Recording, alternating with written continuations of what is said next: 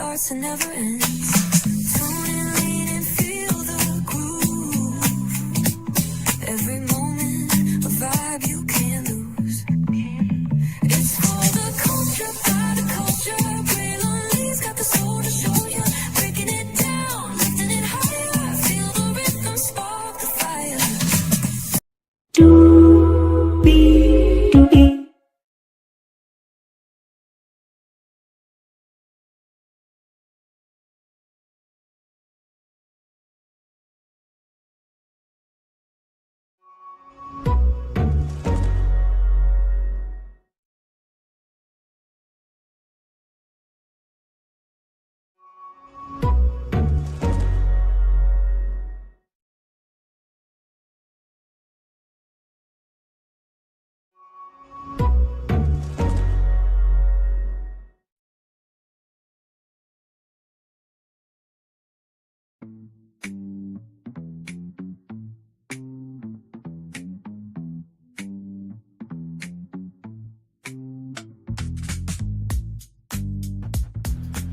Well, hello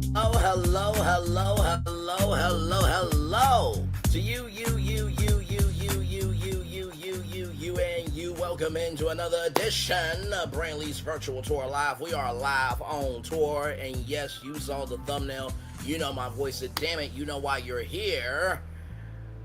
Braylon was on the Don Lemon show. That's right. I got the chance to speak to Janelle Bradley for a brief moment. Believe me, the phone lines were a busy. I thought it was going to be more of a StreamYard thing, but we're going to watch the interview. And I talked about coonicket TV, right? Because he's been saying that Janelle Bradley is going to get her channel taken down, that she's going to lose her livelihood, this, that, and third. Just basically wishing hell on this black woman. But yet, Dick popped when he got big mad about Officer Tatum withholding video of other people being at Horn Island and say, they need to subpoena the video right now. I want y'all clip this. Y'all, somebody said in the comment section of that short that they said that coonicket TV sound like Jerome for the Martin Show. And let me tell you something, I absolutely love his comment. If I can find, I'm going to show it to y'all because it was just too damn funny. But in this video that we're going to watch, Phoenix Coleman says some very interesting intel, and she's actually an attorney. We know that coonicket TV don't like anybody who fights against his so-called logic, and that's not really saying anything because he doesn't have any. But we also know that any black man that goes against him, or any black woman, or just any black individual, even children. Mr. Coonicket TV, can you tell me where the restroom is? Shut the fuck up! What? He ain't gonna do shit to me. Okay? Alright? Listen, he's been giving y'all the so-called truth, but yet when you push back against him, he gets in a whole tantrum like a petulant child. Okay? Alright? So y'all, plus we're going to talk about Alicia Brown as well. There's a huge update there. Let's get to it because higher is waiting. Low is available. But either way, we got to go on tour. Yes, indeed, we do. Let me take down this iconic intro here. You see that virtual tour background? Yes, you do. You hear that virtual tour music? Yes, you do. And then there is me. Hey, everybody. Welcome in. Glad to have you here. So let's get to it. This just happened. Lemon live at 5. Here we go, everybody. Let's watch.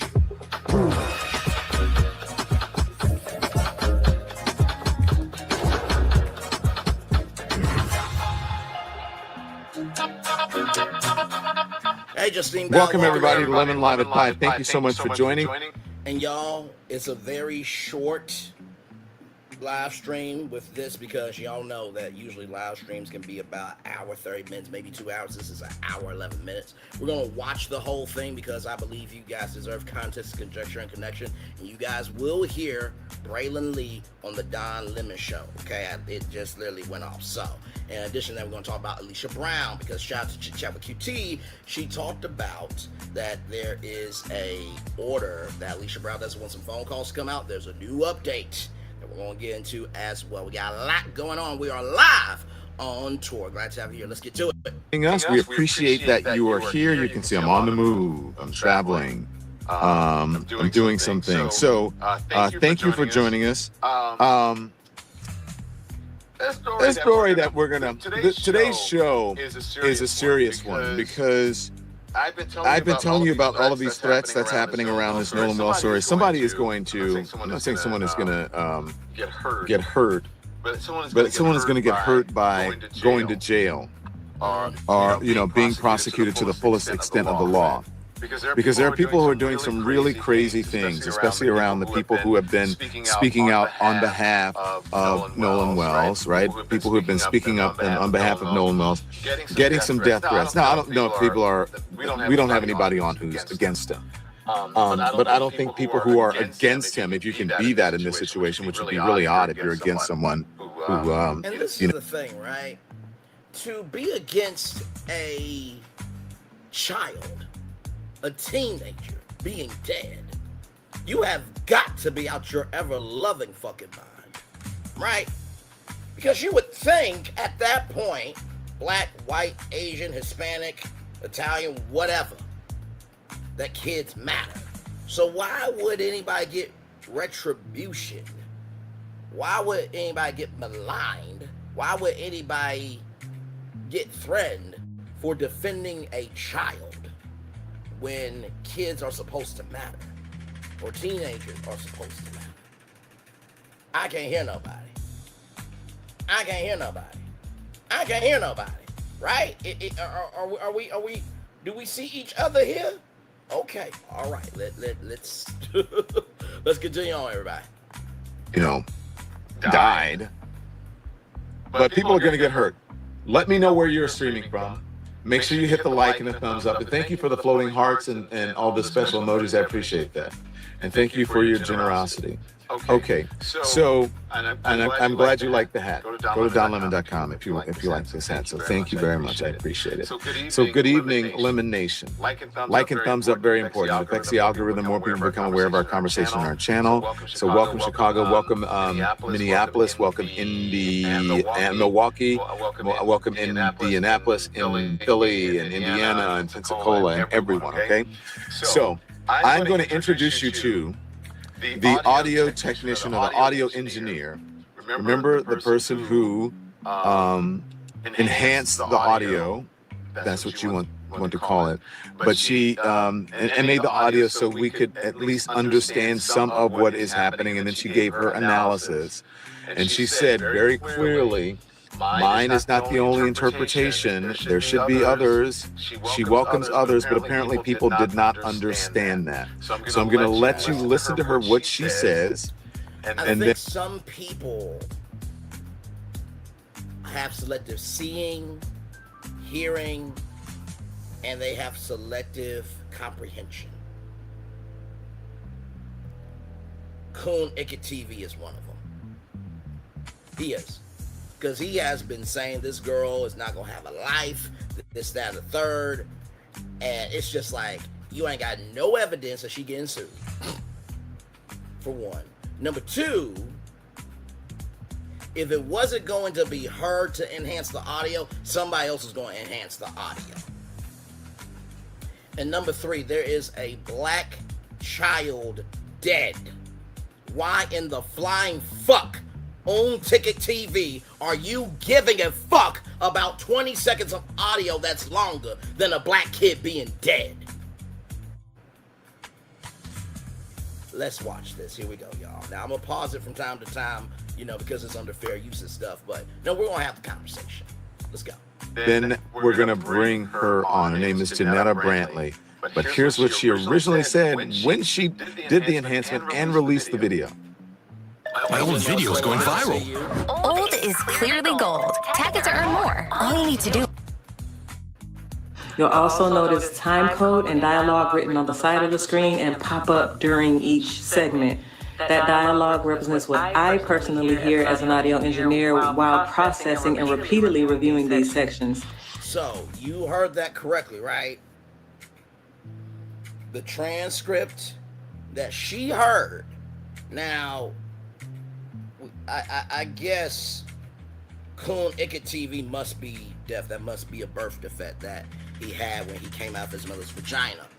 I only say that because she said exactly what she just said. And that she's an audio engineer. Okay, you got people like coonicket TV, who was a failed basketball player. Okay? He says that he saved people. Child, if you bullying people on your YouTube channel, I can only imagine how much of a tyrant, a tragedy, and just a, oh my God, a terror you were as a child. Sincerely, we often ask people to help, but yet we attack the help. And I don't get that. And not to mention, too, does everybody not know that in the music industry, that final track that you heard goes through like 7 to 8 renditions? Like, does anybody not remember Empire? No, for real. I'm just asking a question. Like, what about the director's cut for a film, right? You know how many times a movie has to be revised until you get that final film that airs in theaters? That episode that airs on TV, do you not know how many times the episode has to be revised? Even your favorite apps have updates. I can't hear nobody. Podcasts. Do you think that final podcast that came out is the truest version? No. What do you think editors are for? So if we are cool with those people doing their job, then why the flying fuck is coonicket TV and other people like him, because there are females that think like that piece of shit bastard, upset at this black woman utilizing her gift? I'm just asking a question here. Let's continue on. I'm pretty much providing it as a listening reference, not as a declaration that my interpretation is the only possible interpretation. A listening reference, not a declaration. And let me say that 2 more times. A listening reference, not a declarative authentication. A listening reference, not an authentic dedication, or not a dedicated authentication. Okay? All right, I'm just, because you know, coonicket TV probably went to the same school that Tasha K did, that she got held back in the 9th grade 3 times, in the same school that Uncle Wanda went to school 3 days a week. So we gotta make sure the slow kids in the back can understand how we moving here. Let's keep going. And that's important. I want you to listen for yourself. Use headphones if you have them. Listen closely and decide with your Use your brain if you have one. own ears what you believe is being said.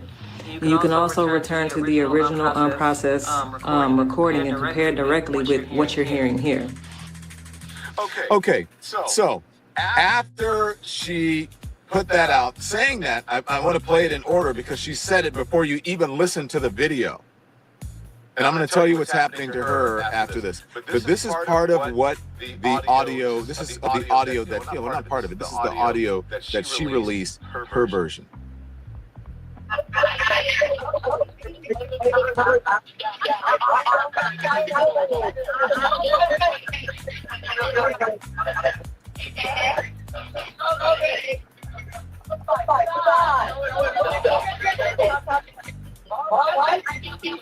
Hey, we're at the west tip of Horn, and our village pump stopped working. We're sinking. Can y'all please come? We have a membership.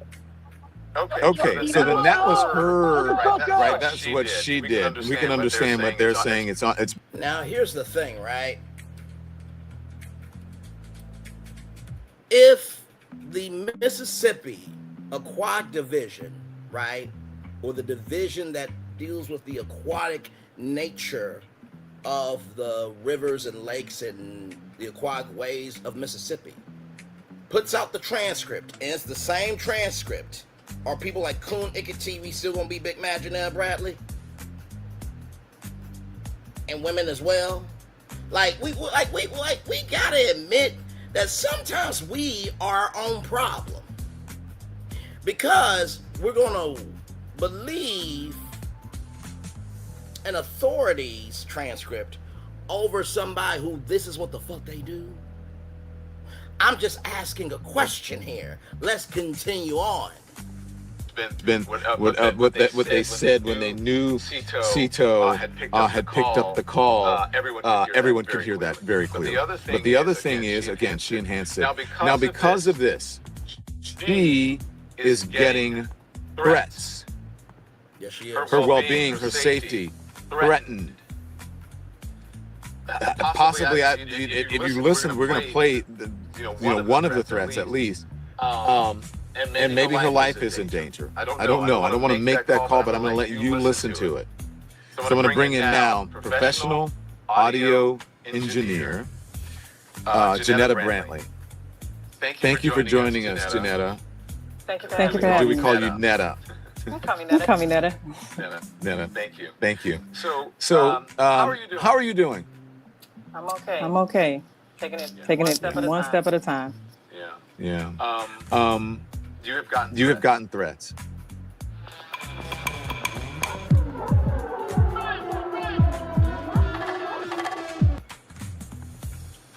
Yes. A lot.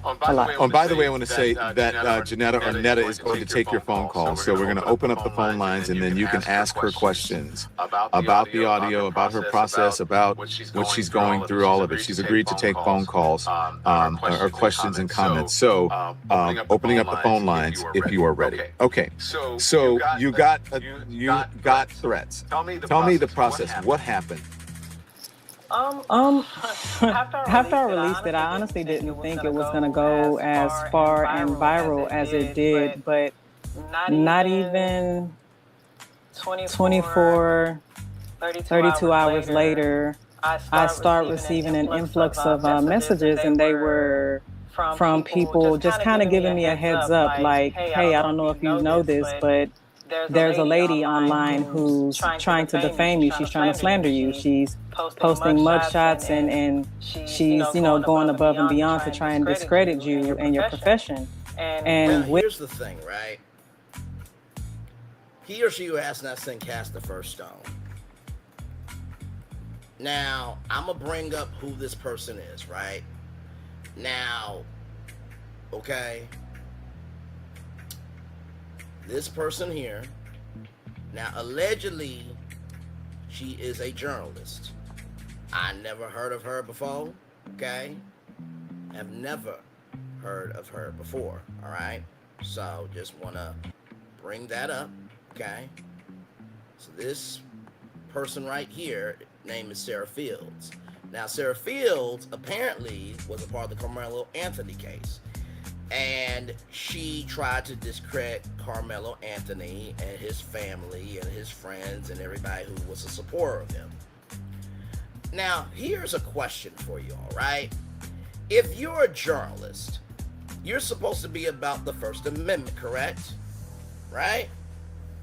Freedom of speech. If you are putting out mugshots and you are basically doing what other people have done to the boys and their families, right? Then wouldn't that make you just as guilty as the people threatening the boys and their families? Because last time I checked, journalists are not supposed to put out mugshots. Last time I checked, journalists are not supposed to be a part of conversations on public platforms and allowing themselves to be in community with other people saying hateful rhetoric. And in addition to that, right? Remember what happened to Milagro Grams, right? When she put out that deep fake AI dope video, right, of Megan Thee Stallion. Milagro Graham said she was not. She was not a journalist, right? But yet she wanted to be New Media Galvin. So what is going to end up happening, right? Because Sarah Wells was on Jason the Troll Whitlock show and said that she's going to be suing people. You do realize that when you sue people, the discovery that they have to do on them, somebody has to do a discovery on you, right? So you also got to present your evidence. And a real journalist never deletes their receipts. So I just want to bring that context, conjecture, and connection in, because Coonicket TV has been saying that people are going to lose their channels and livelihoods are going to be destroyed and this, that, and the third. And it was interesting because one of the fathers said, there's nothing wrong with questioning, right? Let me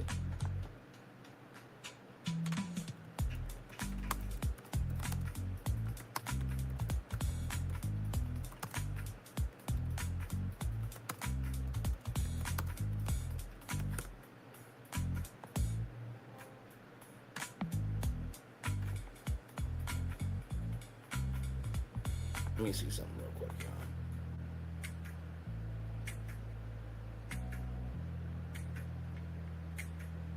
Because they literally said that in their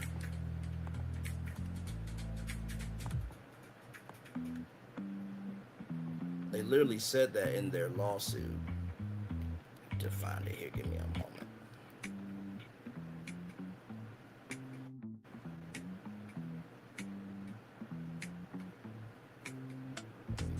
Twitter, because I really want to have this conversation, right, about accountability, integrity, and responsibility, right? I really want to have this conversation with y'all.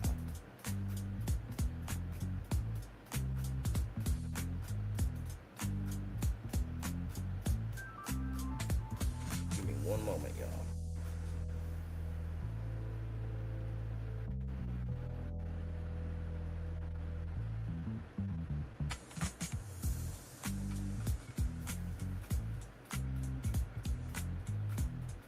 I want to make sure here.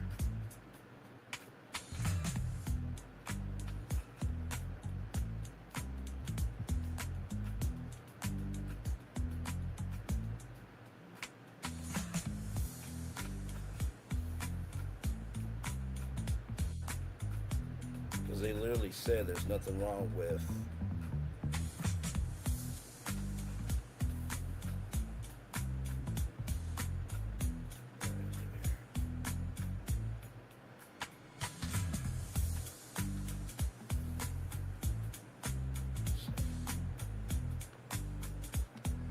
Sorry, y'all, give me a moment.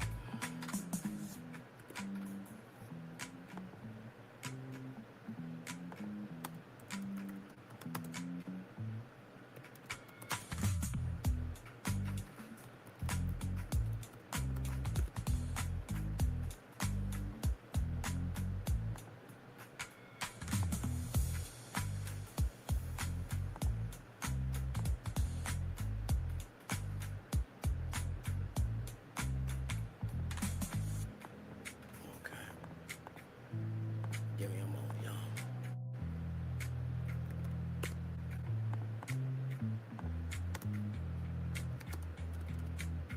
And SP. I ain't supposed to speculate. Speculating.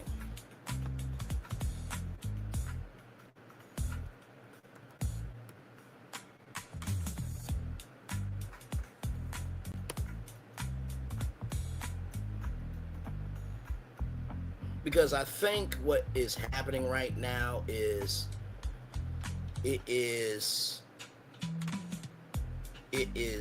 hurtful on each side, right? Okay, so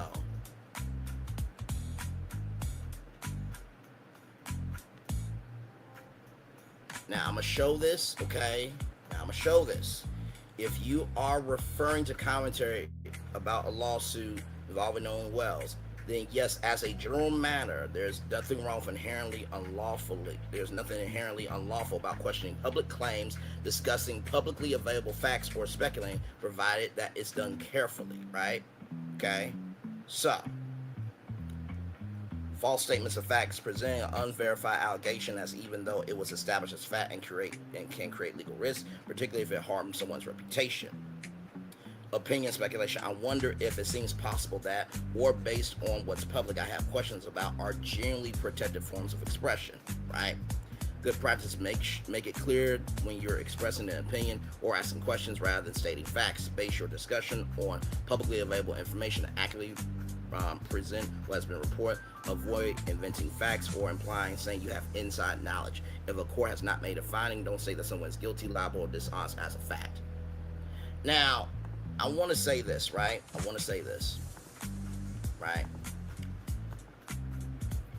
If the police are, if the police is questioning everybody, then everybody's a suspect until nobody's a suspect, right? And I think it's weird that people are being upset by the fact that, you know, we're questioning if they did something. They were out there on the island. That is a fact, right? And so why are we getting upset over a actual factual fact, right? That those boys was out there, and could they have done something, right? Now, I don't believe in threatening anybody, right? I don't believe that you should be calling the boys houses and threatening the parents. I don't believe this woman should be threatened. Nobody should be threatened at all. It's not right. It's not cool. And it's downright and damn wrongly disrespectful.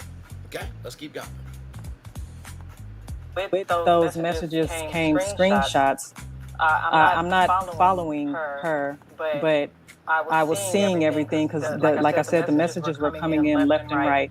And then when I clicked on them, I could literally see a woman by the name of Sarah J. Fields. She literally put all of my information out there, including my wife and I's business. And that was her way of trying to expose me, I should say. None of what she said was accurate, which is what made it funny to me. And so I addressed it then. I made a post addressing it like I'm only going to address this one time because I feel like it's irrelevant. Like my past, my background, which is that was 20 years old, has nothing to do with who I am today and my profession, nor does it discredit me as an audio engineer. So I did make a post, addressing that, letting it be known that, I see it to everybody that was reaching out to me, but it's irrelevant. This is what it is, and this is what we should be focused on. And ever since, the attacks from her have been consistent and nonstop. It's like every time I or my wife. I want to pause it here for a minute. Now I want to bring this up. Okay, I just want to bring this up, right? Right here. Okay. Now this document right here, right, is a cease and desist. Okay? All right. Just want to bring something up here for this. It says your repeated doxing efforts that have included publishing his address, pictures of his home, and land plates. I think that's land plots, but plates of his property, exposing my client and his family to considerable safety risks. Indeed, as of yesterday, my client has received a credible death threat being investigated by federal and state law enforcement. Okay, so someone saying that everybody's a suspect until nobody's a suspect, that is not doxing. That's not efforts that have included publishing their addresses, pictures of their home, land plates of their property. Saying that everybody's a suspect until nobody's a suspect is not exposing their client, their family to considerable safety risks, right? Because, and I'm gonna come on the big screen for this, because like I said, this is a very, very tricky thing, right? And it is crazy to me that we're moving the goalposts, right? And so because like when the police say, you know, on the news, like, hey, we are live at Horn Island and the details we have are that these boys were on the island, that if you want to base it on that logic, that means every news station across the country needs to be sued. That means every media outlet would need to be sued for saying that those boys were on the island with Nolan. That is a fact. You are suing over a fact. Those news stations, radio stations, podcasts, what have you, saying that those boys were on the island is a fact. Them saying Bart was in the video, Bart was in the audio, right? That is a fact, right? Because guess what? If they pull the C-Toe transcript and it says the same thing, then it's hook, line, sinker, right? So then you're suing over a transcript that has somebody's name in it, right?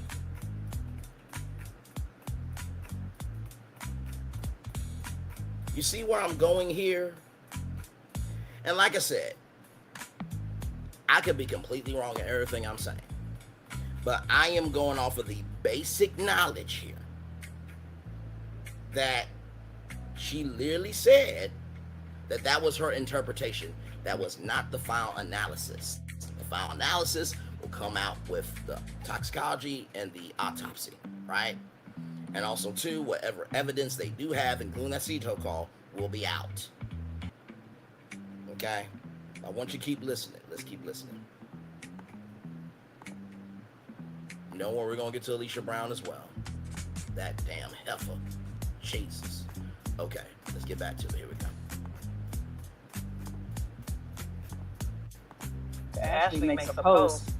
I'm not sure if it's her or it's people that's on her team, but they're screenshotting it, they're sending it to her, and then she's making further posts about it. And with that has come threats, doxing, misinformation, lies, like we're operating this business illegally, or I'm not a certified licensed audio engineer.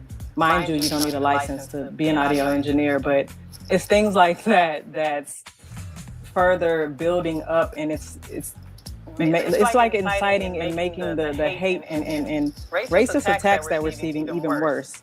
And that led to the call, like a screen grab of a conversation that was being had that was sent to us. And that's when we were like, yeah, no, this is going too far. But let me ask you this, Netta. Thank you for answering that. Let me ask you. So she's trying to sully your reputation about something that's not even relevant. Is that what I'm understanding? You said something that's not relevant is 20 years in your past. Is that what they're? This is like Oppo research on a candidate or something that they're doing? Yeah. After yet another painful team offsite, Sarah leaned over and said, You should really try Navon. That, and then I think she also got me mixed up with someone else, because she then started making up an entire story. Mind you, I don't know her. I've never met her. She made up an entire story that I attacked her and her children. I can't even remember what it was. Hopefully I sent you guys one of those screenshots, but I literally think, and I was told that she got me confused with someone else. And so with that confusion and her putting out there that I attacked her and her children came even more hate. Like now they're trying to say that I'm attacking children where she's trying to protect children, like her job is to protect children. So I don't know. It's like a whole lot of nonsense that literally has nothing to do with me and what I did. And it's weird. Okay, let's start from the beginning. And Andy, put up the first. Is this the first thing that we were? Yes. This is the first thing. Okay, and so this is Sarah J. Fields. Now, I've never heard of Sarah J. Fields. You have heard of her, correct? Or you didn't know who she was? I've never met her. I've only heard of her past dealings with other content creators and activists. Mm-hmm. Okay, so it says, meet Janetta Brantley, the self-proclaimed audio engineer who took a raw boat distress call and enhanced it until people started hearing phrases like, "You killed him," and "Nolan, wake up." So when she's saying here that you enhanced it until people started hearing phrases, to me, in my opinion, this sounds like someone who is saying that you are making things up, that you are somehow doctoring this to make people hear that. She said the raw boat distress call and enhanced it, enhanced in quotes, until people started hearing phrases like, okay, we know what the insinuation is for there, again, in my opinion. She also repeatedly accused Nolan Wells' friends of unaliving him. Wait. I want to pause it because I found the statement, okay? Found the statement, all right? Now, this is going to let you know that this is nothing but a scare tactic. I want you to see this. It took me a minute to find it, okay? But I want to show you this. Here we go. So here is this. Shout out to, I want to give a shout out to the source right here. People Magazine, people.com right here, okay? Now here is the Give, Send, Go. Okay, here's the Give, Send, Go with the friends. Not promoting it, but I want to go to a particular part of this, okay? Just want to go to a particular part. This is not about silencing legitimate discussion or respectful disagreement. People are free to ask questions and express opinions. Let me read that 2 more times. This is not about silencing legitimate discussion or respectful disagreement. People are free to ask questions and express opinions. One more time for the one more motherfucking ass time. This is not about silencing legitimate discussion or respectful disagreement. People are free to ask questions and express opinions. This is about drawing a line against defamation, targeted harassment, threats of violence, doxing, intimidation, and coordinated campaigns that destroy lives before the facts are known. Right there. Right there. It says it right there. Right? Here's the thing. If that was the logic of somebody saying the boys were on the island is a lawsuit, then guess what? The boys' parents would have to sue the police department for saying their boys was on the island. Do you hear what I'm saying to you? That would also be the same logic of Bart's parents would have to sue the police department because of, Bart being on the island and or Bart being in the, his name being said in the CETO call. That would be the parents and the boys suing the Mississippi Aquatic Division for having the call because they don't want the call to be heard, right? Even though you could hear the boys in the call, right? So the boys were in the call. So because of that, that should create a lawsuit. That doesn't make any sense to me. Bart's name was in the call. You saying Bart was in the call is not trying to dox him, not trying to harass him, not threats of violence, not intimidation, not a coordinated campaign. If you're suing over facts, then freedom of speech doesn't matter at that point. So I wanted to bring that part up right here. This part right here. Just wanted to bring that part up. Okay? All right? Let's get back to it. Thank God I found it. Okay, let's get back to it. Here we go. And his publicly called for their arrests. Did you do that? I did not. Okay, her self-edited audio has now taken the internet by storm and has essentially become a dog whistle for people who are already targeting and harassing Nolan's young friends.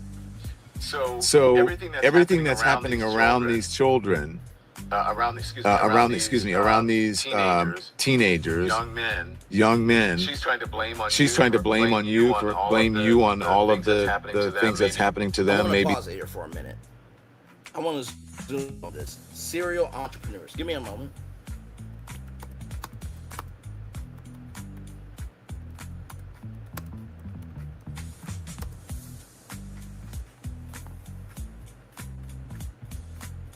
Right here.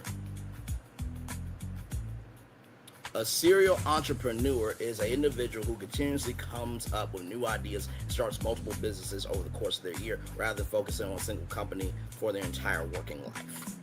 Right? 1,870,000 results in 24 seconds.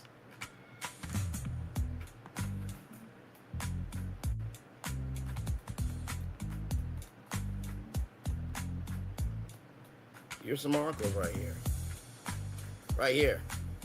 Will Young, serial entrepreneur and YouTube chef. Really? So you're going to put out serial entrepreneur to malign somebody's character? Is this what we doing? For real? For real. Also, too, holistic herbalists. Okay, and you're going to sue the Home Depot and Lowe's for selling plants that can grow herbs.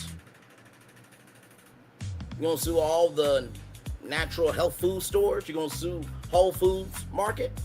You're going to sue all the farmers markets across the country. You're going to sue Hollywood for being filmmakers. The Daily Wire's going down the shithole.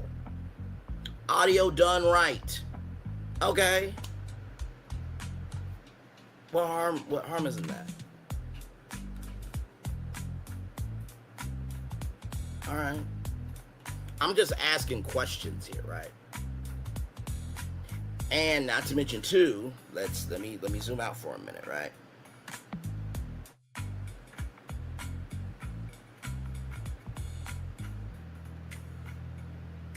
Right here.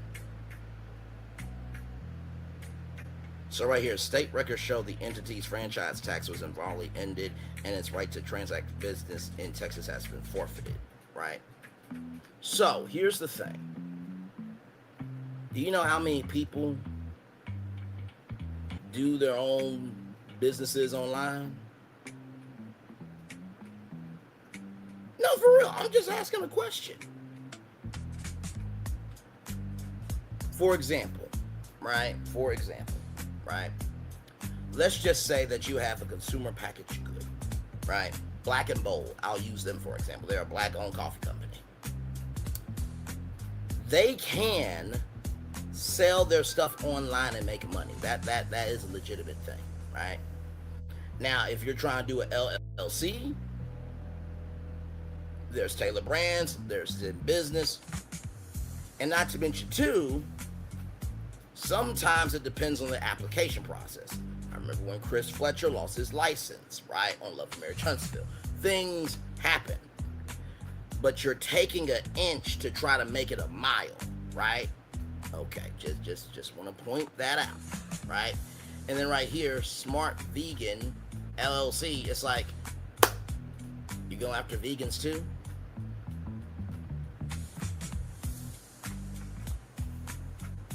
Okay.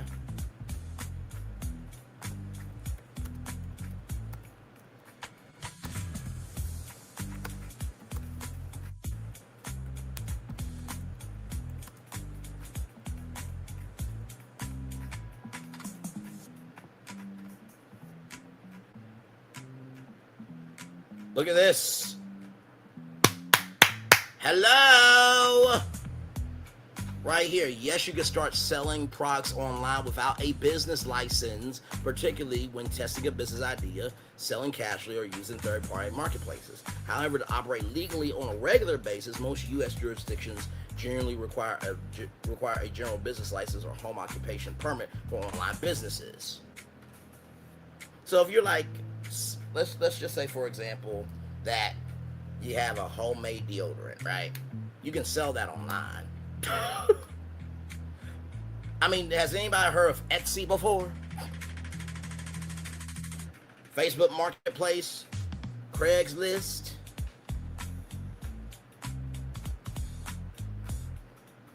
Now right here, If you sell taxable goods in the state that requires it, you'll need a sales permit, state sales tax license, right? It's like food, drinks, this, that, and the third, right?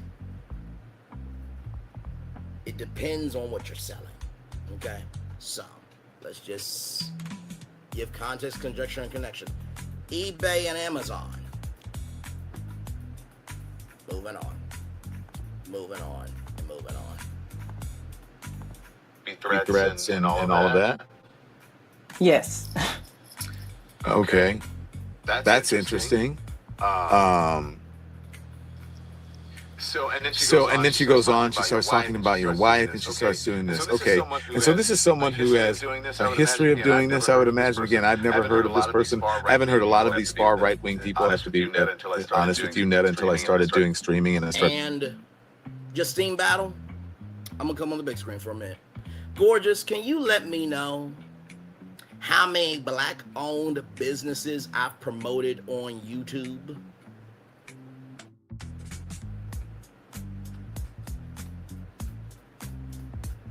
How many Black-owned business owners I've promoted on YouTube?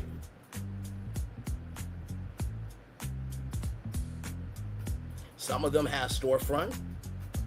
Others did e-commerce.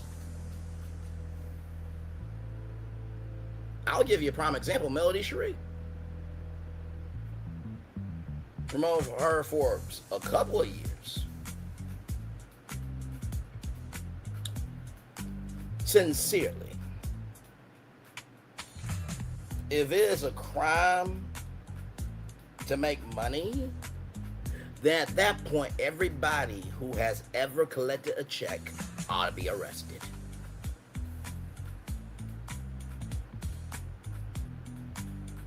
We're gonna go back to the video as Justine Bow types in her answer about my history on YouTube with commerce and business.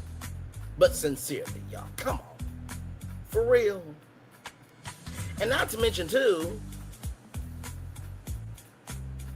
since that said individual, right? Sarah Fields, right?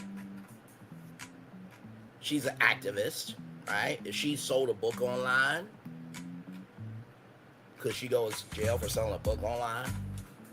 If she wanted to teach a journalism class online, could she go to jail for selling a journalism class online? If she wanted to sell, hey, you want me on your show, it costs this much. Or if you want me to do a speaking engagement, you see where I'm going here? Okay. All right. Let's get back to it. Started realizing, like, who, can you still hear me? Yes. Okay. I started realizing who some of these people are, and I can't believe that people take them seriously. So this happened. And then the next thing, I think there's a next screen here, right? First of all, before we go to the next thing, what do you think about what she said there? Traveling with your gun is a roll of the dice, because the truth is, one small mistake, whether you know it or not. Okay, wait, let's go back.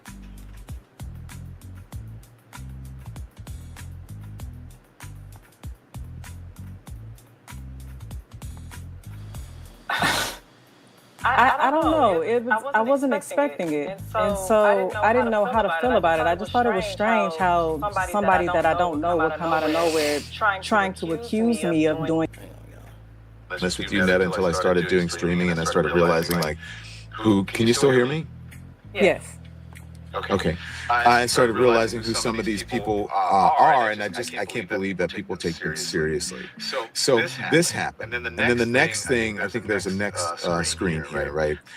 So right here, right? A terroristic threat charge in Brazelona County was sentenced to 3 days in Brazelona County Jail. A Class B misdemeanor charge involving property value between $50 and $500, which she again received 3 days in jail. And then there was a theft case, also references a trespass warrant issued by Popeye's Fried Chicken in Alvin, Texas. Okay, first of all, you posted all of that, right, without saying what she stole, right? Now, stealing is not cool. Let's get that straight, right? But there has been times where mothers have stole formula. I can't hear nobody. Because at the beginning, middle, end of the day, prices is going up on being able to take care of children, right? There are people who have robbed to make sure that their mother could get, you know, their mother, their grandmother, their father, their grandfather, whoever, maybe was in the hospital, they stole something to pay a cancer bill. I'm not advocating, condoning this, that, and the third for that. But everybody has a past. He or she who has that sin cast the first stone. And do you not know how many people get a trespassing charge? This is about the audio. So why is her past being brought up? You're trying to reduce the impact of her message by trying to magnify her crime. Because she's a criminal, we shouldn't believe her. That's what you're trying to do. But a journalist should be purposefully on the assignment about having integrity, accountability, and being responsible for just putting out the facts.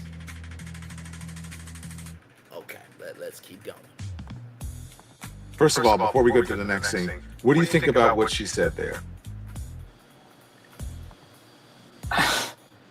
I don't know.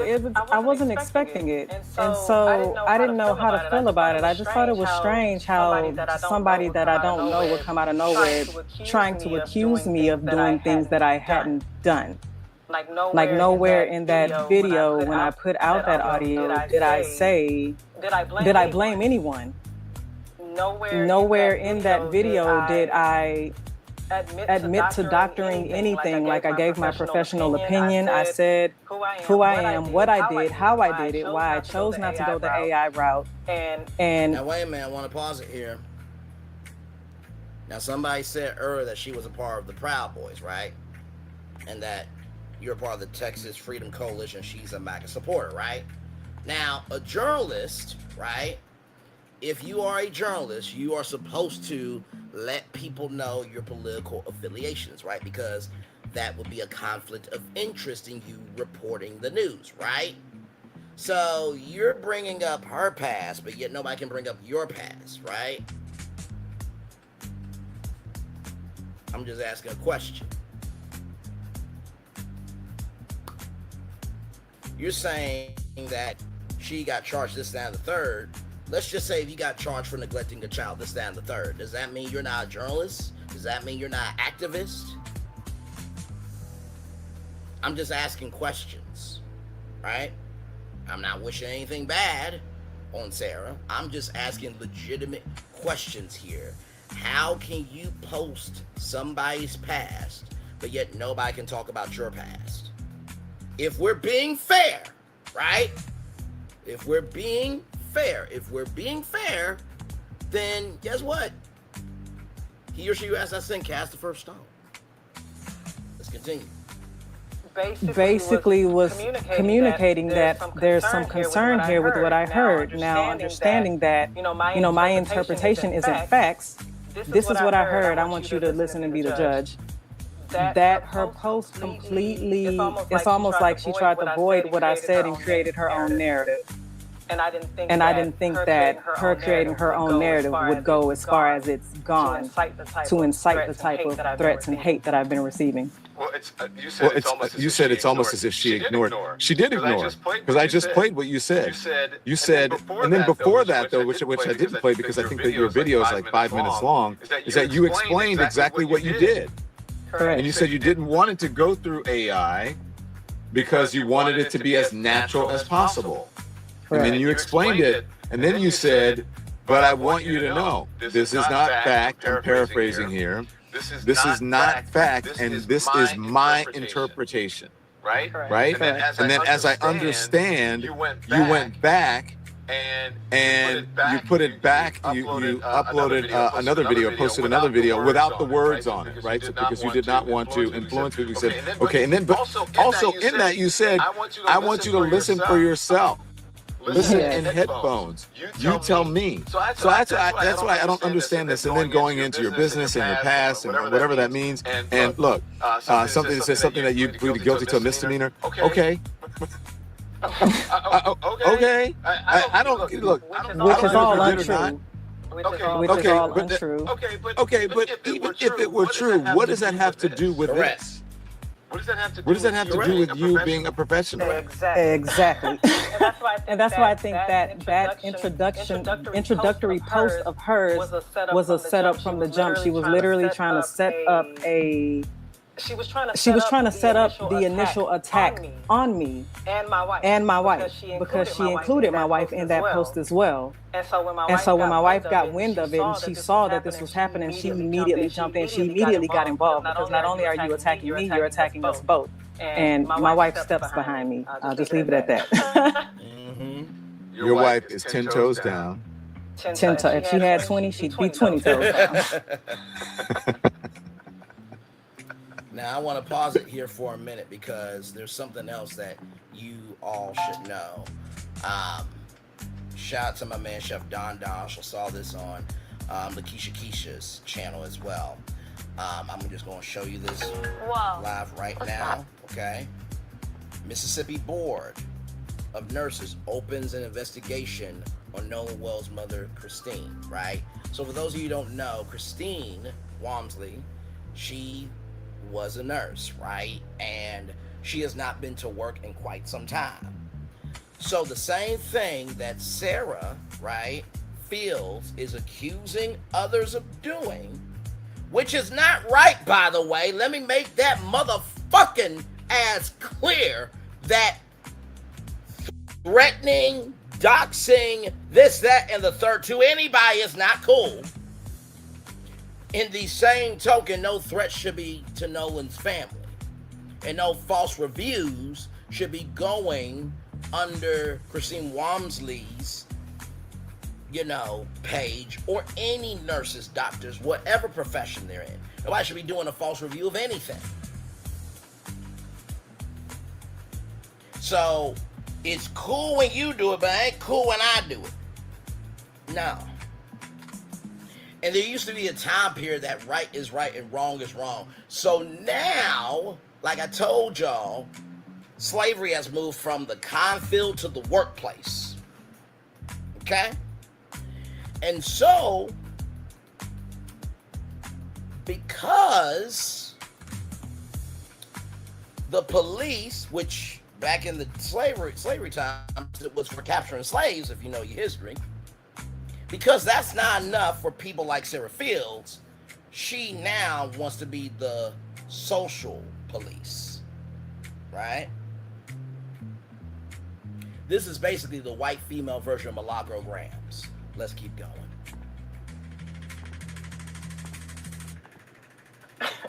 God. Oh my gosh. Oh, this is crazy. Okay, so let's look at the next one. I'm going to look at the next thing. Okay, and so then she says, blah, blah, blah, business website, raising obvious questions about whether the business is properly authorized. And then she was talking about you and what you did. And then she's talking about a case against you and something about Popeye's fried chicken and blah, blah, blah, blah. Meanwhile, this is a person. Let me make this bigger because I can see. The internet racist and activist. Even white people are saying she's doing too much. When your own people are telling you you're doing too much, you're doing too much. Have chosen to trust while accusing grieving teenagers of murder. By the way, she also bullied Nick at Night and other content creators in the Carmelo Anthony case, right? Now, I'm going to have to make this personal, right? Let's just say if Sarah Fields' children were the same space as Carmelo Anthony, somebody was bullying them, right? And that one of Sarah Fields' children were defending themselves. Wouldn't Sarah Fields ride out for her kid? Just like Carmelo Anthony's mom and dad rode out for Carmelo Anthony? And as we saw, that there was other people around who could add context, conjecture, and connection, be like, no. That person had a history, and other people were trying to let other people know about it. You can't negate one side just to be able to control, manipulate, and be thirsty toxicity, being a thirsty toxicity energy of, doing, how can I put it? Castrating people's autonomy to be able to have a voice. I know that was very triggering what I just said now, but we have to go there. And so my thing is this: I get everybody has the right to have an opinion, but what we can't do, what we won't do, and what we're never going to do is move the goalposts just because you don't like somebody. And by the way, may I just say, I don't think that Sarah Fields should be getting threatened at all, nor should Janetta Bradley. I don't know what's so hard to figure out about that. If you don't, in the words of Kendrick Lamar, don't tell lies about me, I won't put troops out about you. Let's keep going. Based on an edited audio file that she created. So she's saying that you edited it. Then you created this yourself. Yeah. That's been her story, that she's convinced of a lot of other people, that I created it, I altered it, I added 20 additional seconds to it. I AI'd the voices that we hear. So that's where coonicket TV got. So he listened to somebody that's not even for Nolan Wells, but coonicket TV is saying that he's for Nolan Wells. Got it. So that's where he got it from. Okay.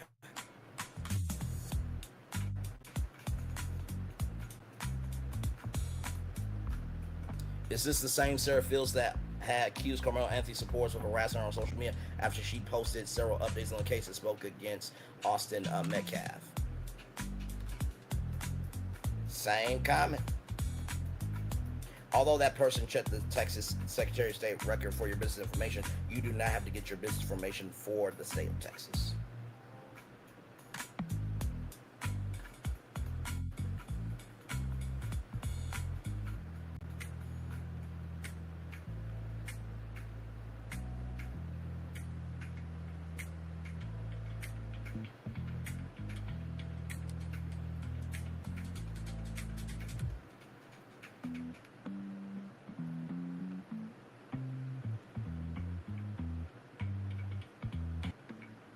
It is so interesting that she's receiving the backlash for the audio put out by the CETO company. Why don't they have an issue with CETO?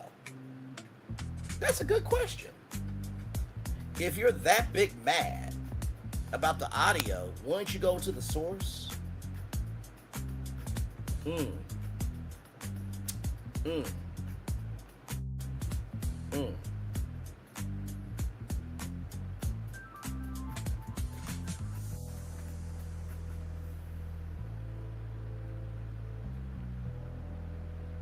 Just looking, y'all.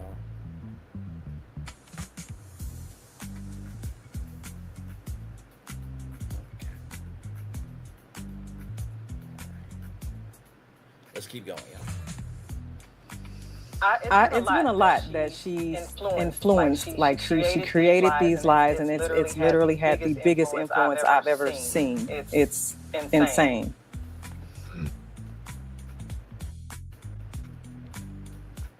Sarah allegedly has a charge for child abuse. So you know what's interesting? These people that are in the chat, they're posting this information about Sarah. So is Sarah going to sue everybody who's talking about her past? But yet Janetta Bradley can't fight for herself?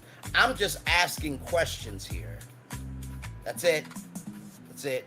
Which is your right to do, right? Freedom of speech. Let's keep going. Now, I know that you get all kinds on the internet. And I think you realize that. You get all kinds on the internet. but I have not personally heard or seen anyone, especially in legitimate media, legitimate streamers, legitimate independent media, independent journalists, accuse these young men of murder, of unaliving him. They're saying it's suspicious. They don't know what's going on. Even people who are, who claim that they're friends with the family, they say they think something is suspicious and something happened. First, she says you're unqualified, but then suggests you used many advanced techniques.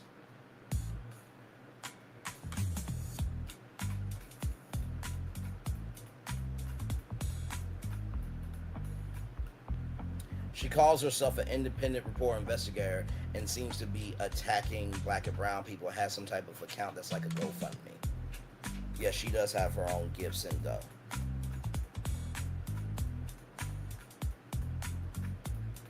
Let's continue on. But I haven't heard anyone flat out say any of those terms. Before people continue spreading accusations that have targeted innocent young adults. Now, we don't know, I say innocent until proven guilty. Right. But we don't know who's innocent and who's guilty. Correct. So the fact that she's saying targeted innocent young adults, she's already been judge and jury about it. They should consider the credibility of the person who manufactured the audio and started this latest wave of online harassment. Okay, she says, as usual, I come with receipts. I'm just reading this as someone who's really not that familiar with it. I did my research before, but I can't quite understand why someone would be so invested in this and also invested in defending people that you just don't know. You can have your feelings about it. I don't know. I don't know what happened. I don't know if it's accidental. I don't know if there's foul play. I have no idea.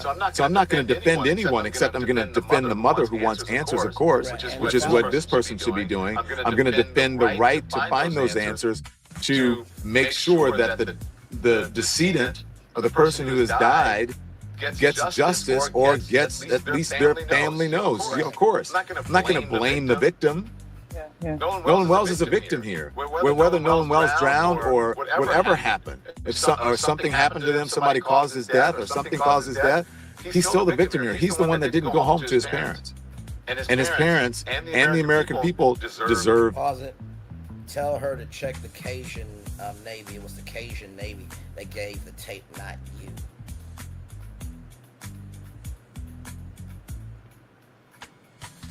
Let's keep going. Answers. He deserves answers and justice. And so I'm not going to say, I don't think anyone who has any degree of professionalism would claim something like that and then defend people that they don't know if they're innocent or guilty.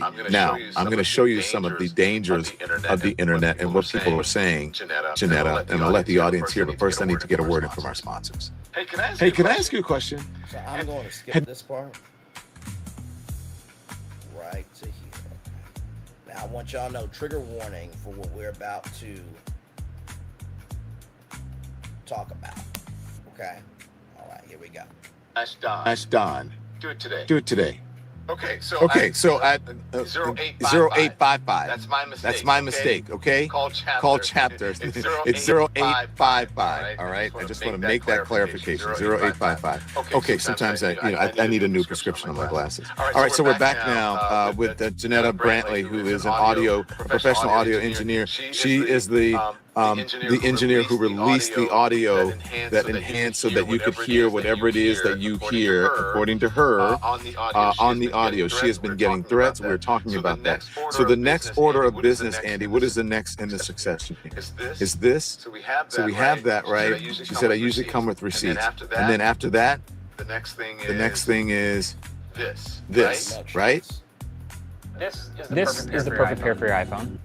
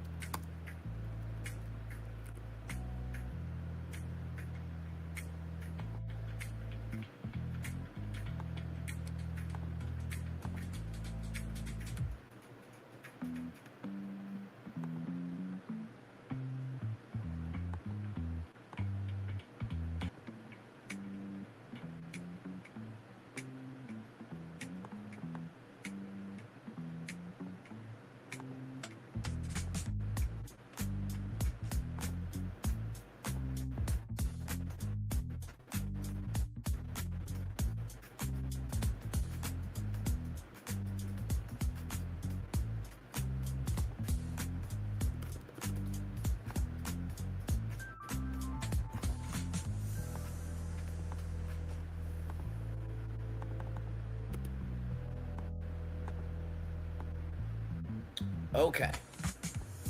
So I want to show y'all something real quick. Okay. Sarah Jessica Jones, court date 3/31/2014, abandoned endangered child with intent to return. Right here, right? We respectfully urge CPA, Child Protective Agency, to reinvestigate her past involvement in a child welfare case from 2012, which involved allegations of child abandonment and endangerment. Jones Fields has also recently placed her unborn child in a stressful and potentially harmful situation by voluntarily inserting herself into the high-profile, emotionally charged national self-defense case involving Carmelo Anthony. Most recently, she targeted Anthony, a minor, at the time of his incident in a series of negative social media posts, raising serious concerns about her judgment and focus during a sensitive time in her pregnancy. This type of public behavior, especially involving another minor, demonstrates a troubling disregard for boundaries and emotional stability.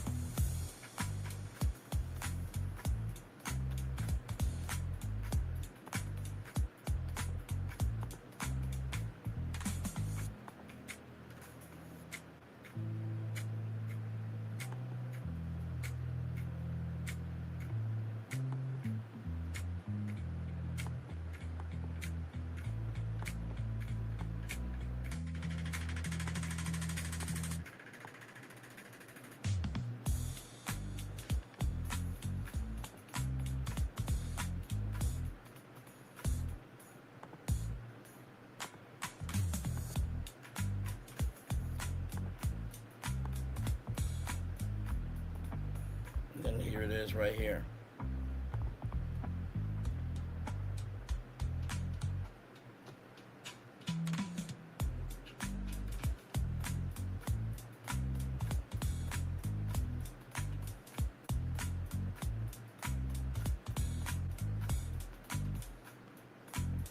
So,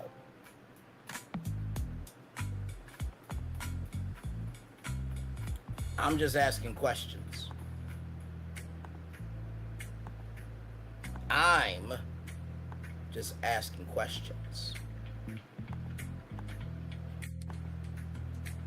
I'm just asking questions. Right?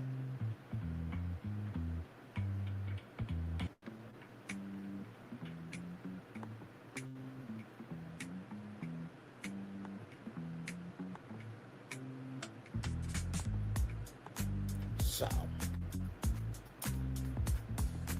like I said, don't tell lies about me, and I won't tell truths about you.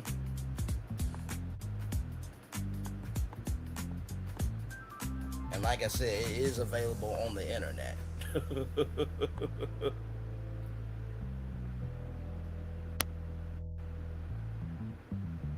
And here's the pace monitor here. Okay. All right. Of course, you gotta pay for it, child. But here's all the motions. All the motions right here. See, I know what we do over here. We're about our shit.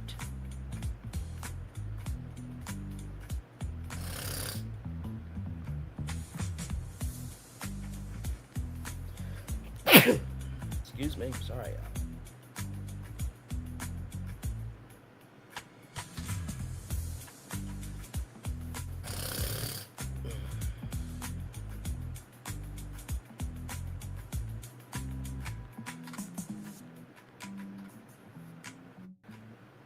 Let's get back to it.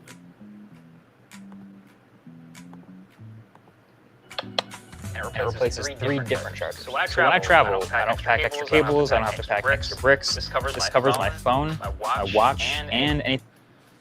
What is this, Netta? That's her montage or collage or whatever of me with the initial video, and then my too much shots. So her way of trying to out me and or embarrass me, I assume. Are you embarrassed by this? I'm not.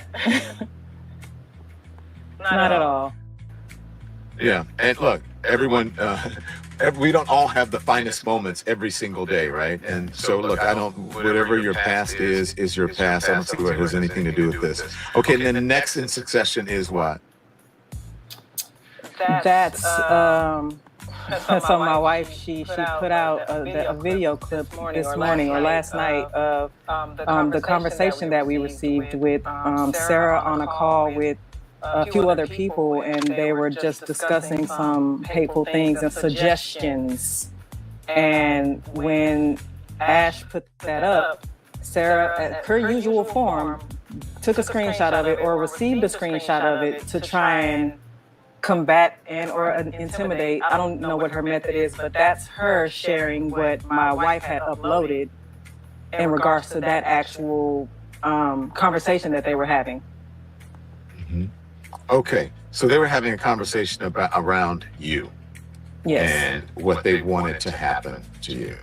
And so listen to this clip of Sarah Fields and her supporters. So is this her supporters? Is that her? Yes, that's her in the corner. That's her in the corner. But so this was on what? Was this on X or something, or X or Twitter Spaces or something like that? What was this? Yes. Okay. Okay. Okay. Trigger warning, everybody. What you're about to hear is beyond sick, disgusting, and just.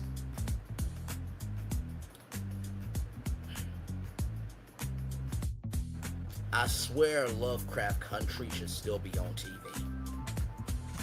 Because that show did a lot of good. And that show said the quiet part out loud. Let's continue. According to the wife, this was on X, and according to her. Can you go back to that, Andy? I just want to read the bottom part of that. Listeners, listen to this clip of lies. People supporting someone caught within a multitude of lies. I find it ironic that they think we should have our tongues cut out, theoretically. I'm certain they wouldn't want to be threatened that way. These people are bottom of the barrel twisted, having the audacity to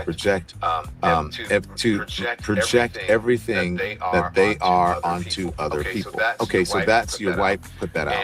And the reason she put that out was because of this. Listen.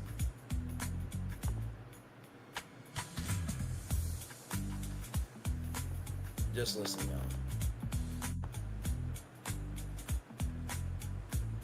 I never want to lead you down a path that I never went down myself. It's actually really easy and really affordable to get your clothing brand started and make waves within this space without even having to do too much. Sounds too good to be true, right? Because I use them. Everything we're seeing and experiencing with Sarah is just motivating me more to go harder. I sincerely believe that no one should be able to utilize that platform to spew hate, division, incite harassment, doxing, and other forms of harm.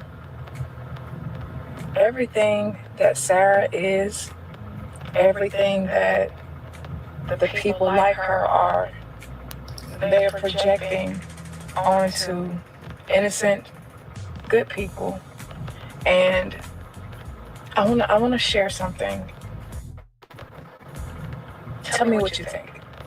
You know, I understand, like, media needing some protections, like, against frivolous shit, but when you come out with some straight up just lies, I think they should just, like, essentially, you know, theoretically, cut out your fucking tongue. You heard that, right? Just saying. If you're constantly calling lies, like, bruh. You heard that, right? It annoys me. At the minimum. Like, so what was it they used to do? They used to like put a hot coal in somebody's mouth or something? Something like that, you know. Oh. You heard that. I'm talking about going fucking medieval on these motherfuckers.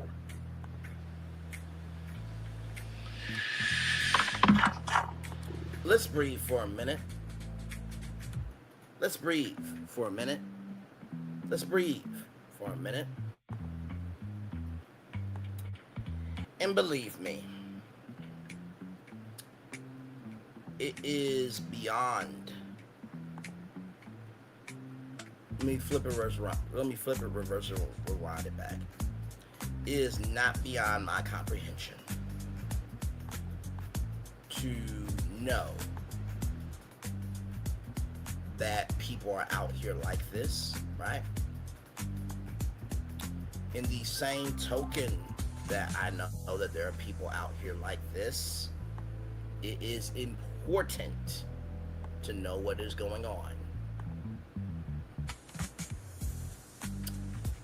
You gotta think about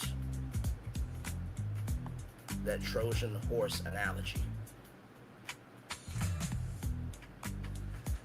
right? That the more you're not paying attention, right, the more that Trojan horse can sneak up on you, right? And I want to go back to that tweet for a minute, right? Because here's somebody right here. Send me any and all dirt you have on this crazy woman who posted a link to a home address. I asked her to remove it, and she refuses. So people were just making up shit. That was September 1st, 2024. I'm just asking questions here. Let's keep going.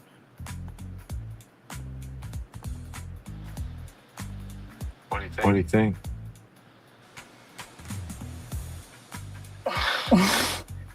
I think honestly, and like honest, to be bold enough to say something like that on a public platform, I don't put nothing past any of them.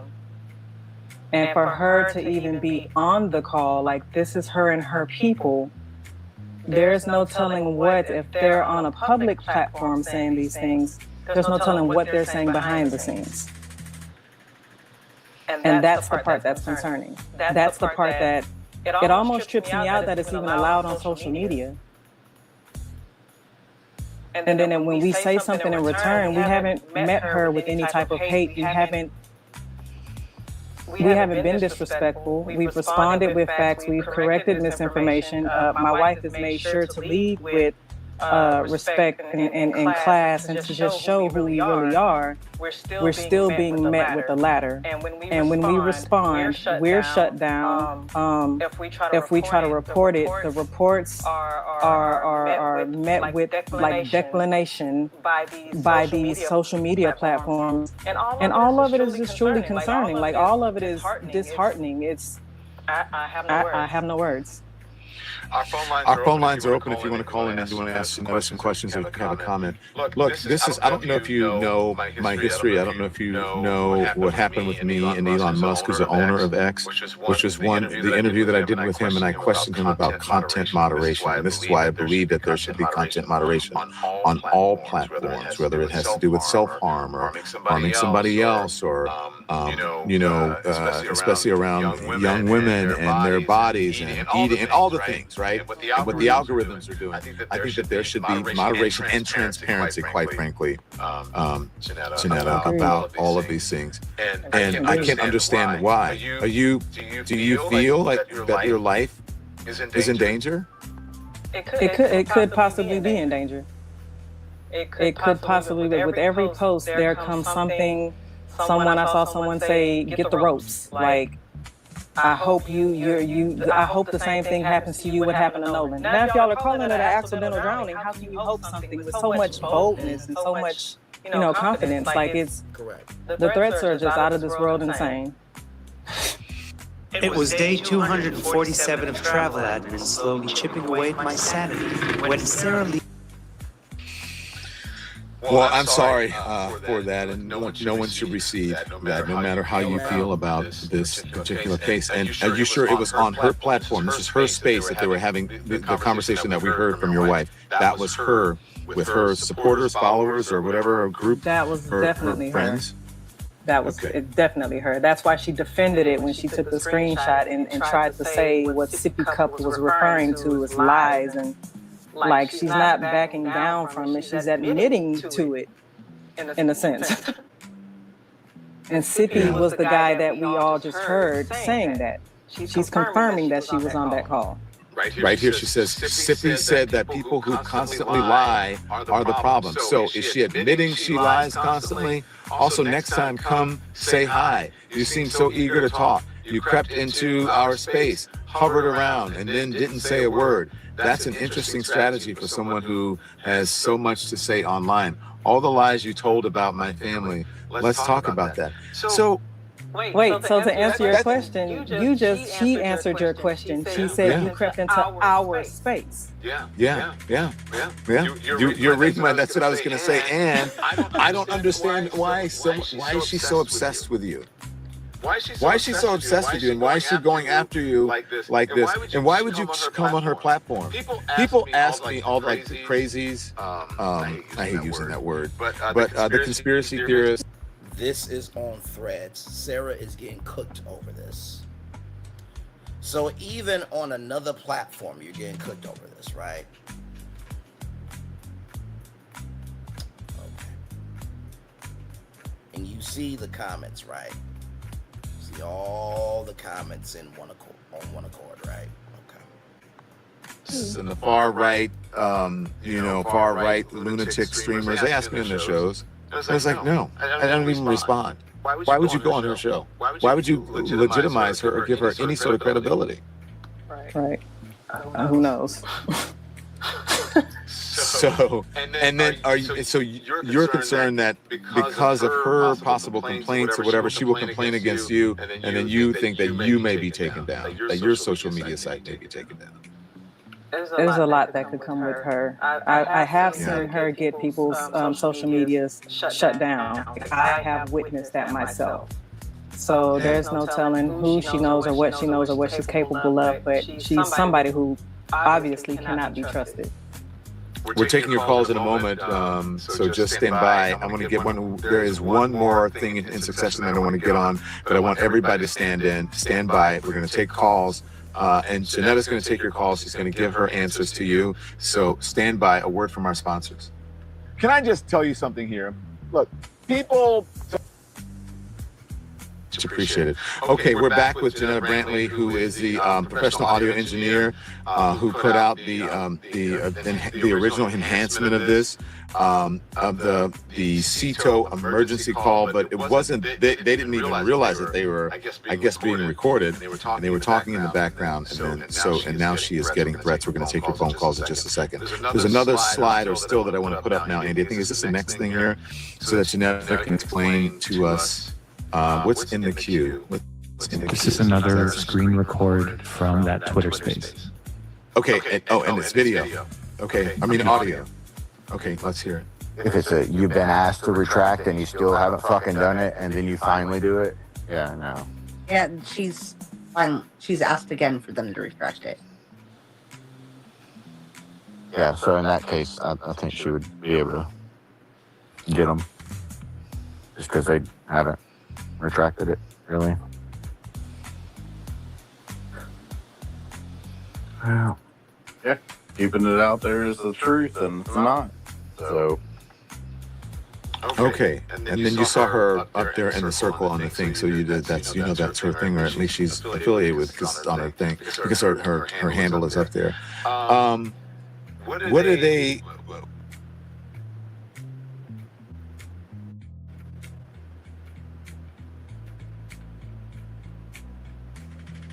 I don't even gotta read it. You see it.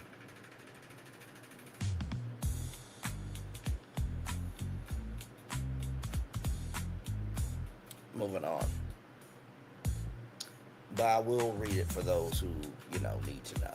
Sarah has her own mugshot from 12 years ago, which was posted publicly on social media, which is also where it is being reported that her child was M-worded by Sarah's husband, who is in jail. Let's continue on. What would you have to retract? Do you understand what that was even about? I have no idea. Nobody's told us to retract anything. Like I don't know what she's talking about. Neither me or Ash knows what she's talking about. Okay. Andy, anything else that we have that I need to have the audience listen to before we take these calls? That's all. That's all. Okay. So. Thank you for your patience in waiting on the calls. Thank you, Janetta, for that. And then now we're going to get to the callers. Let's see.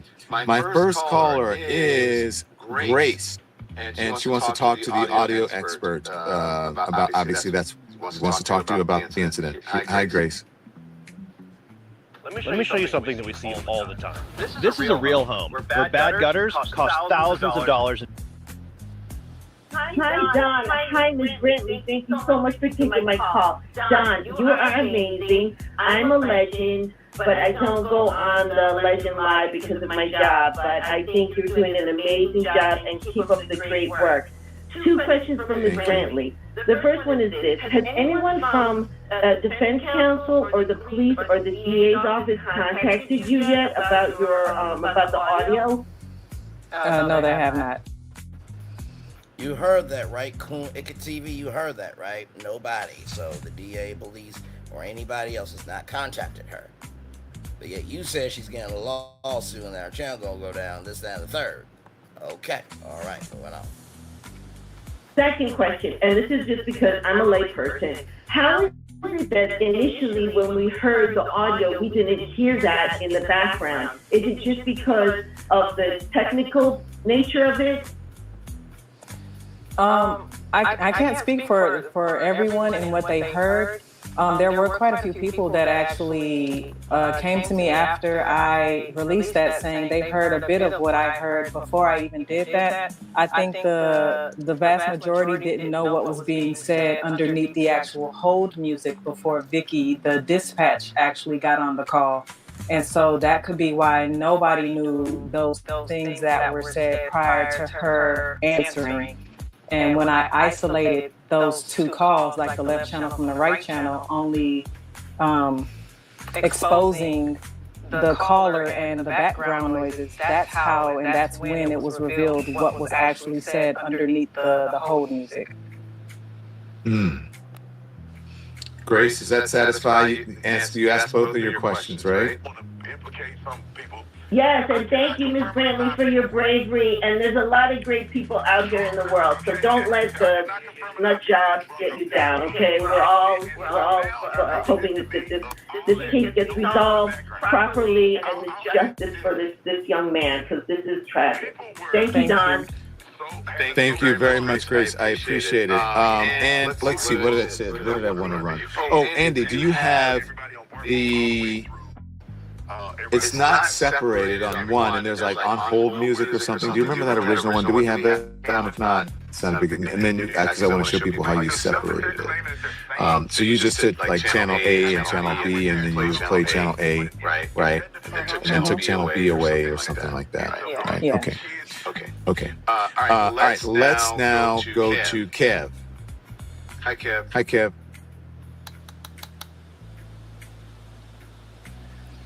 Kev, are you there? I'm here. Can you hear me? We got you. You got me? Mm-hmm. Okay. Hey, so quick question for you. And I'm sorry that you're going through all the online BS. They're keyboard warriors. Please keep your head up. Keep your peace, baby, because they ain't doing nothing.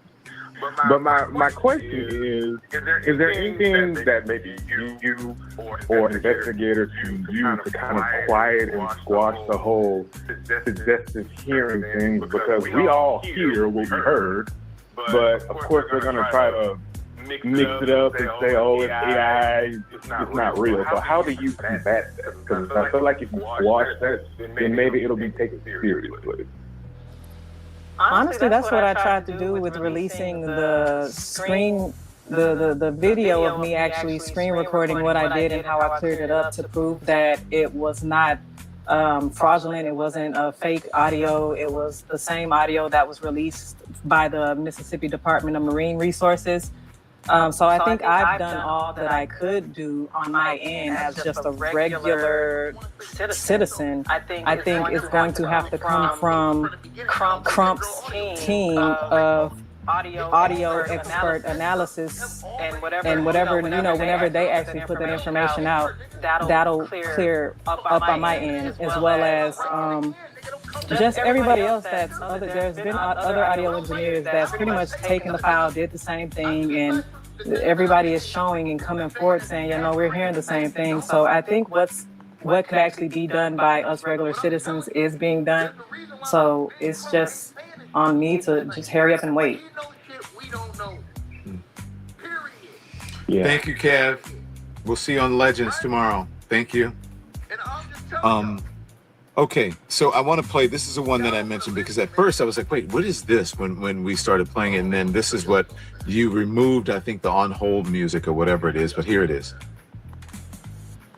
Do you want me to remove the channel now or play it with both channels first? Oh, play it with both channels so you can see. Yes, thank you.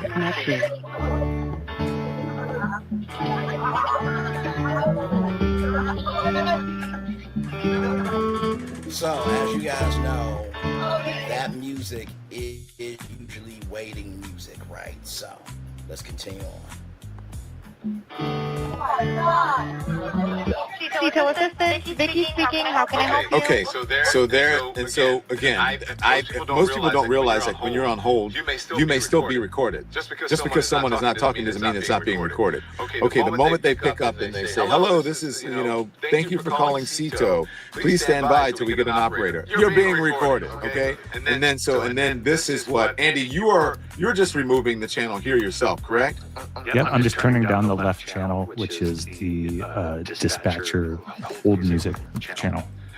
So Andy is our technical director here on the show, and he's just doing, this is normal audio things that you can do. Everyone has some audio has more than 2 channels, right? You can have a couple different 4 channels, right? When I just want to tell you, when I worked in legacy media or in corporate media, there were a number of different channels. There's a channel where you can get the director, right? You can hear the director. There's a channel where you can hear the producers. There's a channel where you can hear the anchors. There's a channel where you can hear, the camera people. And then sometimes, all of it together. You can and you can isolate every one of them. So some audio has a number of different channels. And so he's just taking the on-hold music out, and this is what happens.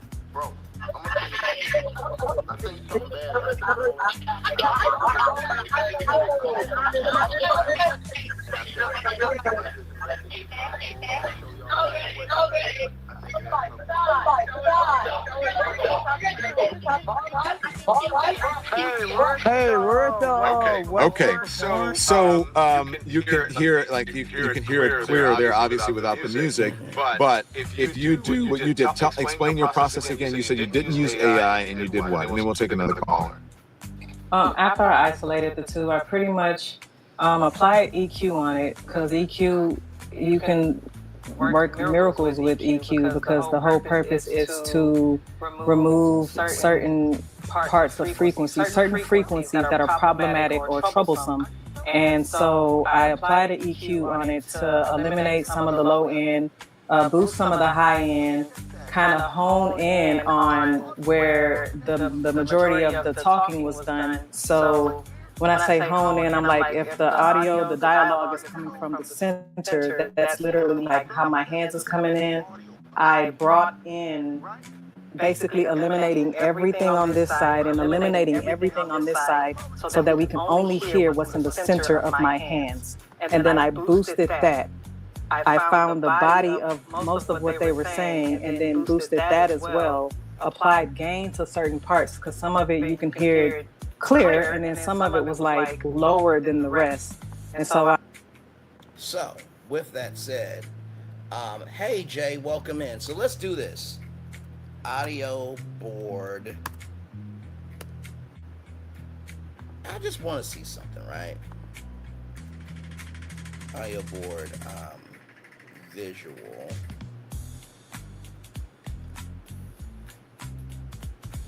Parts of a soundboard, that's what I'm looking for.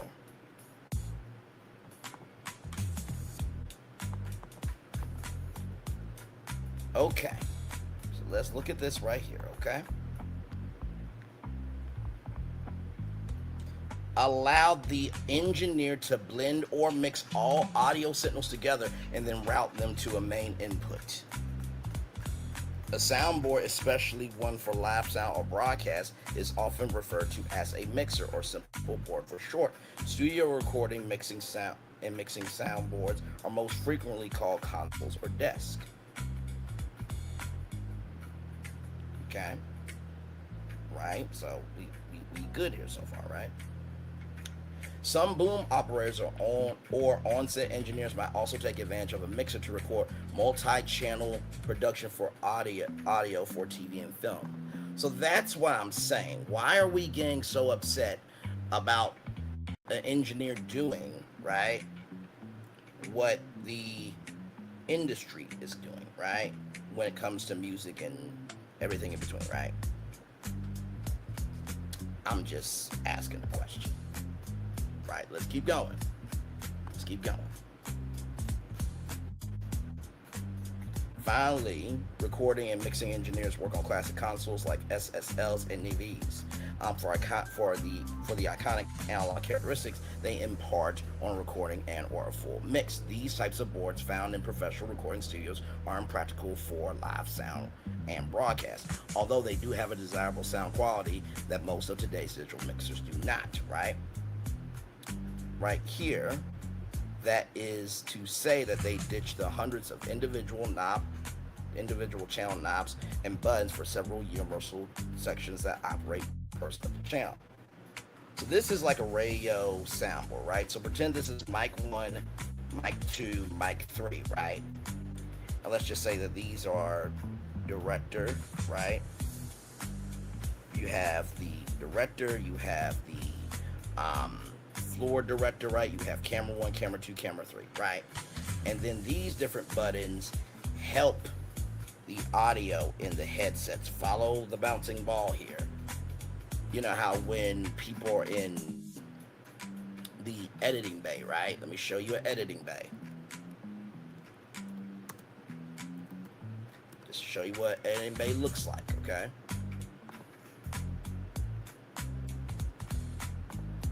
Right here. This is what editing bay looks like. So you see that, right? So if Hollywood does this, then why are people being upset about black women doing what Hollywood is doing? Let's continue on.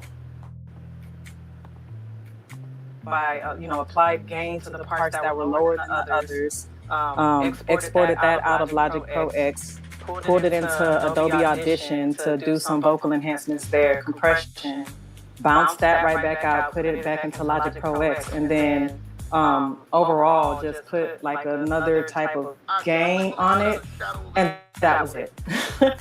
That was literally it. I didn't use any VSTs or plugins that even utilize AI because I don't know. This was way too serious. I just wanted to steer as far away from that as I possibly could. So just to simplify, right? You honed in wherever the audio is coming from, which is what we call in the business isolate. Can you isolate that audio? Can you? Wait. There's background noise where Don is speaking, and it's going to sound awful on the air. Can you take it out and just isolate Don's voice? Yes. People do that all the time. That doesn't mean that you changed anything, right? Unless someone in the background is screaming something that. Like I'm going to do whatever, but usually it's just so that people can hear what they need to hear better, not that you're trying to alter or change anything. Correct. Okay. Let's see. Who's next on the line? We've got Phoenix Coleman. Oh, well, let me pause it real quick right here. Now, coonicket TV, I don't know. I don't know what you mean. Like my mic has been extra a lot, Jay. So believe me, I can't really do anything about that. Let's continue on. What they said when they knew Cito had picked up the call. Okay, I hear the audio part now. Okay, all right. I hear the echoing part now. I didn't hear that before. I think that's doing its own thing. What I can do is I can play it, and then I'll turn my mic off. So let's try that, okay? But I want coonicket TV and everybody else who thinks like him, including the women, to listen to Phoenix Coleman, okay? So let me do this. Here we My name is Robert Cross, President CEO of Tina's Burritos. Tina. Yes, hi Don. Thank you so much for taking my call. I am Phoenix Coleman, and I'm actually I'm a lawyer here in North Carolina. I first want to say to Ms. Brantley, thank you so much for all of your efforts. And I want to commend you for using your skills and your expertise to help with, furthering this investigation, which was, I think, many of us thought it was at a standstill for quite a while there. So I do have 2 questions, but I really wanted to make an important comment. So I'll just ask my questions quickly. First, has the Mississippi Department of Marine Resources contacted you and asked you to take down your audio recording or served you with any form of like a cease and desist? No, they haven't. Okay. I asked that question because if they felt that you had improperly doctored it, I'm thinking that they would be the party that would be most appropriate to ask you to. I think that Ms. Sarah was saying that you should somehow redact it or take it down, and I think that would be the party that would have to do that. And if they don't feel that would be appropriate, that tells me that they're not inclined to think that you had improperly conducted your I'll say research. Now, did y'all hear that? Did y'all hear that from Phoenix? Can y'all still hear me? Type of 1 in the chat if y'all can hear me. Am I coming in loud and clear? Is my mic working good? Type of 1 in the chat for me, please. Please, please, please, please, please, please, please. If I am coming in clear to y'all, please. Because my mic has been kind of, I don't know what it is. I was recording some stuff on StreamYard, and then for some odd reason, like, I know my mic levels usually, right? So, Jay, if you can, let me know. Justine Battle, if you're there. Oh, so you're going to hear me, Braylon Lee, on the Don Lemon Show here in a minute. But I want to play Phoenix Coleman's call because, okay, so my mic is sounding good. Am I level? Type in I'm level. Type in I'm level if my mic is good. Believe me, it helps here. You guys are just as much a part of the show, right? I'm a one-man band. But I wanted to play that. Okay, thank you very much. I wanted to play that because Coonicket TV has been saying that Janetta is going to lose her channel, this, that, and the third, right? So, give me a moment, y'all.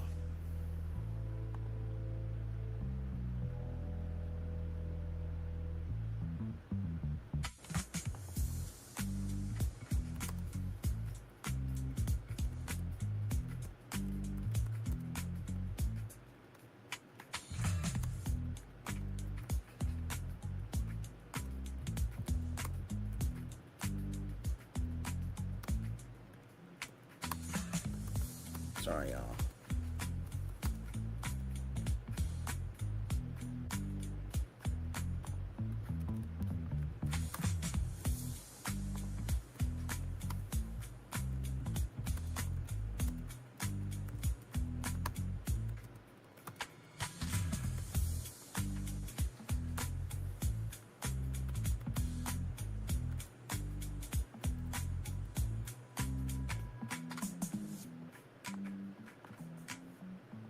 Sorry, y'all, give me a moment.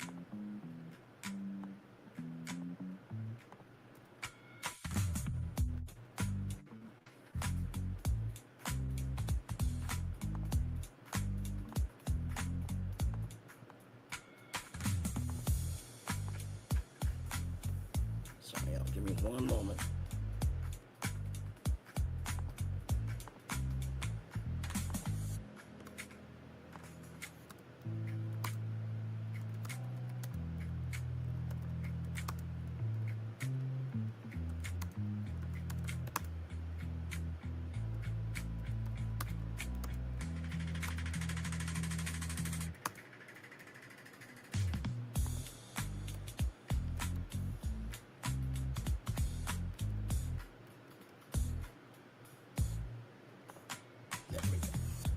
All right, let's continue on, y'all. Here we go. This is my Very other good question. observation. Yes, very good Yeah, observation. do you have any way of determining, because I've heard online some people saying that it's possible portions of the original recording from the Department of Marine Resources had been omitted and edited. Do you personally have any way of determining whether or not any portion of the original publication was modified prior to them releasing it to the public using your Logic Pro X or any other program?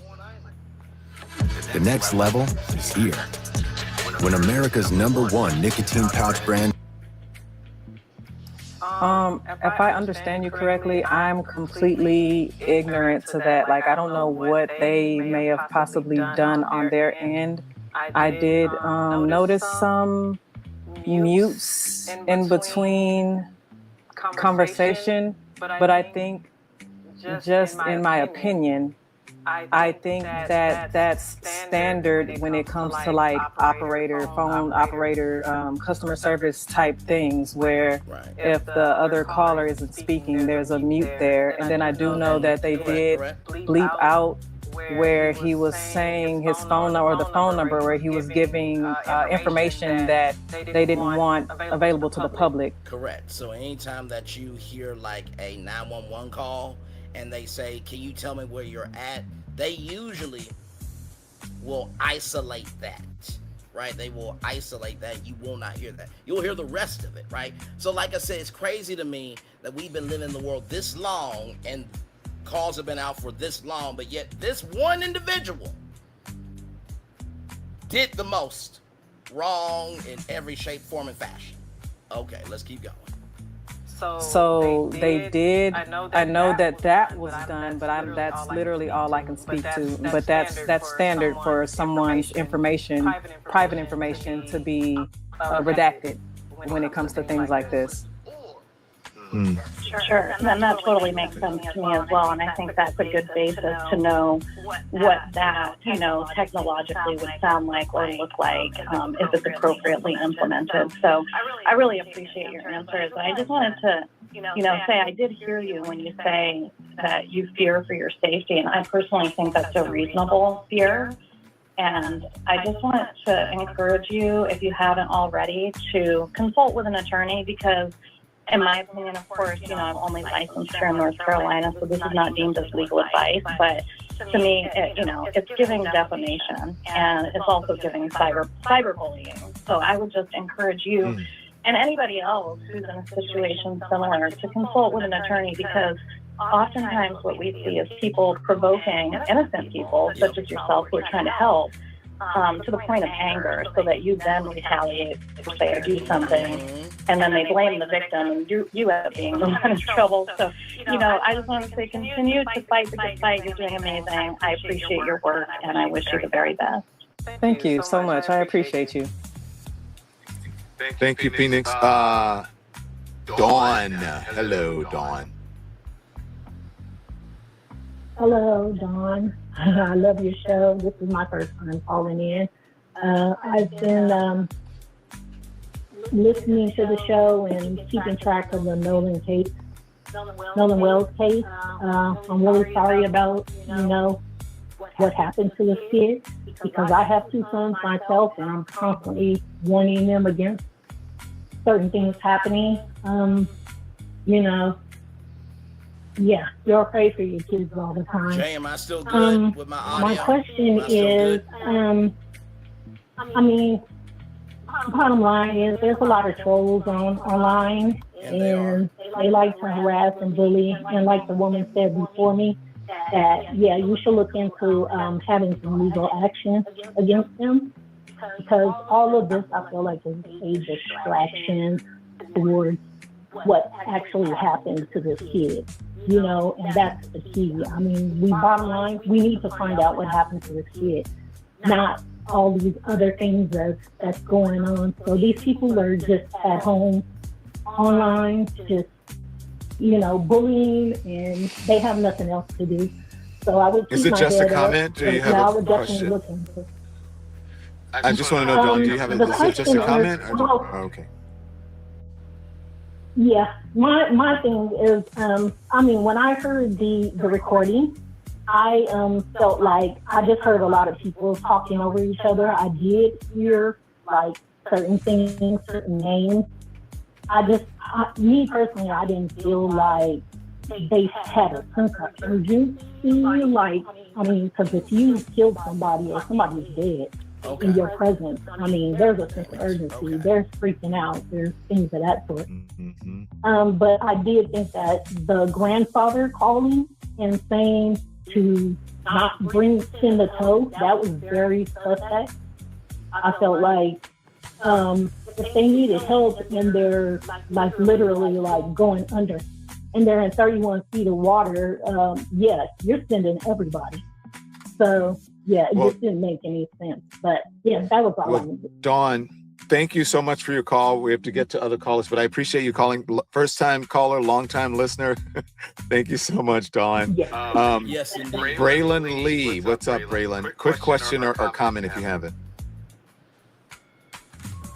Create practical products from. So right there, right? There's only one Braylon Lee I know. Okay, listen. Don Lemon be having me rolling with the shade, but he has to focus on the get. He has to keep the guest focused. 3 laughing emojis, absolutely. Like I said, I don't know what's going on with StreamYard because it would never really do this before. You know what I mean? So that's more StreamYard than anything else. But let me know. Are you hearing me right now? Are you hearing me? Are you hearing me? Are you hearing me right now? My question is going to be a little bit different than most because, as you guys know, we cover media, entertainment, culture, commerce, theme parks. That's what we do over here. And anything and everything. Okay, I'm always clear. Okay. We cover anything, everything, and all around the world. Of what needs to matter. So watch this. Here we go. Memorable gifts and memorable experiences will always be at the heart of what we do. Quick question. And first of all, thank you, Don, for all the work that you do. I was just wondering, are there any audio attorneys that you have been able to get in contact with? Because I think that this is one of those times that maybe, just maybe, the entertainment industry can utilize their resources, because since you are a professional audio engineer, I truly do believe that maybe some audio attorneys can get involved as well. I don't think there's a such thing as an audio attorney. Entertainment attorneys, yes, but this is completely out of their field. And so what we're actually actively seeking is legal counsel and an attorney that's within this lane, whether it's civil or criminal, but we are seeking legal counsel. Well, thank you, Braylon. I appreciate that. That's actually, I thought, is a legit, especially with the entertainment industry and what they do with audio. And look, I'm sure, a large investigative organization like maybe the FBI or someone can help out with this as well, because they should have equipment that is, the best and the highest technology. Okay, we're gonna take. So you heard that, right? You heard that, right? You heard that right now. First of all, thank you, everybody. Now, somebody said they never heard one before, right? But when you think about masters and recordings, when you think about masters and recordings, right?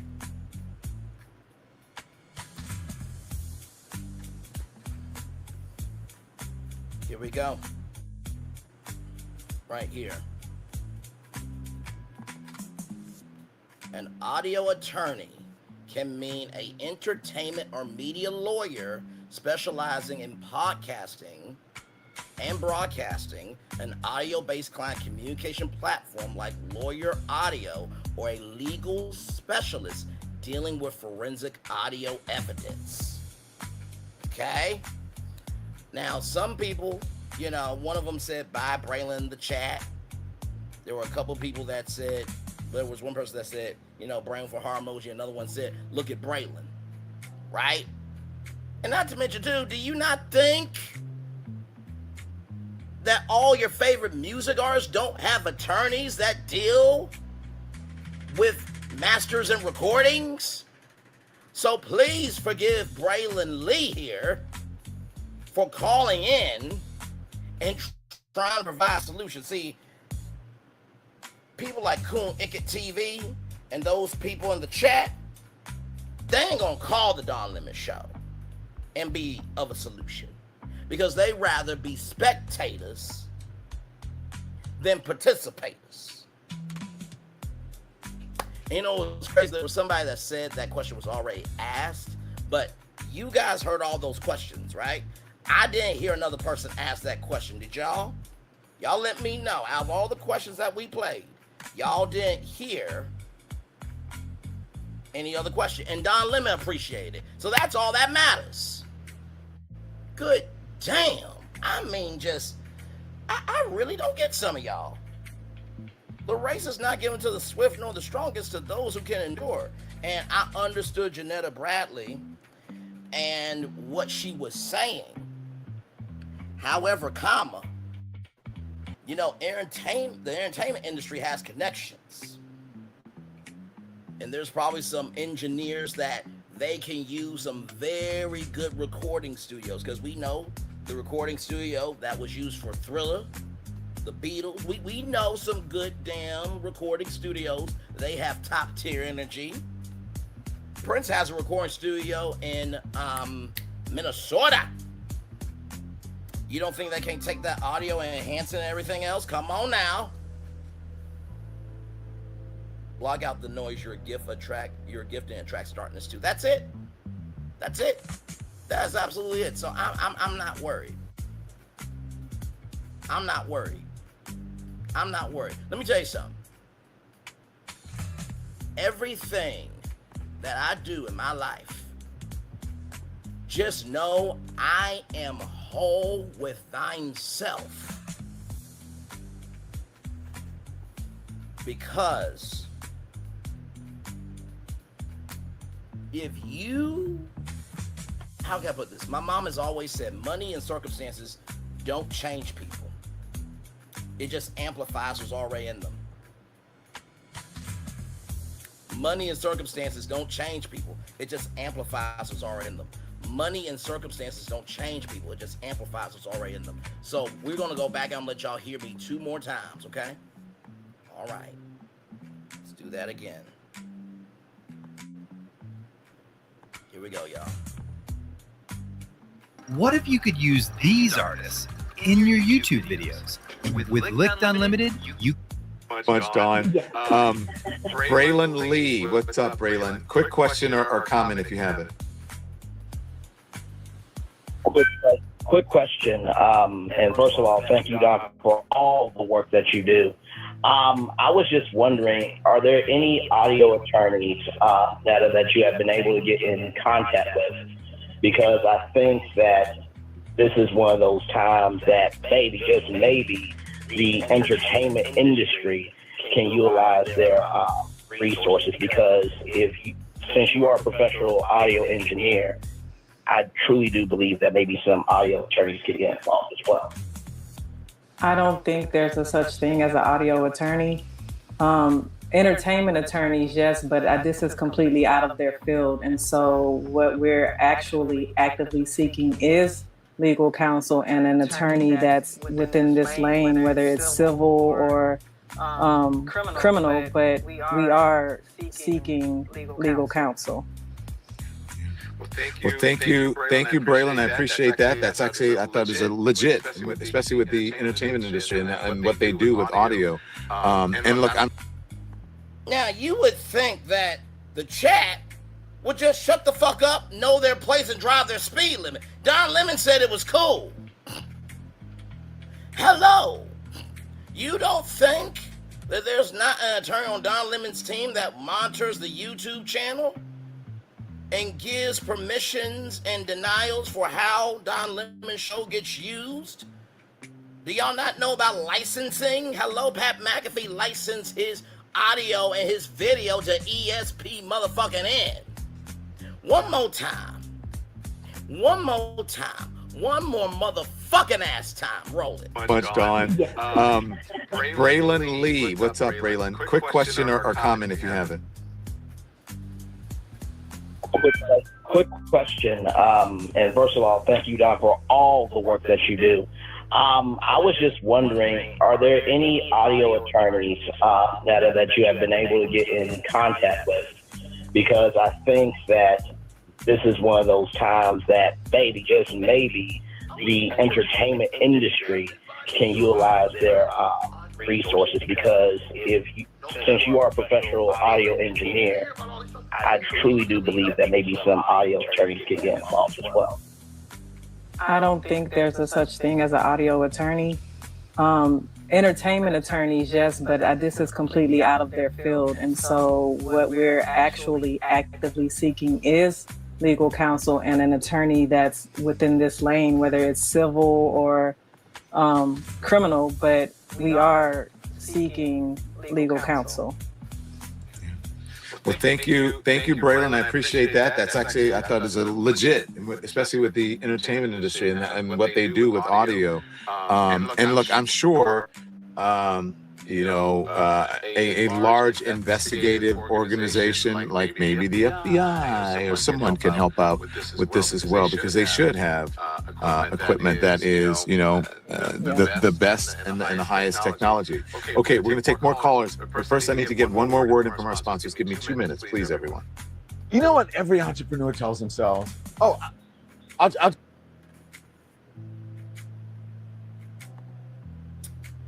I am so glad I can rest in my gift, in my journey, and in the totality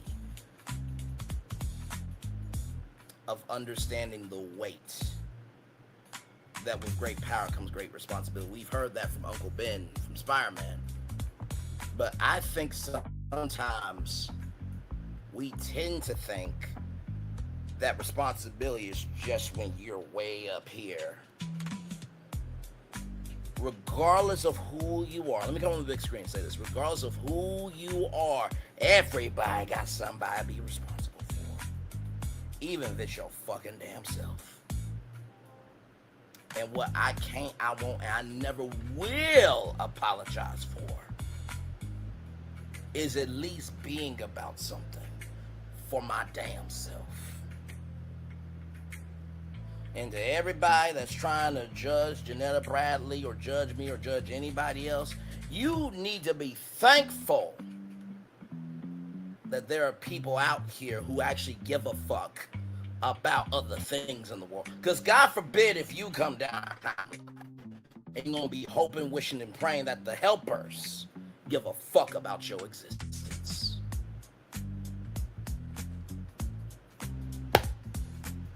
And by the way, if there could be audio experts in the field, you don't think there can't be an audio attorney? And like I said, if you don't know, you don't know. And I could be wrong too, but once again, right here. Let's continue. My God, today. My God, today. My God, today. My God, today. Oh,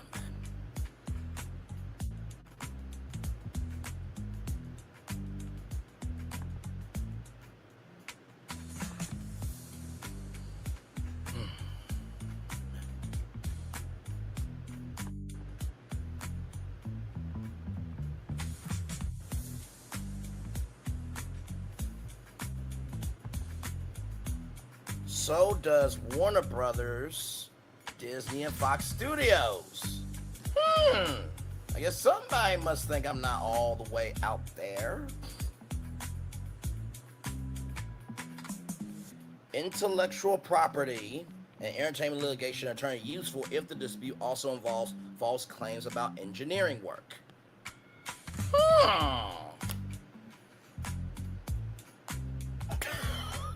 The hell? Wrong with you? Moving on. We're going to get to Alicia Brown. Okay?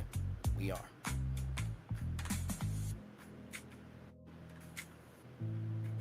And when Don said maybe the FBI, this is 47's FBI. Also, out of every attorney in the USA, I'm sure there's one who is proficient specifically in audio engineering. People know stuff. Thank you.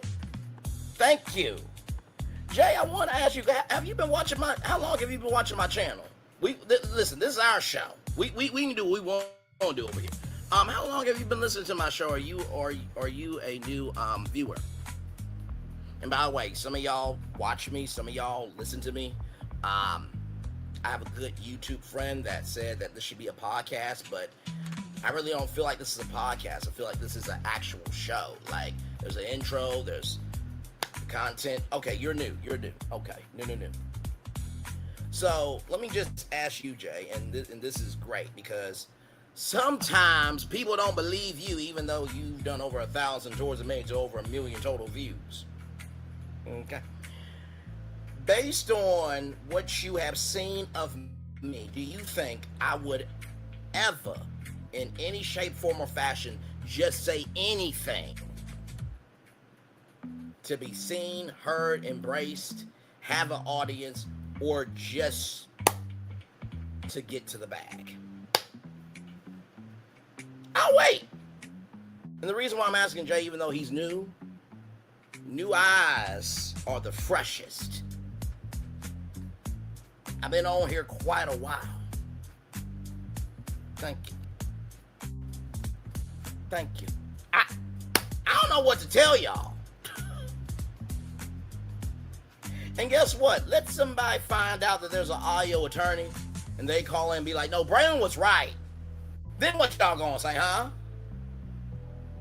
At least I did a better job than that fucking damn Daniel Grimes bringing that piece of shit black bastard on Don Lemon's show. They all clock out for the rest of August. Shit. I did more good work than Daniel Grimes did. What the fuck wrong with y'all? And Daniel Grimes ain't gonna do shit to me, okay? So stop it. I bet you Don Lemon's like, damn, does he have a YouTube channel? Because he seems to know his shit. He didn't say that, but you know.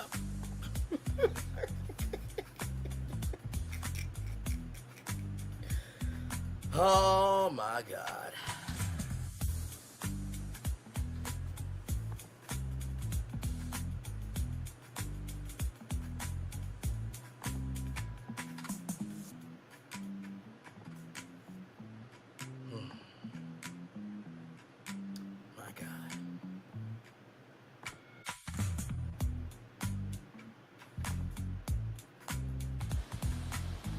We just got a couple more calls. Oh, you're muted, Don. Andy, I didn't mute myself unless something must have happened with the thing. So look, thank you to our sponsors. They do keep us powered, and we need to stay powered. We're independent media, so make sure you support us, please. We are able to do what we do because of your generosity. More phone calls now from folks who are on, and for the folks who are on, please, let me ask you to do a. I didn't know he was this broken up. Or is that just me? Okay. Very, very quick question, because some folks have gone long and people have not had the opportunity to be able to get on. Okay, so Snap is on the phone. Hi, Snap. Hey, Don. Hey, you all. Hey, Janetta. Hey. Hello. Hey, hey, Don. I hope you're getting some rest when you can. I don't have a question for Janetta. I just wanted to give, anytime, Don, I just wanted to give you words of encouragement, sister. I want you to know that we appreciate what you did. We can see your professionalism, your poise, how you've been handling everything thus far. And it is imperative for people like you that have these particular skill sets to utilize it in opportunities like this. Let me stop this. Sonya B6580 just asked a question, folks. I disagree with that. Okay, thank you. Thank you so much, Jay. I disagree with that, Sonya. Because Sonya, with all the disrespect in the motherfucking ass world, you are not getting charged with shit. As much as we are asking questions for Nolan, we can also give encouragement too. What the hell is wrong with y'all? Sincerely, Can you not drink water and walk at the same time? The fuck wrong with you? Sawing your B, 6580, the hell? Encouragement is just as good as asking questions. Good damn, if she doesn't get encouraged, she might not want to ever do this. Like, really? Come on, y'all. It's a human being here. Damn.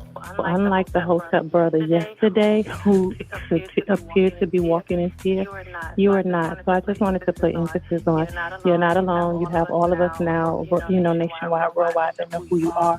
So please continue to do this type of things because you doing what you did gives other people permission to be bold and to be courageous. So we need that. Fear, I think it's Frederick Douglass says, fear will literally deliver one to destruction.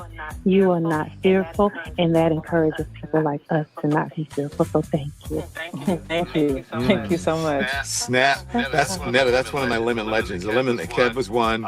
You heard Grace saying that she was one, and then here is another one. My legends are very, very loyal. My subscribers. Hey, Andrea. Hi, Don. Right here, Don says questions or comments exactly. Like, y'all stop. Just stop. Hello, what's up? What you got for me? Can you hear me? You know I need you to go quick. Yeah, of course we can hear you. Well, what I don't understand is they have an IP address. How come we can't track them through the? How come we can't track them through the IP address? We need an actual legal team to go about doing that for us, which is the reason why we set up our Once again, if there could be a legal team to do IP addresses, pull phone records and transcripts, once again. And yes, I'm going to be that fucking petty right now. I don't give a damn fuck or shit. When you talk on the phone, what comes through the other end? What do you hear? Oh, you hear audio on a phone call. Huh? Not to you, Jay. I'm just you know I gotta keep the energy up for the show. But just saying. My good damn. fundraising account. So once we obtain that, then they'll do all the work to get behind the scenes and handle all of that. You're talking about the IP address of the folks who are online making the threats or making that with that threatening language? That is correct. The people yes, I am. The ones well, who she's right. From. Here's what I know. She's right, but in order to do that, she'd have to go through the legal process. They'd have to get, search warrants and affidavits and all kinds of things. And they'd first have to go through X, and X would probably fight it, and they wouldn't allow it. And then if X won't allow it, then then you'd have to go through the other things. So it's really not up to her. It's not up to her attorneys. It's not up to whatever the authorities are. They would have to petition X or whatever, start a legal action with X in order to get it done, and more than likely X would fight it to the ends of the earth or whatever, because they want to be able to just put whatever they want on their platform. They think that is their right to do it, and most likely, more than likely, the government may, or whoever it is, they may say, okay, fine, and then back off.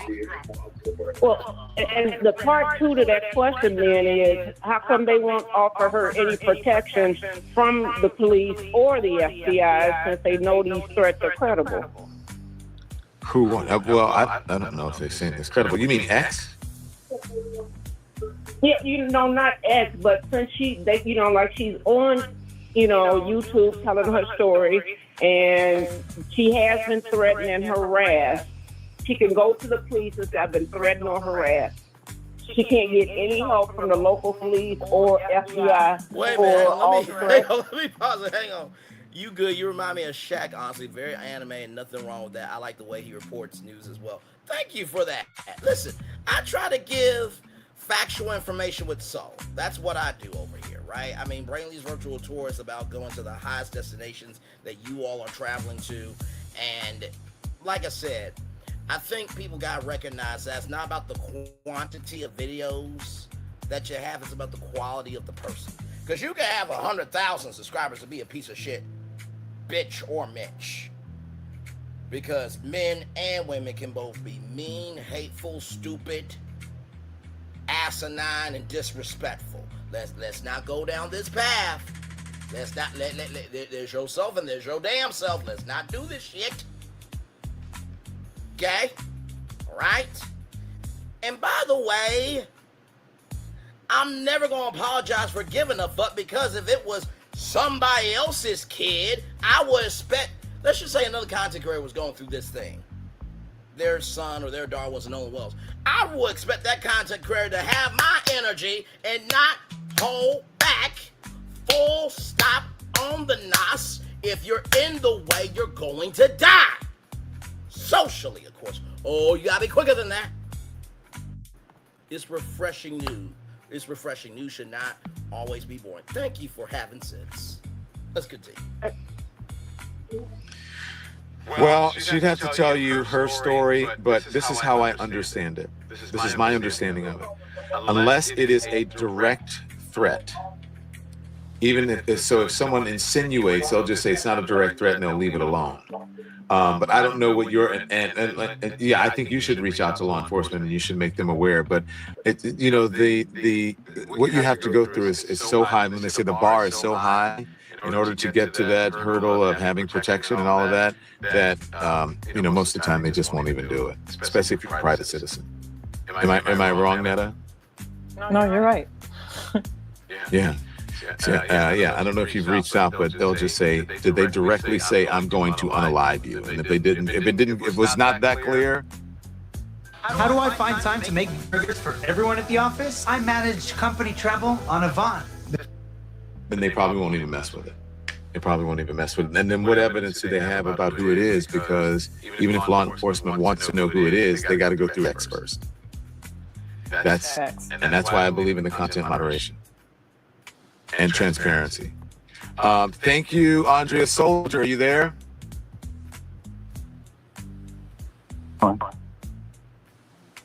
Yes, sir. How you doing, John? I'm doing great. How you doing, sir? And how you doing? Pretty good. How you doing, Netta?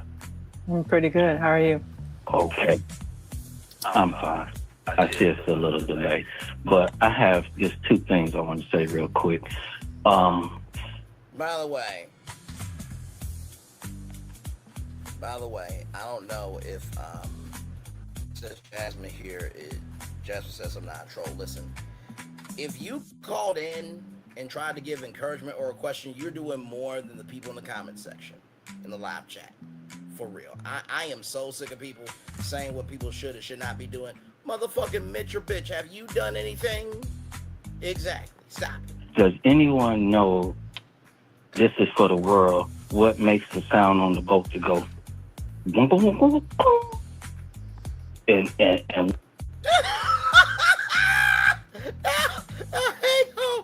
a zoom in on Tom Lemon's face. 80% communication is not verbal. You see his face, right?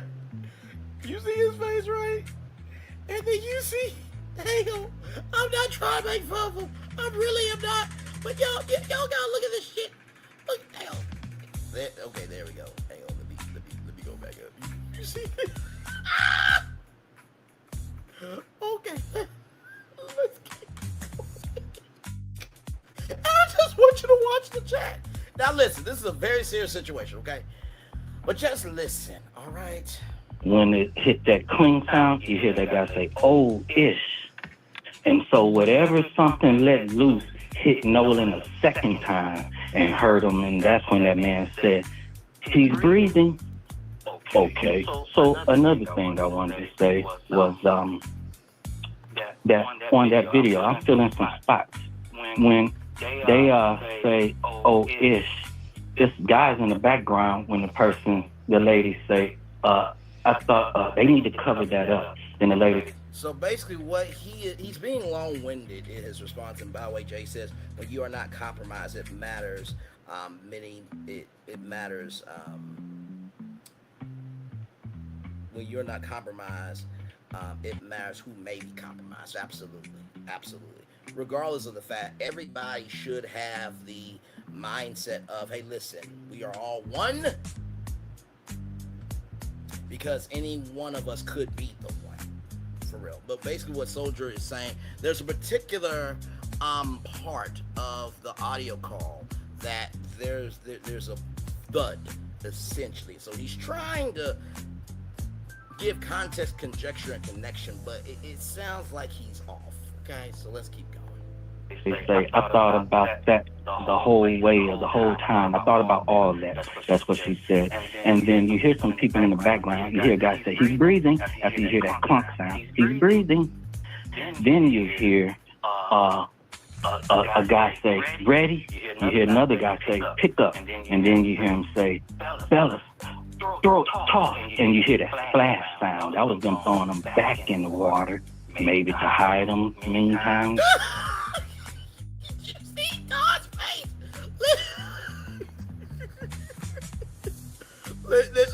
I'm not making fun of you, Don. I'm really not. Believe me, sir. I'm really not. I'm not making fun of you at all. It's your face, damn it. Okay, all right. Let's get back to it. Whatever. But whoever flew that drone when they was out there, you see his body was dragged in that water and curved over by that boat when he's sitting in that water and that boat missing. So maybe that's the boat they call them Boat X. If they just put together what you hear me saying, okay. I think a lot of people can fill in the blank. She's smiling like nervously. Okay, Soldier, thank you very much. Now, look, I just want to say that these are Soldier's interpretation of what happened. Is his own opinion, not the opinion of this channel, not necessarily what I... And y'all see, y'all see all the comments here, right? Y'all see all the comments, right?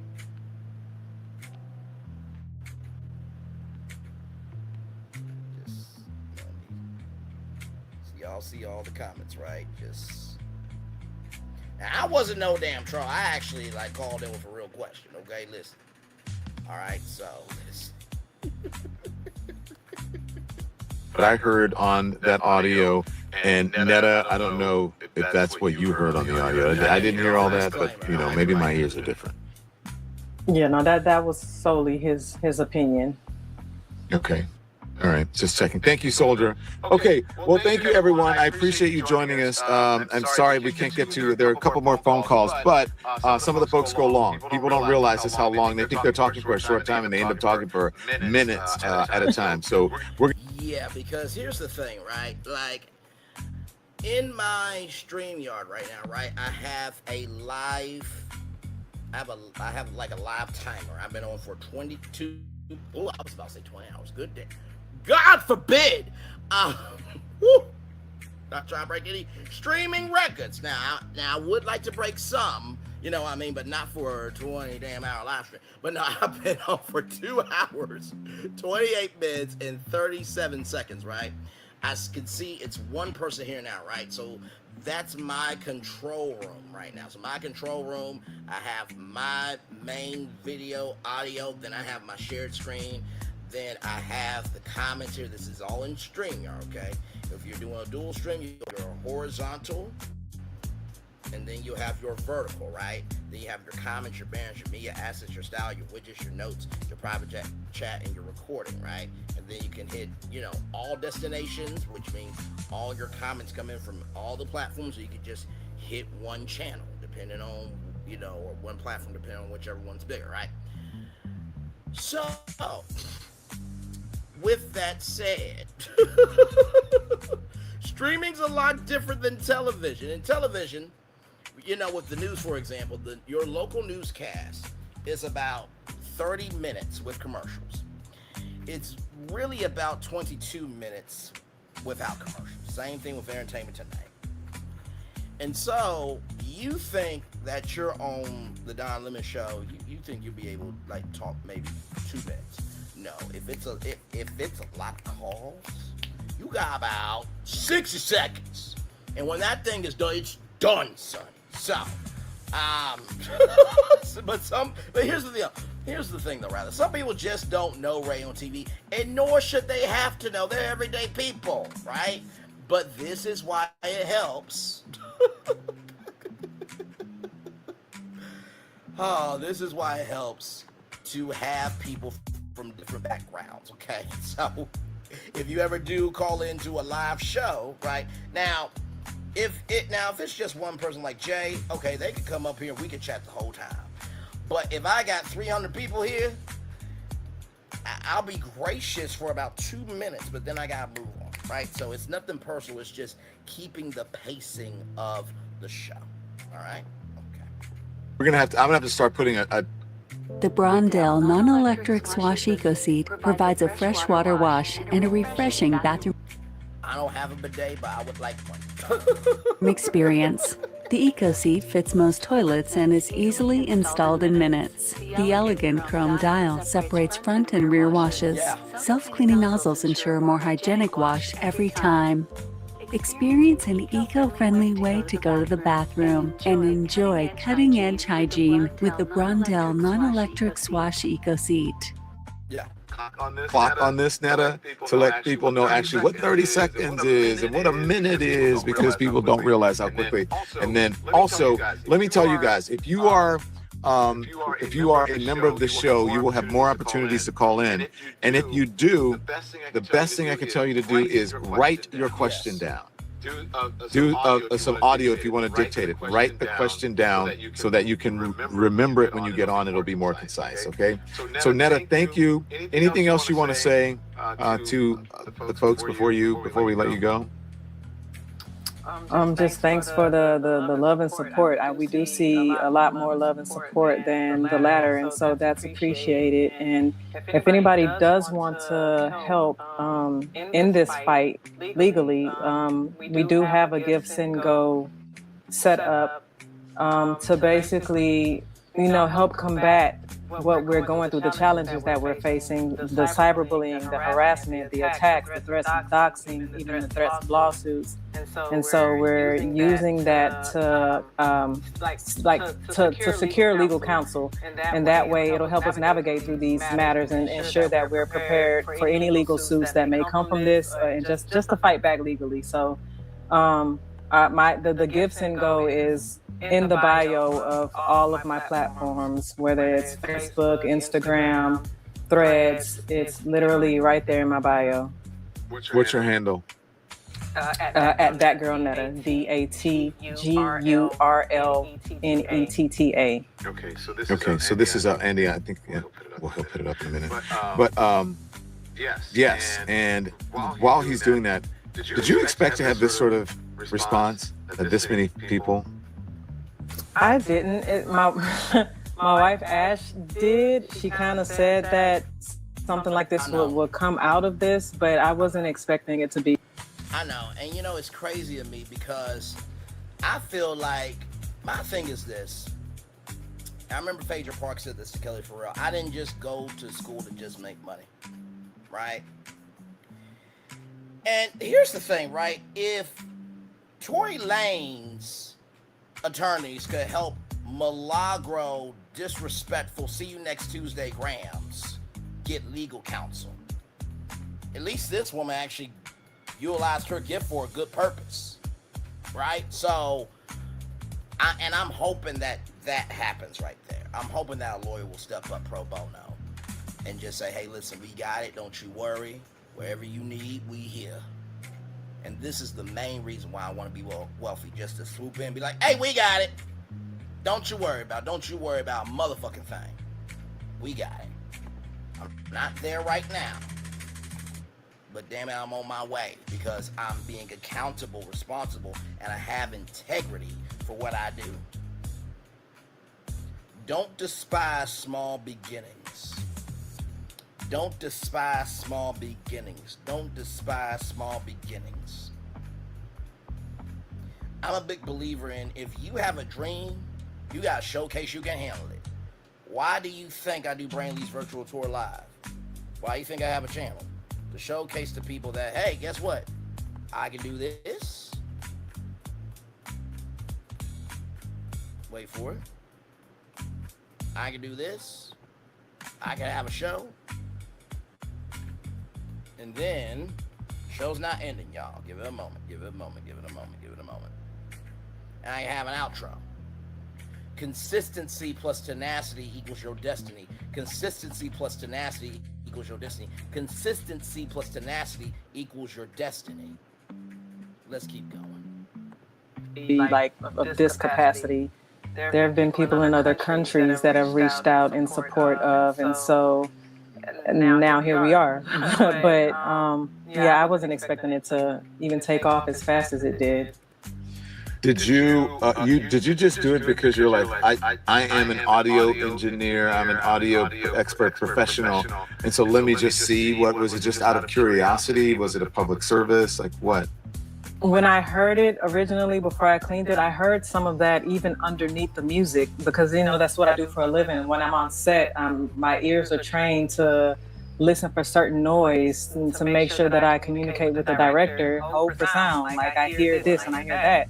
So I was able to hear a lot of that even under the music. And so part of it was just, it was concerning for me. And I wanted to really clear it up and just hear only them to make sure that I wasn't tripping. And then when I did hear what I thought that I heard before isolating it, I was, I need to, I talked to Ash about it and asked her, how should we go about this? Especially with me providing the transcript. Even with, as you've seen, even with me leading with, this is just my interpretation. It's not something final. I'm not declaring it as facts. People have took that as I was trying to convince people what to hear. But either way, it was me trying to put out there, like, this is what I heard. And if this is what I hear, I want to know what others hear. And if this is what we all hear, or a lot of us hear, then why hasn't this audio alone been enough to bring in someone for questioning or be investigated or looked into more? Because while Crump and the family is asking, like, if anybody has anything that can lead to, the help. Check this out. Check this out. I'm going to show you how I afforded this car. Okay, you ready? Okay, you ready? All right, $118 for car insurance. That's how much I was paying. Okay? Like, we want to know what happened to Nolan, then come forward. And so I guess that was my way of coming forward. Like, this is concerning. Let me know what y'all hear. And so that's really how that came about. Well, thank you. I thought you were saying gifts and go, but it's give, send, go. Yeah. Thank you very much. We appreciate it. You stay safe, all right? Thank you. Thank you. Wow. So that was interesting. You never know on this show what you're going to. Sometimes we just take it down and we take phone calls, and that, look, you are able to call in, because if you're at a certain tier of membership, you're able to call in. And so what you do is you go on to donlemon.com. If you want to know how to do that, how to become a member, go to donlemon.com. First, before you even go into the main page, there'll be this box here. You click on that and it will take you right to get tickets for DL and DL. Anything goes, all right? So they're getting close to what do you call it? Maximum or whatever you call it. So make sure you get your tickets. And because I don't want to hear anybody a week before, or 2 weeks before, or whatever, even a day before going, we didn't get it, you can do another show, we didn't get a ticket, you better get it now. Okay, and so go back to donlemon.com, and then when you click on it, this is how you get to be able to call into the show. You click on the arrow or the play button, go to YouTube, and click on, there you go, where it says subscribe, make sure you're subscribed, and then hit that join button. And when you hit the join button, it'll give you the different tiers of membership, right? Oh, look, the special went back up, right, Andy? Yeah, they took it away and now it's back. They take it away and then they give it again. So you can become a member for 1 month for free, right? 100% off your first month's membership. You have to apply that promo code. And then guess what they'll do? 7 days before your membership ends, your free one, they will alert you. So you better do it now. You better do it now, because it ended and people were complaining, I didn't get to do it. Do it now. Okay, so there are certain tiers of membership. You can be part of the Lemon Nation, part of the Lemon Callers, part of the Lemon Heads, or the Lemon Legends. If you're a Lemon Legend, you get to be on the program, just like all of my legends every week, okay? And then if you're a Lemon Head, you get special private streaming, all kinds of behind-the-scenes things, like community posts. I'm going to start doing more behind-the-scenes things. People have been asking me, when... By the way, That is really cool. 100% for your first membership. So you get to try for free for a month. You're gonna do another cooking show. Why don't you and Tim do another karaoke show? We're gonna do that just for the members, okay? And then the lemon callers, right? You can get to be a caller if you're at a certain tier of our membership.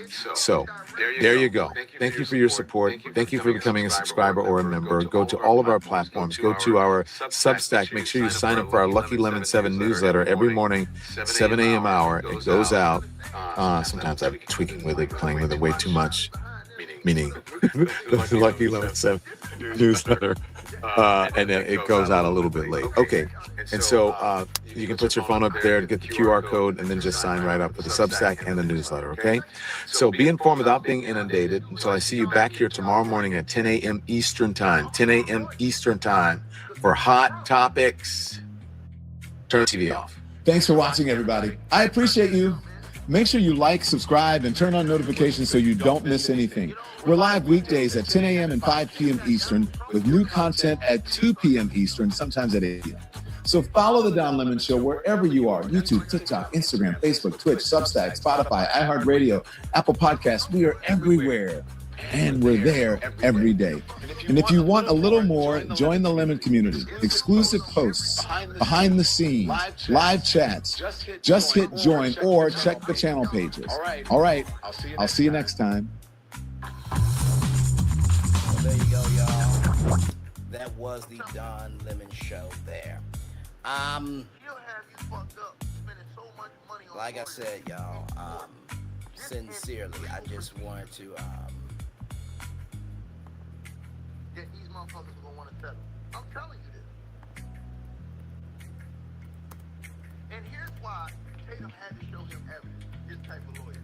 Because when it goes to discovery, when he sues these people, like when they sue that girl, and it goes to discovery, they gotta show evidence. He has to show evidence that them boys was on that boat, and Nolan Wells was not on the boat. And that during that phone call, So, like I said, that is from the Don Lemon Show. A lot going on with that. You know, like I said, I'm glad I was able to be there and ask that question. You know, I do want to know what happened to Nolan Wells, but also, too, we have to make sure that everything is being unturned, right? I'm just saying, Tatum, just keep it real, bro. We gotta unturn everything. How did they get in contact with Donald Trump? We gotta unturn everything. We gotta unturn everything, right? We gotta unturn every single thing. So, with that being said, y'all, we're gonna take a little bit of a commercial break, and we'll be back with more Raptors. When we come back, we got Alicia Brown on deck, y'all. Believe me, it's a huge update. You do not want to miss. We are live on tour. Like, comment, share, subscribe. We'll be back right after this. Roll, everybody.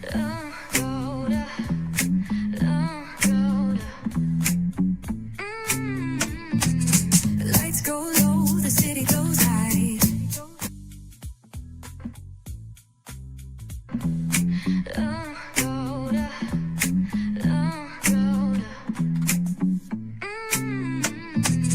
Lights go low, the city goes high. Stories untold under moonlit skies. Braylon got the vibe, got the flow for the culture. Yeah, you already know. Turn it up, lean back, feel the breeze.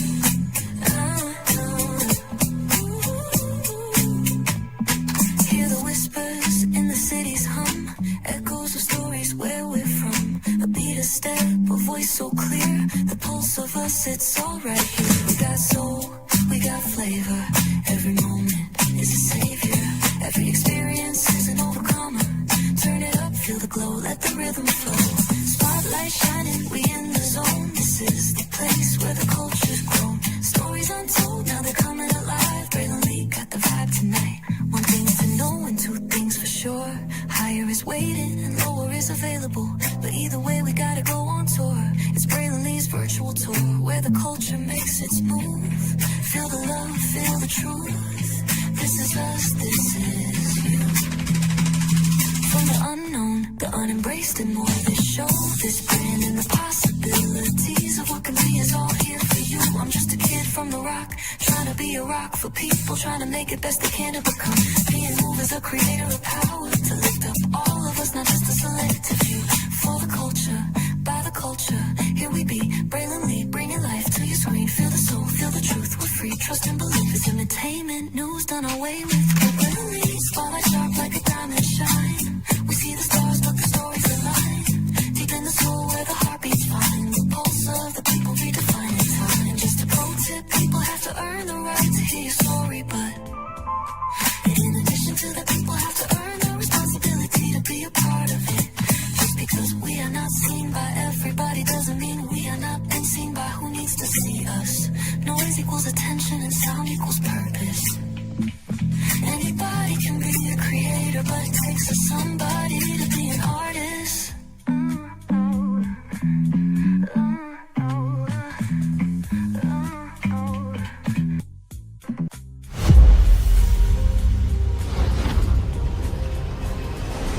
Beyond this gate, find gardens green and epic worlds to fill your dreams.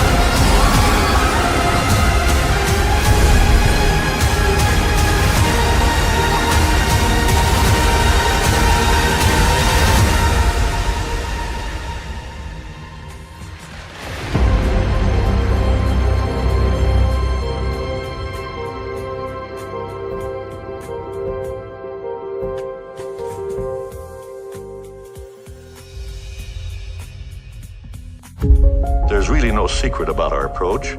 We keep moving forward. With the hope that it will be a source of joy and inspiration to all the world.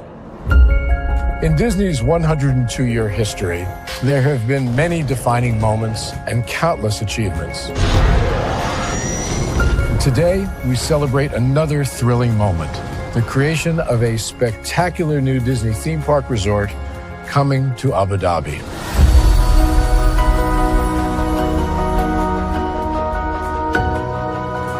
Abu Dhabi is a place where heritage meets innovation, a place where we preserve our past while designing the future. Bringing a Disney theme park resort to Yas Island, Abu Dhabi marks a historic milestone in our journey as a global family destination. The 7th Disney theme park resort destination represents a new frontier in theme park ambitions. Our resort in Abu Dhabi will be the most advanced and interactive destination in our entire portfolio. The location of our park is incredibly unique. It's anchored by a beautiful waterfront, which will allow us to tell our stories in completely new ways. Ultimately, this project will be a celebration of what's possible when creativity and progress come together. What we are creating with Disney in Abu Dhabi is a whole new world of imagination, an experience that will inspire generations across the region and the world. This collaboration represents a powerful fusion of Disney's unmatched legacy in storytelling and Mirar's commitment to bringing world-class entertainment to our guests. Abu Dhabi's vision for the future is to create a legacy for generations to come. Disneyland Abu Dhabi will be authentically Disney and distinctly Emirati. An oasis of extraordinary Disney entertainment at this crossroads of the world. It will bring to life our timeless characters and stories in many new ways, becoming a source of joy and inspiration for the people of this vast region to enjoy for generations to come.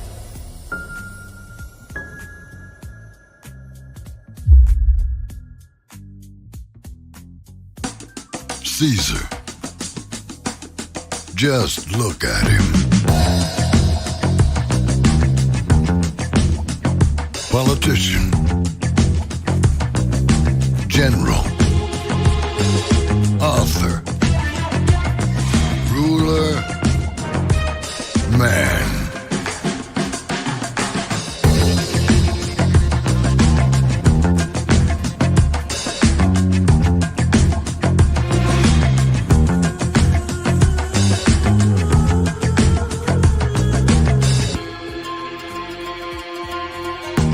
Legend has it, he's not only stared into the belly of the beast, he's had it for dinner. Here he's free to relax, or party, or relax, or party, or relax, and party. His is a world of opulence, excess, and the occasional impulse buy. Not one to rest on his laurels, he's famous for ushering in a new age of entertainment. So, for anyone seeking a place where the sun never sets on a good time, all this awaits. I am Caesar, and I approve this palace.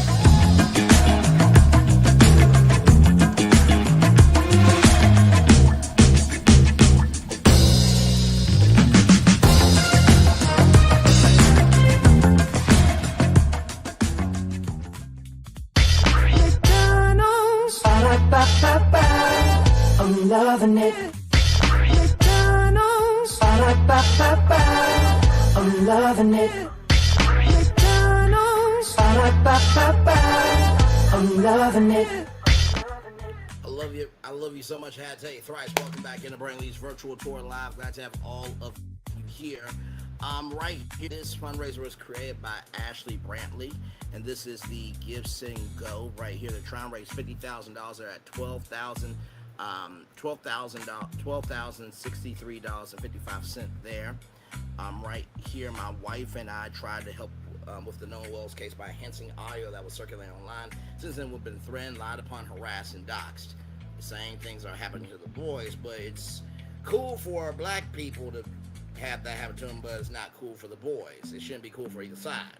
Our businesses are being attacked online. We're being painted as criminals that we've never been.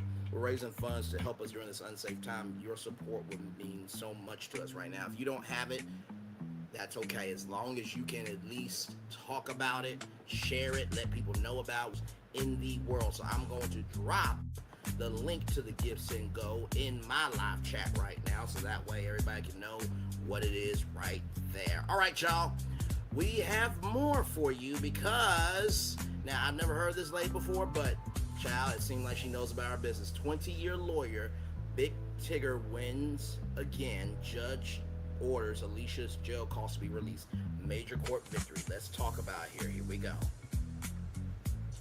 Good evening. It's the Fit Lawyer ATL, and we are live.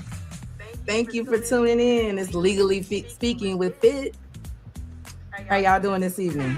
All right, yes, I'm gonna make sure my buzzer was working.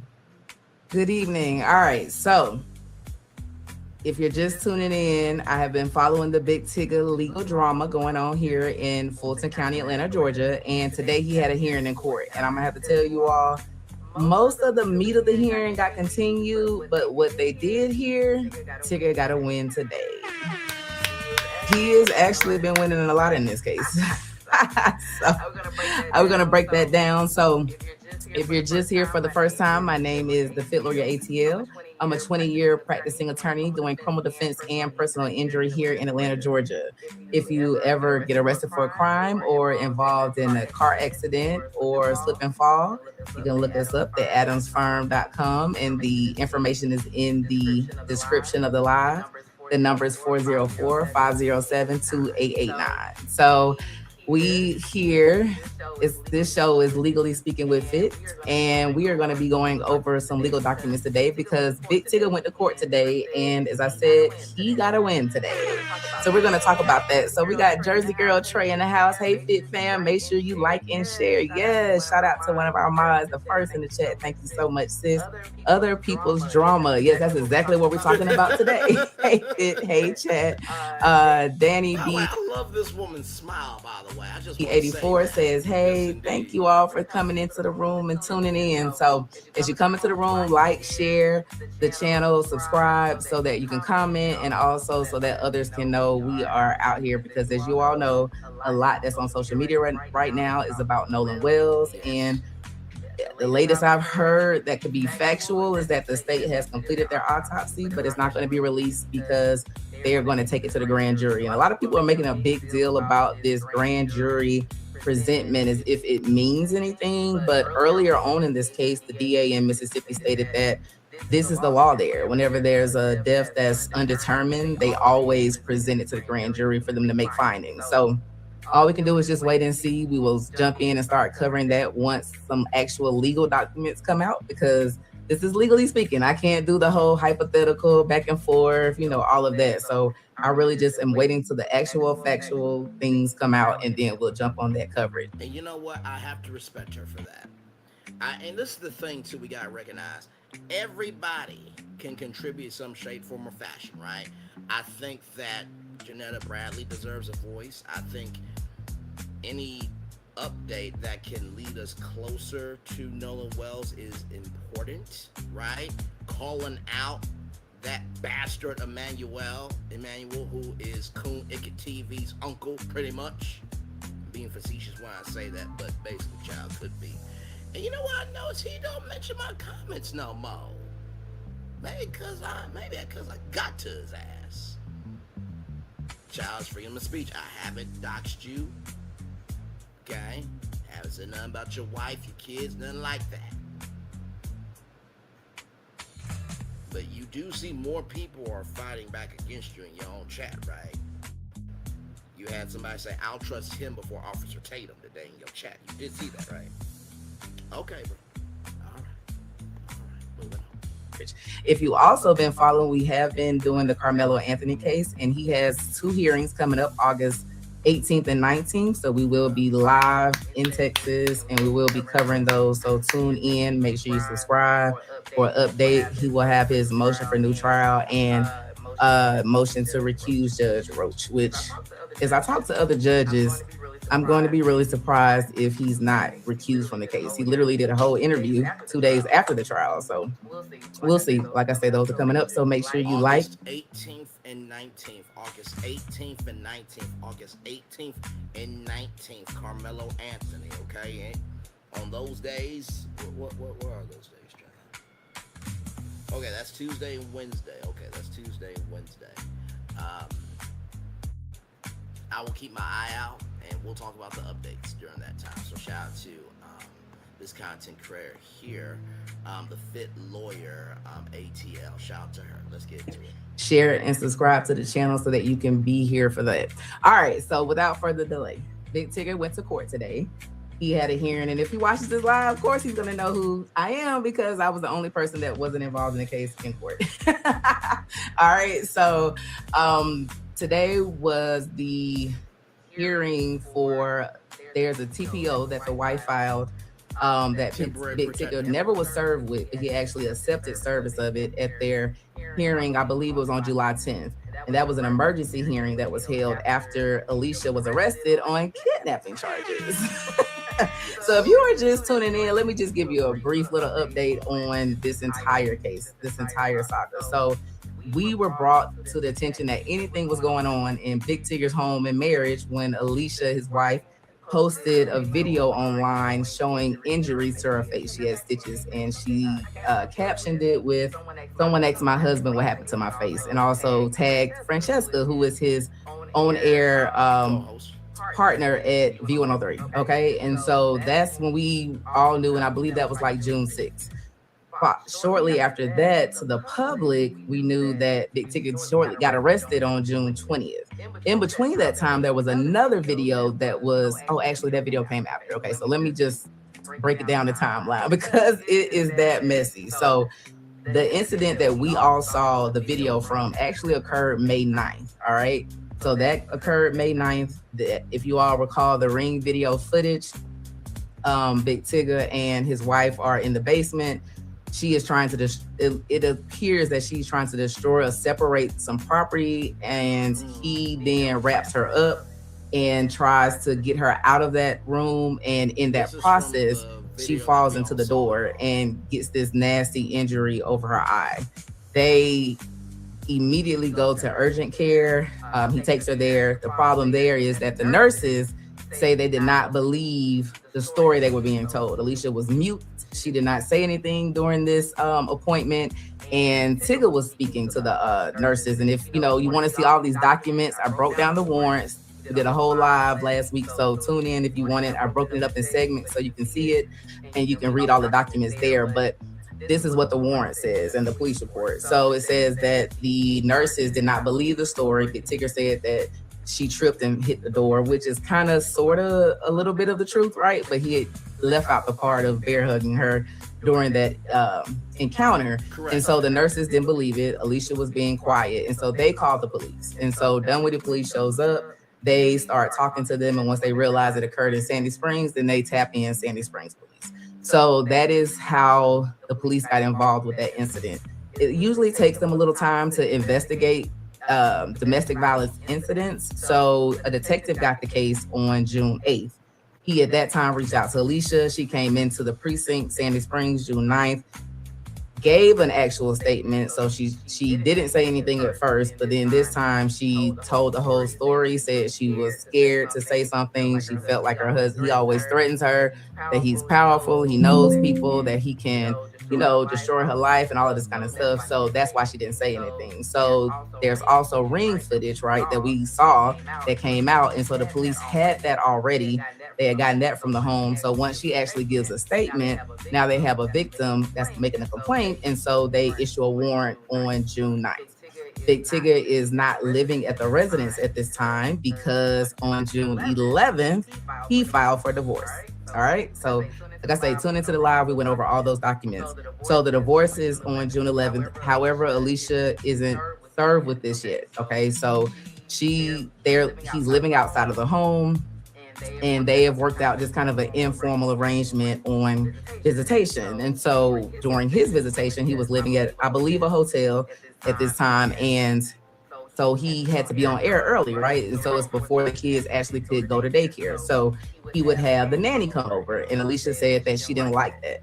And so all of this is in the court documents. So all of this you'll be able to read over in the last live. But so when she says this, he gives her the address of the hotel so that she could start coming over and being with the kids. And she then calls the police, alerts, hey, this is where he's staying. And then they put out the warrant for his arrest. So that is how he ends up getting arrested on June 20th. All right. And so now we are at so he's arrested. He bonds right out. And on June 24th, Alicia files for a TPO hearing, a TPO. This is a restraining order. Big Tig is never served with this. The sheriffs don't get an opportunity to serve him. And so that's filed on June 24th. I'm trying to see what happens next. All right, so they're just, living separately. And on July 6th, Big Tigger gets an email from the daycare that the kids attend that she has withdrawn them from school, and she's picking up all of this stuff. She's taking the kids out of daycare. In this daycare is Tigger's 1-year-old son and her 4-year-old daughter. All right, so of course, Big Tigger's like, wait a minute, what's going on? She's told the teachers that she is going to another state. And so she just given the timeline. Is packed up and she is leaving. And that evening, somehow the police get tipped off that she's leaving the state, and she is arrested on the kidnapping warrant out of Maryland. Okay, so that brings us to where we are. She stayed in Hart County Jail for about 3 weeks and was extradited up to Maryland on July 24th. She had a bond hearing that day, and bond was denied. She has another bond hearing tomorrow. Okay, so that, depending on what happens tomorrow at her bond hearing, will really shape the hearings that are going to occur in this divorce case on next week, right? Because right now, hello, Kia Elder 305, another mod in the house, shout out. Thank you. She says, hello, fit in chat. Because see, right now she's in custody. So when they had a temporary hearing, she's in custody. Of course, Big Tigger's awarded the minor child because the other parent is locked up. Well, if she gets a bond and gets out tomorrow, that significantly changes things for the court, right? Because she's innocent until proven guilty. And so then the judge will have to decide what's in the best interest of the child. And what will the judge decide, right? Will the judge say that, hey, Big Tigger, because they both have arrests. So you can't just say that arrests make the decision because they both have arrests. But Alicia is kind of winning in the who has the most arrest category. And if you heard me say, yes, she got arrested July 6th for kidnapping. She has been charged out of Maryland for kidnapping her now 17-year-old daughter. This would have occurred in 2019. And so Alicia's criminal kind of dealings go all the way back to 2014. And like I say, y'all, we cover all of this on the last live. I just want to give a brief summary so that you all can be up to date when we get into the hearing today. So back in 2014, she left her child, who was 4 at the time, in the car while she went into casino for 8 hours. That arrest is what triggered the dad to start fighting for custody of this child. There's a lot of back and forth over the years, but in 2019, he was fighting. And the guy's name is Daryl Jones. Now, he was on Toss Away K's platform. Unfortunately, that was the platform. It is what it is. However, okay, Daryl Williams gave a lot of good intel, because then all this time later, then Alicia Brown gets arrested. You know what I mean? And some, some content creators who said that it was too messy and they didn't want to get into it and but then posted receipts from V103, and then they got swallowed the fuck up. And now that the tides are changing because Alicia Brown got arrested, now it's like, oh, wait a minute. I mean, it was even people in different. It was even people in different people's chats saying, You don't know everything. She's got a history. This, that, and the third. I know you don't like black men.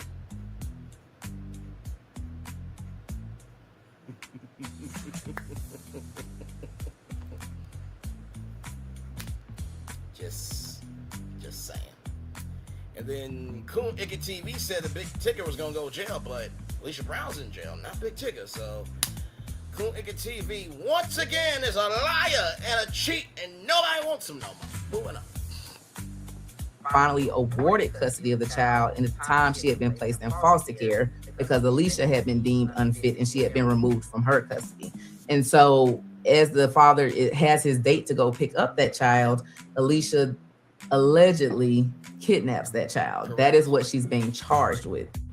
And we broke down that warrant on the last live as well, so go check that out. And so that is why she was in custody now. And so since she's been in custody, then Tigger has been awarded emergency custody of the child and possession of the marital home, which happens to be a home that he's owned since 2018. All right, so now that I caught you all up, today in court was originally supposed to be the temporary restraining order that Alicia filed and the temporary hearing for the divorce that Tigger filed, but they're both for party to the divorce now. And so that's what originally was supposed to occur. Alicia appeared via Zoom. She is still in custody in Hart County. So she was on the Zoom screen. Her I was about to say husband. Yes, Tigger was in person, and Alicia's attorney was also in person. The issue was that it's been so hard for him to be able to communicate with her, being in Hart County Jail, which is a couple of hours away, and then also being up in Maryland. He's been arranging jail calls, but they have not been bringing her onto the Zoom, so they need more time to prepare. So that hearing has been rescheduled for next Tuesday, and so depending on how my court schedule goes, I will try to be there in person to give you all an update from that. But today, what the judge heard was Tigger's hearing on the jail phone calls. And if anybody knows anything about the criminal justice system, I don't know if you had a friend, a brother, boyfriend, nephew, whatever, locked up before, sister, whatever. Every time they call you, you hear this message on the phone that says, these calls are being recorded, monitored and recorded. And, you know, they let you know that anything you say is not private. It can be, you know, used in court. They're being recorded. Now, somebody's not actively sitting on the line, right, listening to everything you're saying at this time, but they are recording them. And now with everything being... I'm gonna give you a prime example, right? Remember the Shirley Strawberry Nesto tapes, and shout out to phone calls from prison, which phone calls from prison, you better get ready for some Alicia Brown phone calls. I'll be over there very soon. I hope that you are doing well. The great content creator phone calls from prison is. And so these phone calls just kept coming out, you know, week after week. I mean, it was like the soap opera of YouTube. I mean, everybody just swarmed over there to Phone Calls from Prison's YouTube channel, right? And so, you know, in one of the calls, right, Shirley Strawberry said that, you know, Steve Harvey got long-winded, you know, going up the steps and stuff like that. And so when I reviewed the Strawberry letter, you know, when Steve and Shirley became a real Strawberry letter, I reviewed that on this channel right here when I was 29 years old. And Shirley repeated that from the phone call. And I said, Shirley, I love you. You're from Arkansas. I love you even more because of that. But that was not the time to say that. So, like I said, you know, Big Tigger has been off of V103 for quite a while. He did make a statement initially, right? You know, just saying, you know, and we played his response here on the show. And he was basically saying, you know, good morning, Atlanta. There's been speculation about what's been going on in my life. I've been in TV for 32 years and television. I've been radio for 32 years and television for 29 years. That was his basic response. I apologize to Francesca Amakor. Since then, he has been off of V103. Francesca has still been on the air, but people have been filling in for him. So, just wanted to say that. Okay. Being digital, they kind of go into a bank. and they're logged by the number because you usually call the same people over and over. And so and you get a PIN number when you're booked in. So when you get this PIN number and you make a phone call, that is creating your log. And I know some people try to think like, let me get your PIN number so they can do something they're not supposed to do, like contact their victim. It doesn't matter. They can also search it by the number you're calling. So if they know the victim's phone number, they can search the system that way, and any call that has gone to that number will come up. So everything is digitized now, and they do use those calls. Practice mostly criminal defense, but also personal injury. But you see it all the time in criminal defense. In my discovery packet, if you've been on the jail phone calls talking about your case, I definitely get a whole link. One case, I got 600 phone calls, and we listened to all of them, and they were horrible. I was like, if you go to trial and any of this is played before the jury, they're not going to like you as a person. And so I'm thinking about just Jonda, right? She's a good YouTube friend of mine. We were on Pound together with Pam, and she has a show called Politics with Pam, and there was one other sister on the panel. It was a really good show, but me and Jonda connected after the show and everything, and she's been here a couple of times. I wonder if just Jonda ever had to make 600 phone calls. Now, sometimes phone calls can last between, 15 minutes to an hour sometimes, right? So I'm wondering how much time it was between each call. So probably not gonna win. Like, there were horrible calls, but that is what they do. Because a lot of times when people get locked up, you're calling your parents, you're calling your girlfriend, you're saying why you're in custody, and most times people, human nature, they say, what happened? And then you explain your side of the story, and that is always recorded. So don't talk on the jail phone calls, okay? Because they always will come back to bite you. And in Alicia's case, they're going to come back and bite her, okay? So let me share my screen because I want you all to see what made this possible. Big Tigger has some amazing attorneys on both sides of his cases because he has a criminal case pending for his arrest for aggravated battery and, hold on, something's going on. Aggravated battery and cruelty to children in the 3rd degree. And then he also has a divorce case. So he has 3 different attorneys. He has 2 on his family case and then 1 criminal defense attorney. Y'all give me 1 second because I had the document up and something happened. Let me see. Okay, there we go. All right, so let me share the screen and show you all what got us into court today. All right. Okay, so let me blow this up a little bit. And I'm gonna go to the end of this document because that is actually what got us started. All right, so let me share. Okay, y'all can see that. All right. Chicken Chow Main 77 says, the Fit Lawyer ATL, thank you for tuning in. You were on our last live with a lot of questions and some great commentary. So thank you for tuning in. Kia Elder says, those jail phone calls get people hemmed all the way up. They absolutely do, sis. I mean, every time. Like, I don't know why people still talk. When I meet with my clients, I say, look, just talk about procedure things. The funds coming up. I talked to the lawyer. I took the money to the baby mama. Like, just talk about life things. Do not go into details about what happened because it definitely will show up in court. All right, so Big Tigger's attorney filed this subpoena, which was a production of evidence. So with subpoenas, you can subpoena witnesses to testify in court, or you can subpoena documents in court.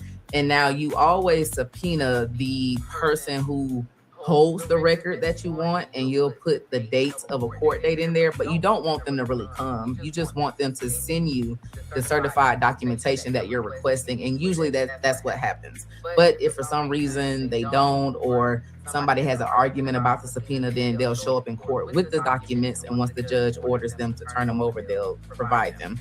So Tigger's criminal attorney filed this subpoena requesting all of the jail phone calls for Alicia while she was an inmate in, it says June 1st, but she wasn't arrested till July 6th, but he's just covering his bases. While she was in Hart County Jail. So Hart County's not on here, but in court today, that's what they spoke about. Like, it's for the Hart County Jail phone calls. And so when he filed the subpoena, the Alicia's attorney immediately objected, right? Because he's like, no, wait. Because he knows, like any attorney knows, she's talking about things on those phone calls, right? And she's arrested July 6th as she's traveling up. I don't know where she's going. I don't know. She's from Maryland, so I don't know if that's where she was headed. But she had the 1-year-old and 4-year-old in the car, and she is stopped and arrested for kidnapping. So, of course, her first phone calls, what is she saying? Is the call is saying, these calls are being monitored and recorded and can blah, blah, blah, blah. And it connects. And she, mama, I'm locked up. They got me arrested for kidnapping, about. And then she would say the daughter's name, right? And there would be a conversation, possibly, allegedly, possibly, this hypothetically, let me cover my bases because I don't want a lawsuit. Hypothetically, she could have said things like, call whoever has the child, or it gave instructions to call, whoever has this child that's been kidnapped, but they still don't know where she is.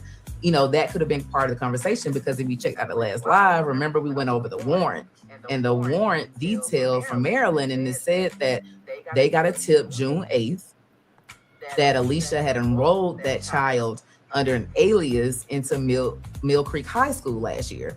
And so the officer then sends subpoena to the Mill Creek High School, speaks with them, they turn over the records, and they use the email address that they're provided that's connected to Alicia. And we know it's connected to Alicia because it's the same email address that she was using to email the daycare to remove Tigger's child and the 4-year-old. Okay, so it's definitely her email address, right? And so that they then start investigating, they take this alias name, run it through a database, and find out that she was involved in a car accident a few years ago. The officer goes to pull the body cam from the car accident, lo and behold, it appears to be the missing child. They don't know where she is now, but you just kind of have to put money on it that those are some of the type of the phone calls that she's having as she's arrested. Now, mind you, she's set in custody. She's still in custody, right? So she's set in Hart County from July 6th until the 24th. So that's going to be a lot of phone calls every day. Also, if you recall, July 6th, when she got arrested, I believe like July 7th, that's when that video dropped, when her son was making the recording about Mr. Tigger, the one that we all saw with the Fashion Nova packages.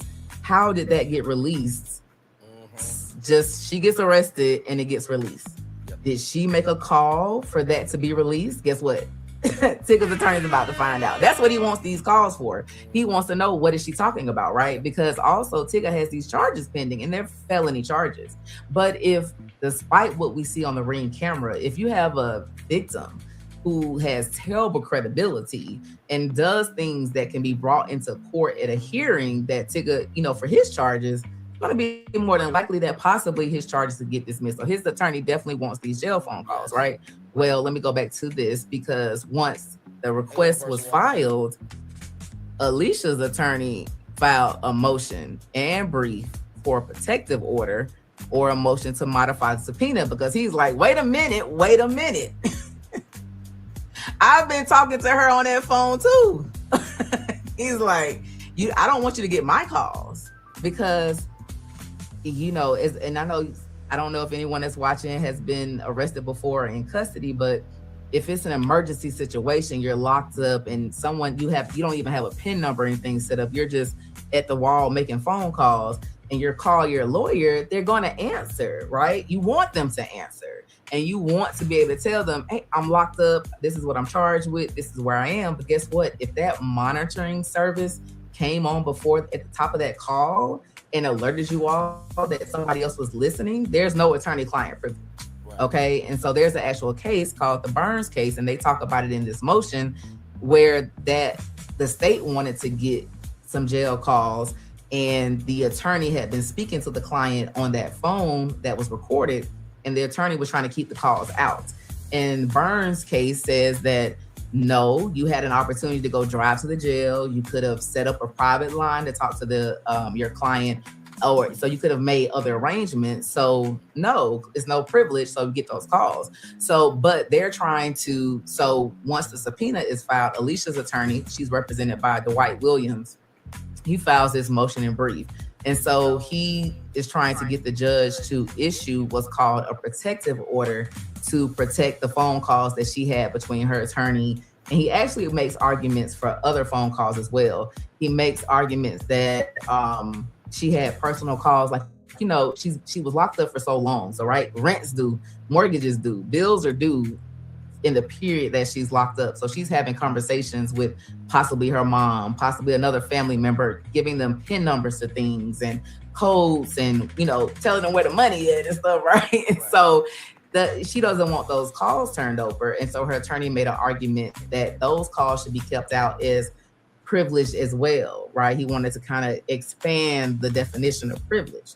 And he also made, so the argument, the calls with him, he wanted those personal phone calls out, which, you know, would be calls with her mom.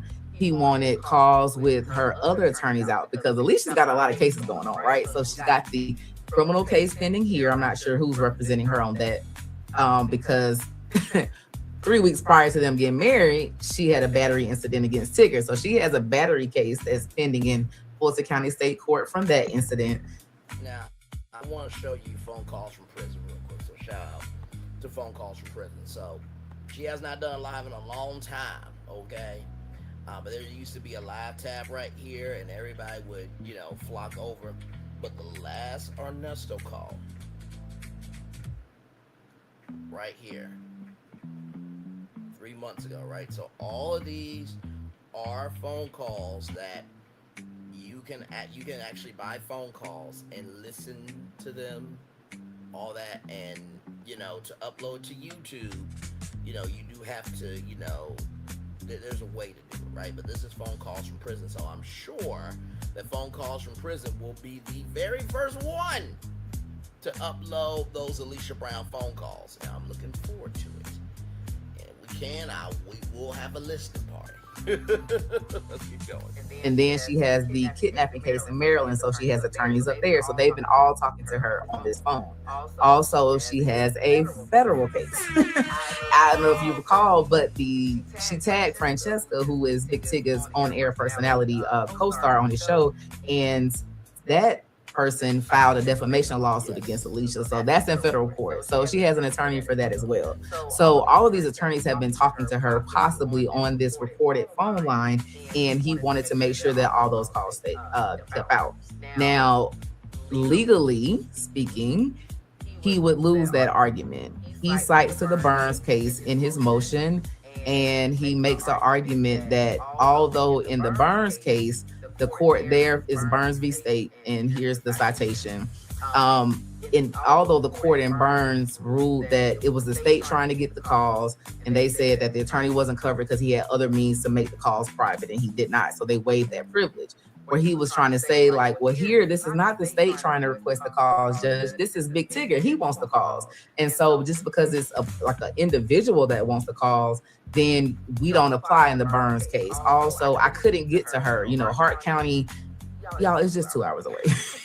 He really could have driven, right? If I'm paying you, you can come see me and talk to me, right? So he could have seen her, and also he could have set up a private line. So the judge said, no, the calls with you wouldn't be privileged. However, Big Tigger's attorney took the high road and actually consented to all of the attorneys' calls between Alicia and all of her lawyers for all of her different cases. Any calls that she possibly could have had with clergy or a therapist, that they be kept out. So he just, you know, kind of waved the white flag on that one. Although he could have pressed the issue and gotten them, he didn't want those because he knows the juice is in the calls with the mom.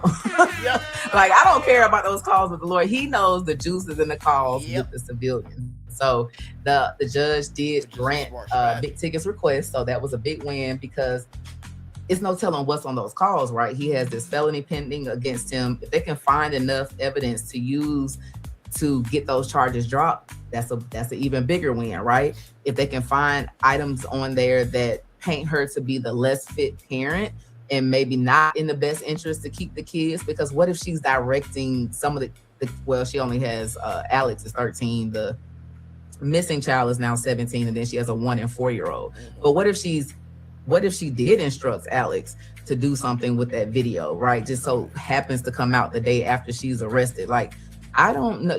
That's not in the best interest of a child to be with a parent that would involve them in that type of thing, right? So they're digging for everything. And if they find anything on those calls worth being involved in the hearing that can help, best believe I'm gonna hear about it next week in court. Okay, so the judge, so basically what they're gonna do is Alicia's attorneys are gonna provide phone numbers that basically coincide with all of her attorneys, any pastor she's spoken to, or any therapist. Anyway, any privileged calls that need to be kept out, they're going to supply those numbers to Big Tigger's attorney. He's going to draft an order to tell Hart County to produce all calls except to these numbers. And if I heard correctly, that was supposed to be done by close of business today, and the order is going to be that Hart County has to turn those over by this Friday. Okay, so Big Tigger will have those jail calls by the end of the week, and you best believe this weekend that's all they're going to be doing is just walking around sitting listening to the jail phone calls, because I just don't see how any tea isn't on there, right? She's talking about everything on those calls, because when you're locked up, it's desperate times. So you're calling people, like Jersey Girl Trey says, whoa, and shout out, I don't even know what jewels are, but thank you. I gotta go look it up. She just sent 100 jewels, so shout out, sis. Thank you so much for that. I really appreciate all your support. She always shares. If I post anywhere about the lives, Twitter, anything, you always share them, and you're always here if you can be. So thank you so much. I greatly appreciate your support. Yeah, so like, what is she talking about on these calls? It's got to be some stuff that's good there for him to use. So this is a major, major win. Beautifully Made 13 says, wow, this is a lot. Thank you for explaining this information. You're so welcome. And then also check out the last live. I didn't even know it was going to be 4.5 hours. But it's that much going on, and we had all the warrants, all the court documents, and went over everything. So check out that, and I did break it up so you can see the videos as well. But yeah, so Tigger's winning right now, right? He still has his felony pending, but today was a win. He got the jail phone calls. Like I say, next week is going to be the TPO hearing that Alicia filed. She filed for this TPO, and it actually was granted in an ex parte fashion, and it actually awarded her the marital home and the child and ordered Tigger to stay away. But once she got arrested, the judge had to amend that because it couldn't be the case, because the child had to be placed somewhere. Because once she got arrested, the kids were taken and placed in foster care, but they really were just placed with her mom.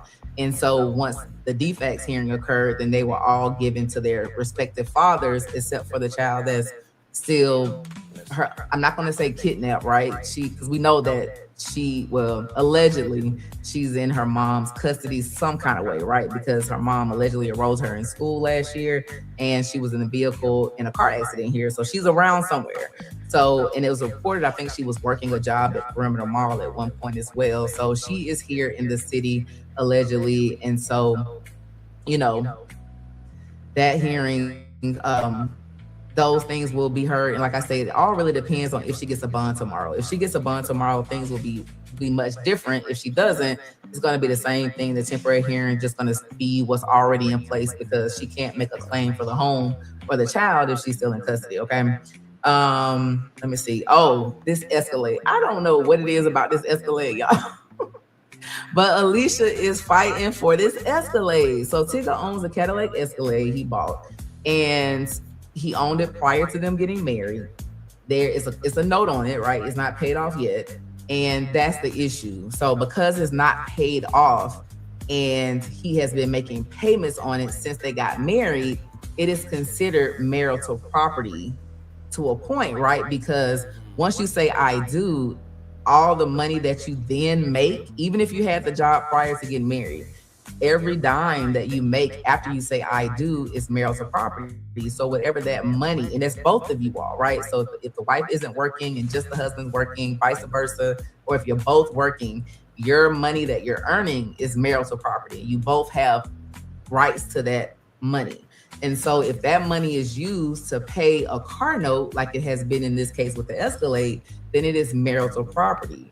However, she owns 2 vehicles as well. I believe she owns a Range Rover and a G-Wagon. It was in the documents. I ain't stalking. But she has the same made car note payments with marital property money she's earned since they've been married. So it's up for grabs for both. And so that was Tigger's attorney's point. She jumps up and she's like, well, hey, look, what's good for the goose is good for the gander, because if you're going to fight over this Escalade, then we're going to fight over your 2 vehicles as well. So let it go. And so she makes a big deal and actually argues, Alicia's attorney is speaking for her, but says that this is the car she uses to transport the kids. It's like, no, this is this man's car. He purchased this car and you're just messing with him. And so it's just crazy to see her in custody in all blues at this table, fighting over something so trivial when you're locked up in custody. Like, you may not get a bond tomorrow. Correct. And that you kidnapped your child. And you're not letting the dad know where the child is. That, you got bigger issues here. And some supposedly smart man or woman said, well, if it's in my house, I'm seeing it. Oh, okay. Well, you see how that worked out for Alicia Brown. That was, by the way, that was really smart logic saying that on your YouTube channel. Just brilliant. Just fucking brilliant. Said no one ever. Let's continue. And then you would be in jail for almost a month when it gets to the end of the week. That's, I was just blown away. I'm like, what is it about this Escalade? It just really seems to be the one thing that she's messing with him about. I have no clue. Let's see a question. Chicken Chow Mein 77 says, totally random thought, but the Fit Laurier ATL looks just like a chocolate Katie Halper. I don't even know who Katie Halper. I'm gonna have to pull her up and see. I hope that's a compliment, okay? Because I don't know what she looks like. Kia Elder 305 say, I will forever know what ex parte means. Yes. Facts. If you tune in to the YSL trial, you will never forget what ex parte means. Okay. But yeah, so it was a sticking point. So the judge says, we'll deal with that at the temporary hearing if you all can't work that out. And the judge kept saying, if you all can't work that out, over and over, because in every family case, no judge wants to be the person to make the final decision. These judges don't know you outside of the hour and a half you spend in front of them for your court hearings. So they don't want to be the person to determine what happens to your kids, what happens to all of your life.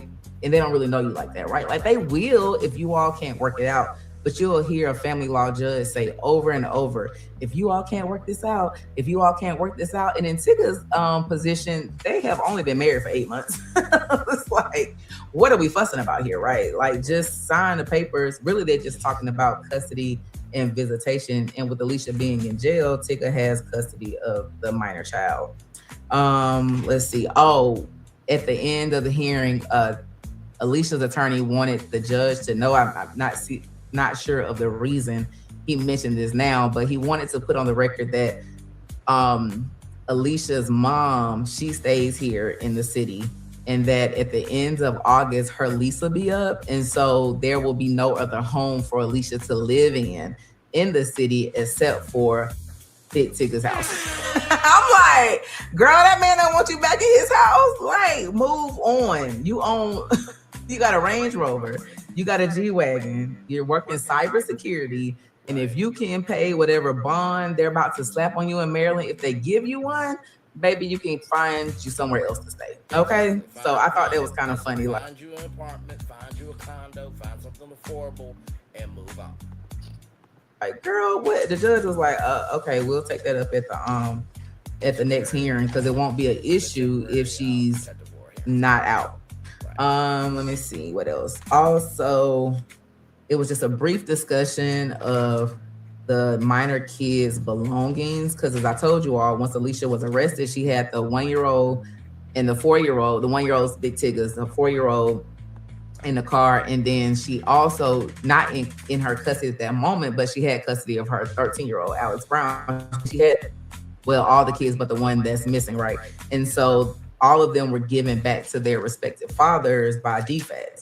And so they need their stuff. And so that was kind of a brief discussion of how is that going to happen. And the judge is basically like, if the dads want their stuff, they can pay for shipping to get it. they don't want it, then they can buy all new stuff for their kids. And mom, you'll pay for the shipping to get it. Like, it wasn't a big issue. It wasn't they were sitting there. They didn't even stand up to argue that point. Let me see. Yeah, that's it. So her bond hearing is tomorrow at 1 p.m. I'm not gonna go live to tell you all if she got a bond or not. I'll just make a post and let you know if she's granted a bond. If she is granted a bond, the hearing next week is gonna be something, because the judge will have to make a decision. Does she get her 1-year-old child back, or does the child stay with Tigger? That's going to be the decision if she gets a bond tomorrow. If she doesn't get a bond, it's no brainer. The child stays with Tigger and it's a non-issue. But him getting those jail phone calls just made it be the key that he needs to get his criminal case dismissed so he can get back on air, because he's taking a leave so that he can deal with all of this, right? Because this is crazy. All right, let's see. Yeah, I agree. My 4 girls 363 says no child, no bond. I agree. We don't even know where this child is. So if you want to get a bond to get out, you tell us where this child is and give her back to her dad. Like, great point. And if I was gonna give her a bond, yeah, that needs to be what the arrangement is. Other People's Drama says it's always crazy to me when people wait until and get married at their big age and still marry someone crazy. That's what I said.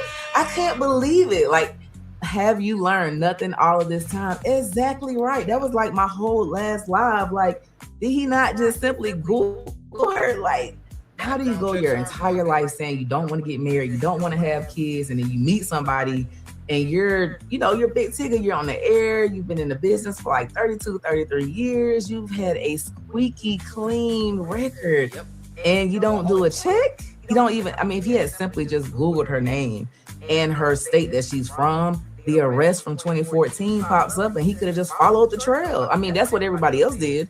As soon as she posted the video, people started digging. Tasha K, I think she had an expose probably the night that the girl posted the video with the baby daddy from the kidnapped girl. Like, it wasn't hard to find. So it's really interesting to see how that's going to play out. Let's see. Do I think they would give her a bond? No. Honestly, don't. But it's kind of like, right, no. I'm trying to see, like, what rationale. Like, I don't know. The Ayala factors apply to a bond. Here in Georgia, that's what we use, right? I can imagine it's the same everywhere. Are you a flight risk? I think so. You've been gone and you absconded from the state with the child when she was in the legal custody of her father. So I think you fail there. Are you a likelihood to reoffend or commit a felony while on bond? Yes. Unless we have this child, remember, the kidnapping is very, so I don't know the word I'm looking for. It's bigger than the kidnapping, right? Other charges could possibly come, I don't know, right? But in order for her to enroll this child under an alias, allegedly, would mean that the child would need a birth certificate. I don't have kids, but I kind of asked some educators, you need a birth certificate. And if the child had a job, she would have to have a social security number. So I know Alicia works in cybersecurity. So did you create an entire new person? Like, this child has a whole alias. And then if you did that, like, what else would you do? Like, if she does get one, she'd be on a ankle monitor, house arrest, we'll see. So bond hearings tomorrow at 1. We should know by the end of the day whatever order should be uploaded to the system. So just subscribe to the channel. When I post a community update, you'll get an alert and see, because you'll know if she gets a bond, next week is going to be off the chain. If she doesn't get a bond, next week things will pretty much stay the same. So just stay tuned to check that out. No, so Jersey Girl Trey, just to confirm, she's in Georgia custody. She was. So originally she was arrested in Hart County. And at the time of her arrest, she was arrested on the kidnapping warrant out of Maryland, and she was arrested on the warrant that I can't find because it was dismissed in less than 24 hours, but they had taken out a warrant in Georgia for interference of custody for Tigger's minor child. And she sat in Hart County, but that warrant was dismissed immediately. Issued in error is what I've been told, but I don't know. seems suspect. But she said in the Hart County Jail awaiting extradition back to Maryland, which I believe you say down the street from the court that she's going to. So I don't know if you're going to court tomorrow, one or not, Jersey Girl. Trey, text me if you are. We can bring you up live and you can tell us how. Now I will get on live for that. But so then she was extradited to Maryland on July 24th. So she sat in Hart County from July 6th until the 24th. And now she's in Maryland, and because it's their case, it's their charges. So Hart County is just where she was arrested. Because once you get a felony warrant, you can be arrested anywhere. If you travel out of the country, when you fly back in, they will arrest you in customs. I've had a client come to the jail, and he came out in first appearance. He had a suit on, and I was like, "Where are you coming from?" And he's like, "I just landed from Japan," and they told me I had a warrant. He had missed court, so it wasn't a nice welcome home, but yes, they will. Yeah, that's what I feel. I feel she's a flight risk for sure. So we'll see if she actually gets a bond. Now, this is the question of the day. Velveeta 1095 says, was Tigger aware of the oldest child living in Georgia? If not, did Alicia? By the way, Velveeta, hang on. Let me zoom on over here. Hang on.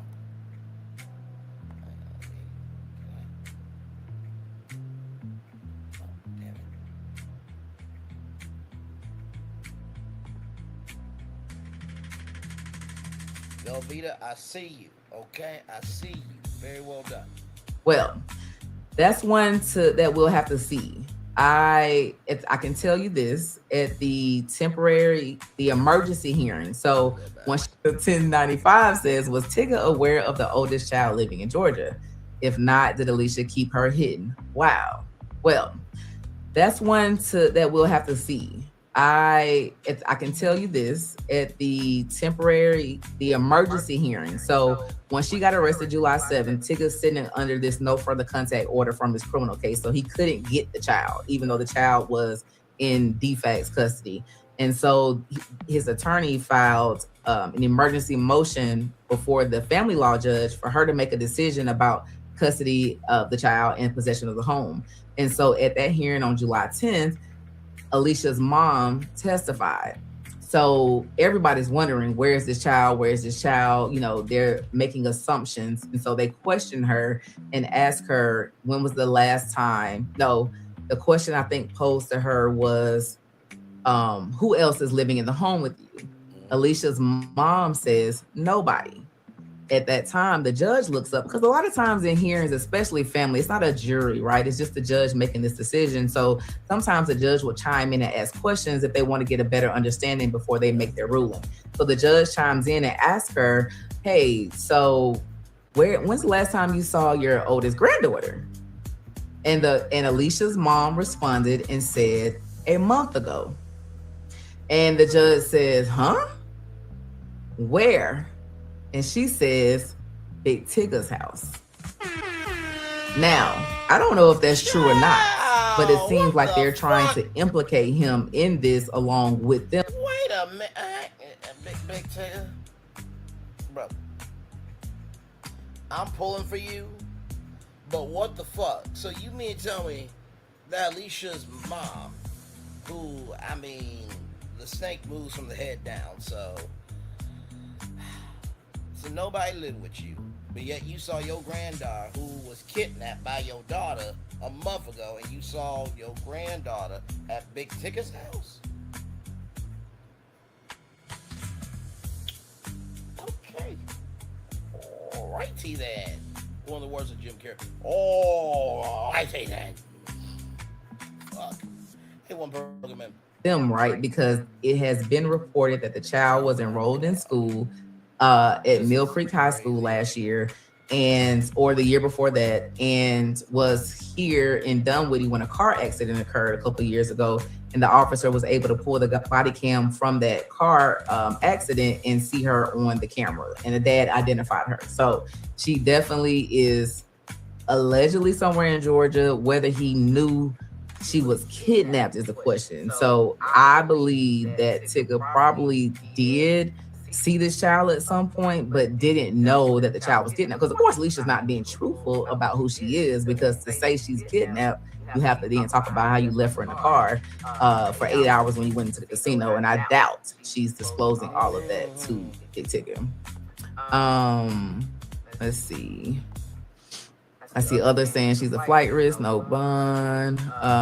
Jersey Girl Trey says, dang, what time? It's at 1 p.m. tomorrow. 1 p.m. Yes, Kia Elder 305 says she's had to have a social security number to work. No way around that, right? She's probably going to have bigger problems than ticket. That's what I think, right? Because the arrest, when you get arrested, the officer has come to the scene, invested a crime, and they're charging you with like the major thing that they know right then. But once you get arrested, and if it's a felony, your case is at some point goes to the DA's office, or if it's a misdemeanor to the solicitor, they're the lawyers. Cops aren't lawyers, right? It takes a high school diploma, GED to be an officer. Not downing them, but I'm saying they haven't gone to law school, right? So they don't necessarily understand the law. Sometimes I see cops charge battery when it should be assault, or I see them charge, the opposite, or sometimes they'll charge one thing, but really it could be a felony. So once you get the case to the DA's office, they actually look and charge you with everything that your facts can fit. So that's how people get arrested. They'll call, they're like, oh, I got. If the facts fit, guess what? You're guilty. But the facts doesn't fit, you must acquit. Okay, listen, shout out to Johnny Cochran. I got one charge, and then I look up the case and I'm saying, oh, well, you've been indicted and they charged you with 6 counts. 6 counts? How do you charge me with 6 counts? I just got arrested for 1 charge. Because the officer is not an attorney. When the attorney's office gets, they read the police report and they're like, oh, the cop missed that. Oh, he missed that. Oh, this also fits that. And a lot of times they charge in the alternative. They'll charge battery and simple battery just in case they prove that the injuries didn't exist or didn't come from you, but you still touched the person. Then they can, they'll go with the lesser included. So you see that a lot. You see DUI per se and DUI less safe. Just in case the blood test gets thrown out, we still got DUI with the circumstantial evidence. So we shall see. It just all depends on what the DA's office does, because I definitely see more charges just from reading the warrant. Because yes, she had to have all of these things. The child has a whole alias. She has a fake birth certificate. That's fraud. Those are other charges. So we shall just see. Workman. Okay, let me try to read it over here. Workman's not. I'm so sorry. Be ashamed. Did I say that right? I think so. It blurs together sometimes with the letters, so I'm sorry if I messed that up. Did they find the missing daughter? No. So has she been reunited with her father? No. Do they know of her whereabouts? They not today, but they kind of know the area that she's in, so I'm sure they're still searching, but no. And that's somebody else's point. I would make that a condition of bond. If you're going to be released, we need to know where the child is, or she can go back with her father, and then you're going to be on house arrest, or ankle monitor, something like that. Let's see, any other questions? Yeah, Beautifully Made 13 says, what? You think this is a what? You should watch the last live, girl. It was like, what? She got arrested. 3 weeks later, they got married. 90 days later, he filed for divorce and dismissed it. Then they're back again so yeah, it's been a lot in their case. Velvita 1095 says, that's key. Big Tigger may not have known she was kidnapped. He is learning an expensive lesson. Yeah. Yes, to always do a background check. Yes, and maybe not meet people the way he met her. Can't disclose. Beautifully Made 13 sends 10 jewels. Thank you, and a thumbs up. Thank you so much. I greatly appreciate that. I gotta research these jewels and see what they mean, but I greatly. So the jewels are for like vertical live. So anytime that you get like jewels, it'll show up here now. There is a new update with StreamYard where jewels will show up in your stream. So anytime there's anything new, it'll be, when you go into StreamYard, it'll be a whole notification pop up in front of you before you get to your studio. Hey, one person, welcome in. Glad to have you here. Just finishing up with the Fit Lawyer ATL, giving us a huge update on Alicia Brown. Phone calls are going to be released. Phone calls from prison. I'm weighing on you, okay? We're going to be having watch parties. I did do a lot of watch parties with the Nesto calls, but oh buddy, I was there for some of them. Okay, listen, it was a big deal. Okay, listen. But anyway, let's roll on here. We're almost done. We appreciate it. It's hard, so it's special. So thank you so much. And I appreciate your support. Velveeta 1095 says, I saw a post that the first Alicia eldest daughter was working, but quit once the news got out about her mom. Okay, possibly. I know they said that she was working, I believe, at Smoothie King. So that could be it, right? So they definitely, this is not a kidnap situation. She's lost, we can't find. It's not that. It is, she is being kept away from her father, who the courts awarded custody to once they removed custody from Alicia. And this happened in 2019. So this man has been looking for his daughter since 2019. And not to mention, too, within this case, and like I said, I'm not a lawyer. She is, though. But just utilizing my brain here. With this, right, I would also, with the bond, right, that you have to tell where your child is, but also too, they can bring up the fact that he won custody, and that has to be enforced, right? So getting that phone revealed your ass, right? So listen, moving on. Okay, I'll email you. I'll send you the docket once I end the show so you can see which one it is. Yes, just Shorty P says this story gets wilder each week. Yeah, that's the only reason I'm covering it. Like when I first started looking into it, I'm thinking it's just, he got arrested for this one case and that's it. But once I dug and saw all of this, I'm like, oh yeah, we got to follow this one to the end. Kia Elder 305 says, like Ernest Williams, he got more charges once he was already in custody. He's been in jail going on 4 years because of it. Yes, Charlie Strawberry's ex. I think Miss Sylvia covered that one. I just couldn't keep up, but it was like he had been in custody for like a year or something, and they added new charges, and it almost felt like he had resolved a case, and then other charges came. I don't know. They can always, within that statute of limitations period, add new charges. Yes, this is Jersey Girl. Trey says her father tried to warn Big Tigger. That's what he says. He said he reached out to Big Tigger. He was trying to warn him, trying to give him a heads up. He said he did this with every guy that she would date after. And not to mention too, there was a guy that said that she was stinking, right? Didn't want to have sex with her. And then there was another guy that apparently she fell to the ground on her own in a hotel lobby. Sounds like Alicia Brown when she fell to the ground on her own in the Big Tigger's house, in their house, right? So, just saying. Because he's looking for his child. So he's just like, hey, have you seen my child? I'm just trying to get my child. And he said Tigger blocked him. He reached out to Tigger's people. They blocked him. But you got to think at the same time that he's reaching out, Alicia, the woman he's in love with, the woman he has a child by, she's saying, this is happening. Like, these are bad people. He's just, she's acting, she's telling a different story. She's not being honest. So he wasn't listening to her. Too bad, because they definitely were trying to warn him. Velveeta 1095 says, I wonder if Big Tigger found out about the daughter and this was a catalyst for the argument and why he submitted his first divorce.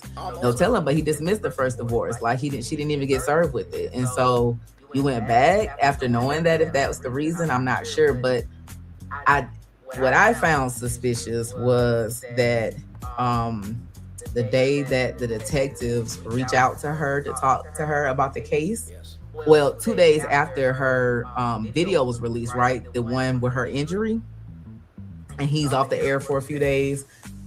During that time, that's when someone gave an anonymous tip to the officers in Maryland that, hey, the child's here under this alias, was enrolled in this school. Oh, wow. And used his email address. It was some very specific shit.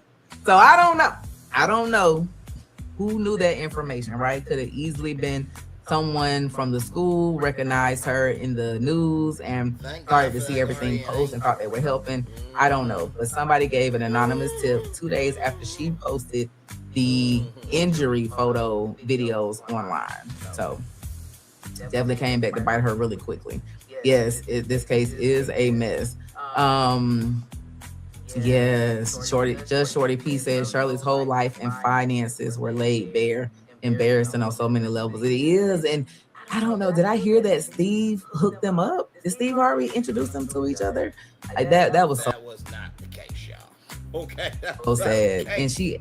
And she appeared not to know anything that was going on, and he was just taking advantage of like all the people in her circle. It's a very sad case. So you definitely have to do your research, right? You can just get a PI.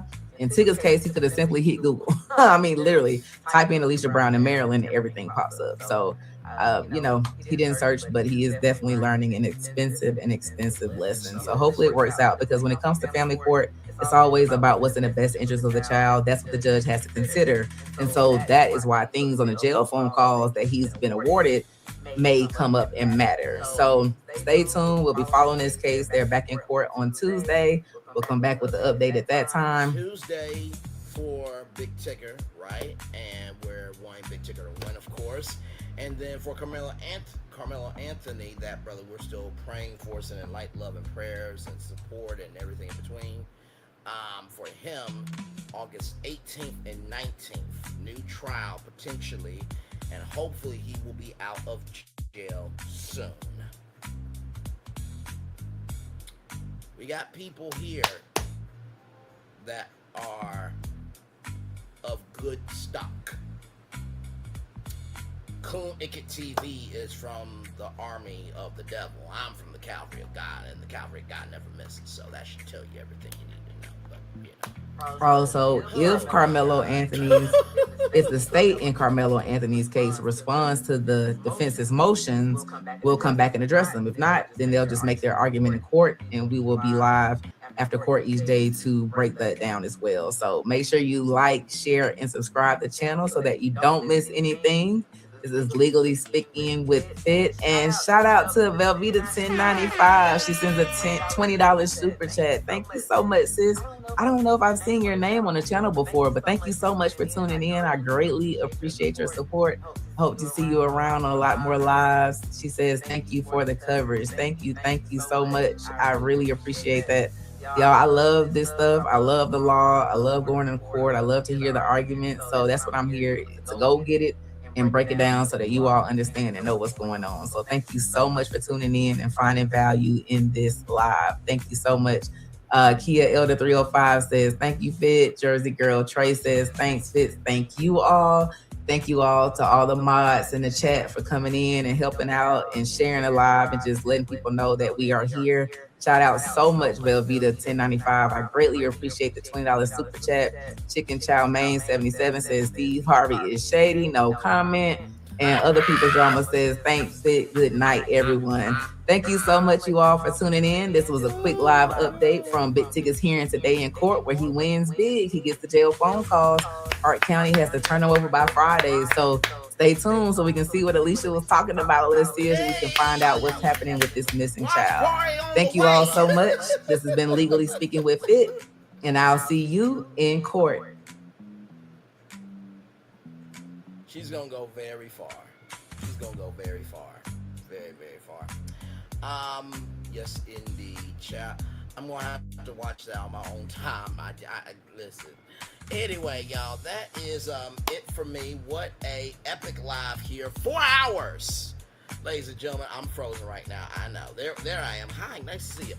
4 straight hours of content. We talked about Don Lemon and Janetta Bradley and breaking her story down this evening. Also, too, you got to hear Braylon Lee on the Don Lemon Show. Everybody, yes, indeed. Braylon was on the Don Lemon Show. Braylon Lee was on the Don Lemon Show. Braylon Lee was on the Don Lemon Show. See, there's a lot of content creators out here that the only reason why they're successful because they have free time. Just because you have free time doesn't mean that you're about your assignment full time. Oh, that was good. Just because you have free time doesn't mean that you're about your assignment full time. Just because you have free time doesn't mean that you're about your assignment full time. Just because you have free time doesn't mean you're about your assignment full time. Clock that T. All righty. Let's see here. How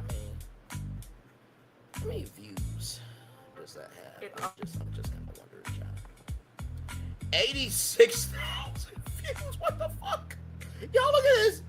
86,000. Look at this. 86,000 views. Your boy, your man, your friend and family member, Barbara Vale, that's got 86,000 views right there. Okay? All right. Yes, indeed. That's what we're doing over here. Anyway, let's go ahead and do the game over and then head on out of here reach out. I'm off tomorrow on Thursday, unless there's something in the culture that needs to be talked about, or if I find something I want to talk about. Then Friday, of course, 11 a.m., 6 p.m., 2 new shows for you all. And then, of course, Saturday, we are going to be reviewing Cheat Hap. Put a ring on Cheat Hap. And then Sunday, everybody, Sunday is our last review of Heart and Hustle Houston. That same in that same night on Sunday will be part 1 of the Real Housewives of Atlanta reunion. Monday is my birthday. 32 years upon the earth. We'll have a huge birthday celebration over here, and hopefully I'll be able to give me somebody for some tequila. I've been wanting to try that for a good while. Give me a huge birthday meal and everything in between as well. So and not to mention too, of course, it's birthday week for me, so I'm gonna be celebrating my birthday all week long, okay? But yes, indeed, y'all, what an epic live tonight. Like I said, thank you to Don Lemon and his team, and like I said, yes, Don Lemon did do the interview for Manuel. I'm not so much mad at Don Lemon. I am pissed off at Daniel, though. And Funky Dineva needs to drag Daniel through there, okay? Disrespectfully, all right? So let's get to the table there, everybody, and then we're out of here. Many of life's failures are people who did not realize how close they were to success when they gave up. Thomas Edison, very well said, good stuff. It's time for the Day Motivator, for Wednesday, August 5th, 2026. Steady effort. Steady progress is the result of steady effort. The more reliable your actions, the more reliable will be the results. A pace that's too fast is not sustainable. You're likely to end up stopping often and then having to restart again. A pace that's too slow can cause you and those you work with to lose interest. As a result, the job may never get done. Seek instead to build a steady momentum. Once that's established, commit to maintain it. Feel the satisfaction of taking one step and then another. The words of Mary, I put one foot in front of the other. I'm walking, I keep on walking. Said I'm walking, yeah. Notice that even modest progress adds up quickly when you do what's necessary to steadily keep it going. Through steady effort, may not be glamorous. Ooh, the flousy. It is effective as well as tolerable and sustainable. Continue with that steady effort, and before long, you'll achieve what you set out to do. Ralph Mozo, let's talk about it, right? Steady effort. You know, I believe that sometimes the biggest experience we go through, right, have the most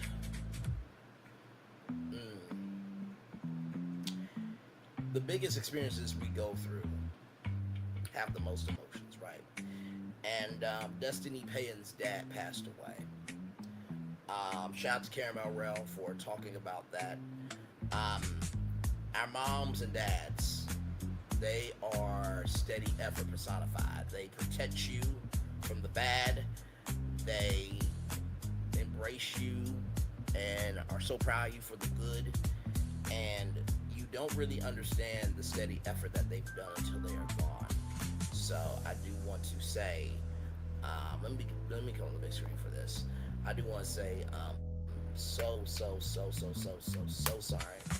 to Destiny Payton and her friends and her family and her supporters and everybody in between. And listen, I know, I did what I did, okay? Listen, but she is a public figure, okay? I stuck to the show. I covered social media when it needed to be, but I never doxed her. I never done this, that, and the third. But y'all, at the beginning, middle, end of the day, her dad passed away. Is she still a human being? And when I used to watch that show, her dad really seemed like a good man. And so I hope that Destiny knows that his steady effort is never lost within her. And the best way you can honor your dad is by keeping living. And there is a prayer called the alphabet prayer. God rearranged the letters of the alphabet to make out exactly what I need to say to you. And as you all know, I may talk about you. I'm not just gonna talk about you, just go off about you. I'm always gonna go off of truth.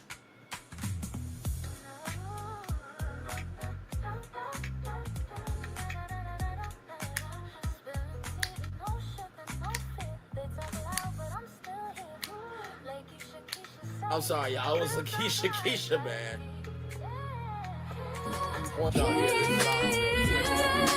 Spilling tea, no sugar, no fear. I'm still here, but I'm still here. Like Keisha, say it clear. Real talk, lives right here. Stretch words like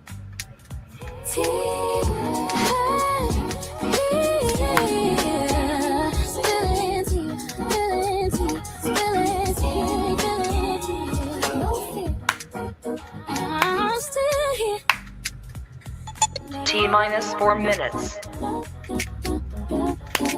I love this setup, man. Listen.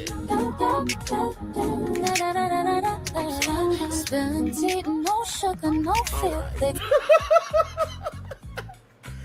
Oh, y'all can't even see it. My bad. I'll play it again. Hang on. Talk loud, but I'm still here. Like Keisha, say it clear. Real talk, lives right here. Spilling tea, no sugar, no fear. I'm still here, but I'm still here. Like Keisha, say it clear. Real talk, lives right here. Hello.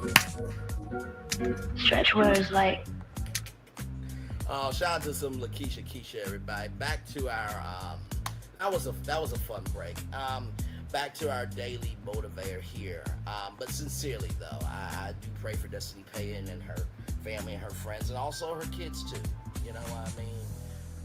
Because they lost their grandpa, and losing a grandpa is never easy, right? So, yes indeed. So moving along with this daily motivator, right? Seek instead to build a steady momentum. We have lost what it is to really care about not just the privilege again to know somebody, but the privilege of being able to learn. We are so quick to, child, can you just give me the study guide? We have failed at wanting to learn more. We have. And so what I will say to you all is that while you may not get right on the first, second, or third try, remember there were other people that didn't get it right on the first, second, or third try either. You know how many times it took Thomas Edison or who was it? Damn it! Give me a moment.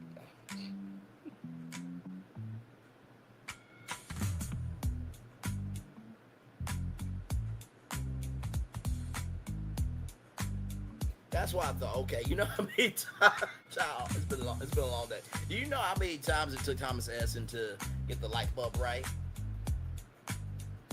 If it took that many times to get a light bulb right, you think you're going to get it right every time for your own life? No. And finally, everybody, continue with that steady effort. Before long, you'll achieve what you set out to do. And remember this, y'all, within that. Just because you didn't achieve it at the highest level at first, there's level 1, there's level 2, there's level 3, there's level 4.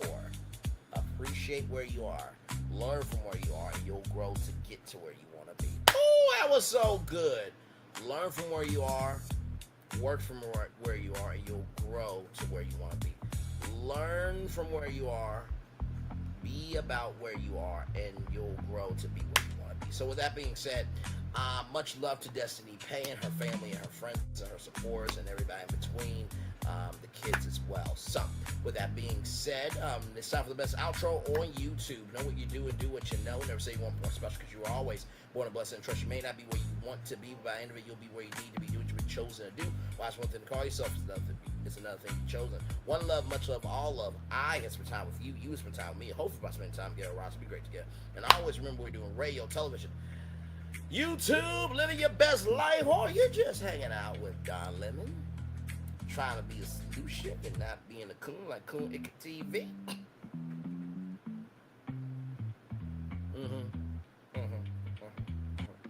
Because, see, I don't have anybody saying I'm a flip-flopper at all in my chat.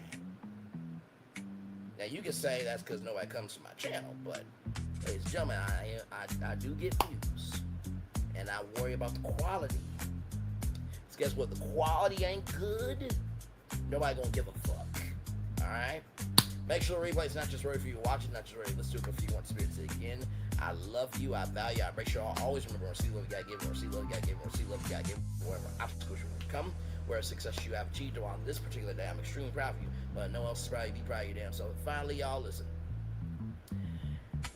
When people are trying to do the right thing, could you be more upset about the wrong thing that's being done than somebody trying to do the right thing? Good damn it. Shout out to Janine Bailey, right? I think that's her name. I'm sorry, y'all. It's been a long day. Yeah, Janine Brantley. Shout out to her. May God protect her, cover her, and show her all the love that she deserves. And Big Tigger, soon as this shit's over, be single for a while. Because you need a vacation after that piece of shit. I'm just saying. And I hope that the daughter is found safe, whole, and sound.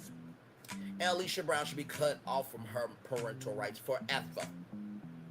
Not everybody deserves to be a mother. Not everybody deserves to be a father. Y'all fucking damn well know some people like that in your own life don't even look at me like that. It's about child. And I thought it mattered that kids matter. But apparently, if you stand up for a kid, you get maligned and this, that, and the third. And then people who, want to be on Alicia Brown's side, now they're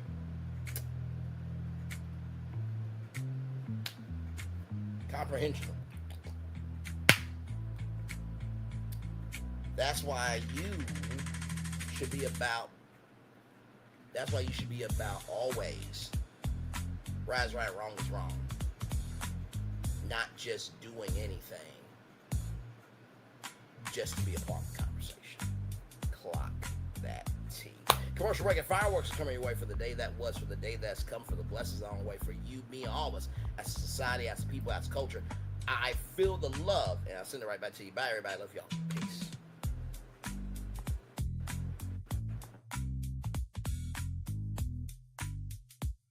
I thought I should tell you they've been talking about you. Yeah, they've been talking about you. They've been talking about the fact that they've done everything they could to stop you and everything they could to block you, but you still win. They've been talking about the fact that they have undermined your success and they have tried to sabotage your seasons, but you keep winning. They've been talking about the fact that even though they don't like each other, they get together to try to kill you, but you keep winning. They've been talking about the fact that you were voted least likely to succeed, but like cream, you keep rising to the top. They've been talking about how they tried to burn your world down, but like the Phoenix, you rose from the ashes. They've been talking about you. And you know what they say? Oh, she's just lucky. He's just lucky. But no, you ain't lucky. You're anointed. You got something on you. You got favor on you. You got power on you. You were born to win. Now they can call it luck, but it's grace. They can call it luck, but it's favor. But whatever they call it, it doesn't matter, because you know what God calls you? Do you know what God calls you? A winner. I thought I should tell you they've been talking about you. Yeah, they've been talking about you. They've been talking about the fact that they've done everything they could to stop you and everything they could to block you, but you still win. They've been talking about the fact that they have undermined your success and they have tried to sabotage your seasons, but you keep winning. They've been talking about the fact that even though they don't like each other, they get together to try to kill you, but you keep winning. They've been talking about the fact that you were voted least likely to succeed, but like cream, you keep rising to the top. They've been talking about how they tried to burn your world down, but like the Phoenix, you rose from the ashes. They've been talking about you, and you know what they say? Oh, she's just lucky. He's just lucky. But no, you ain't lucky. You're anointed. You got something on you. You got favor on you. You got power on you. You were born to win. Now they can call it luck, but it's grace. They can call it luck, but it's favor. But whatever they call it, it doesn't matter, because you know what God calls you? Do you know what God calls you? A winner. I thought I should tell you, they've been talking about you. Yeah, they've been talking about you. They've been talking about the fact that they've done everything they could to stop you and everything they could to block you, but you still win. They've been talking about the fact that they have undermined your success and they have tried to sabotage your seasons, but you keep winning. They've been talking about the fact that even though they don't like each other, they get together to try to kill you, but you keep winning. They've been talking about the fact that you were voted least likely to succeed, but like cream, you keep rising to the top. They've been talking about how they tried to burn your world down, but like the Phoenix, you rose from the ashes. They've been talking about you, and you know what they say? Oh, she's just lucky. He's just lucky. But no, you ain't lucky. You're anointed. You got something on you. You got favor on you. You got power on you. You were born to win. Now they can call it luck, but it's grace. They can call it luck, but it's favor. But whatever they call it, it doesn't matter, because you know what God calls you? Do you know what God calls you? A winner. Good evening. My name is Mark Woodbury. I'm the chairman and CEO of Universal Destinations and Experiences. Well, we're finally here. Tomorrow we begin a new chapter at Universal Orlando Resort as we open Epic Universe. We built this place for you. I want to thank you, our fans, for your love of our stories, characters, and immersive experiences that inspired this incredible place. Epic Universe represents over 8 years of meticulous planning, immense creativity, and innovation, combined with unmatched craftsmanship and operational excellence on the part of thousands of people who have brought to life the stories and characters that live beyond each of Epic's portals. But it represents so much more.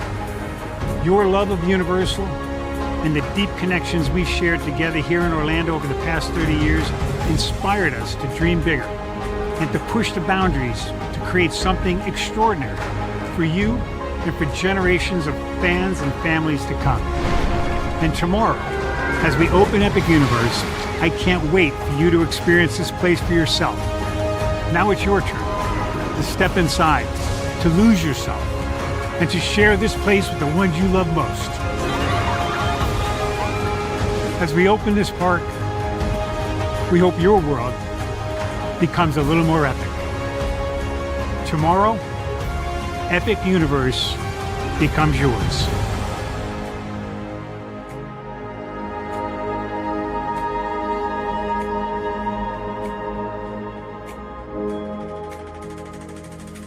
Are video games getting too expensive? This episode, we want to find some common ground because the CEOs want to raise the price even more. Not with these broken ass games. $5 million. That's how much San Andreas costs to make. Is it their fault for selling or our fault for buying? Corporations claim all this stuff. Devs say otherwise. Sports gamers, cozy gamers, whatever you call the people who play Power Wash Simulator. I think it stings a little bit more because I'm spending my actual money and my mom is not. Imagine they get rid of all movie theaters and then charge you the same price to watch the same movie at home. That's like every streaming service. Like It doesn't have to be the longest of games, but am I having fun with it? This is Lex. I'm Ronell. Let's get right into it.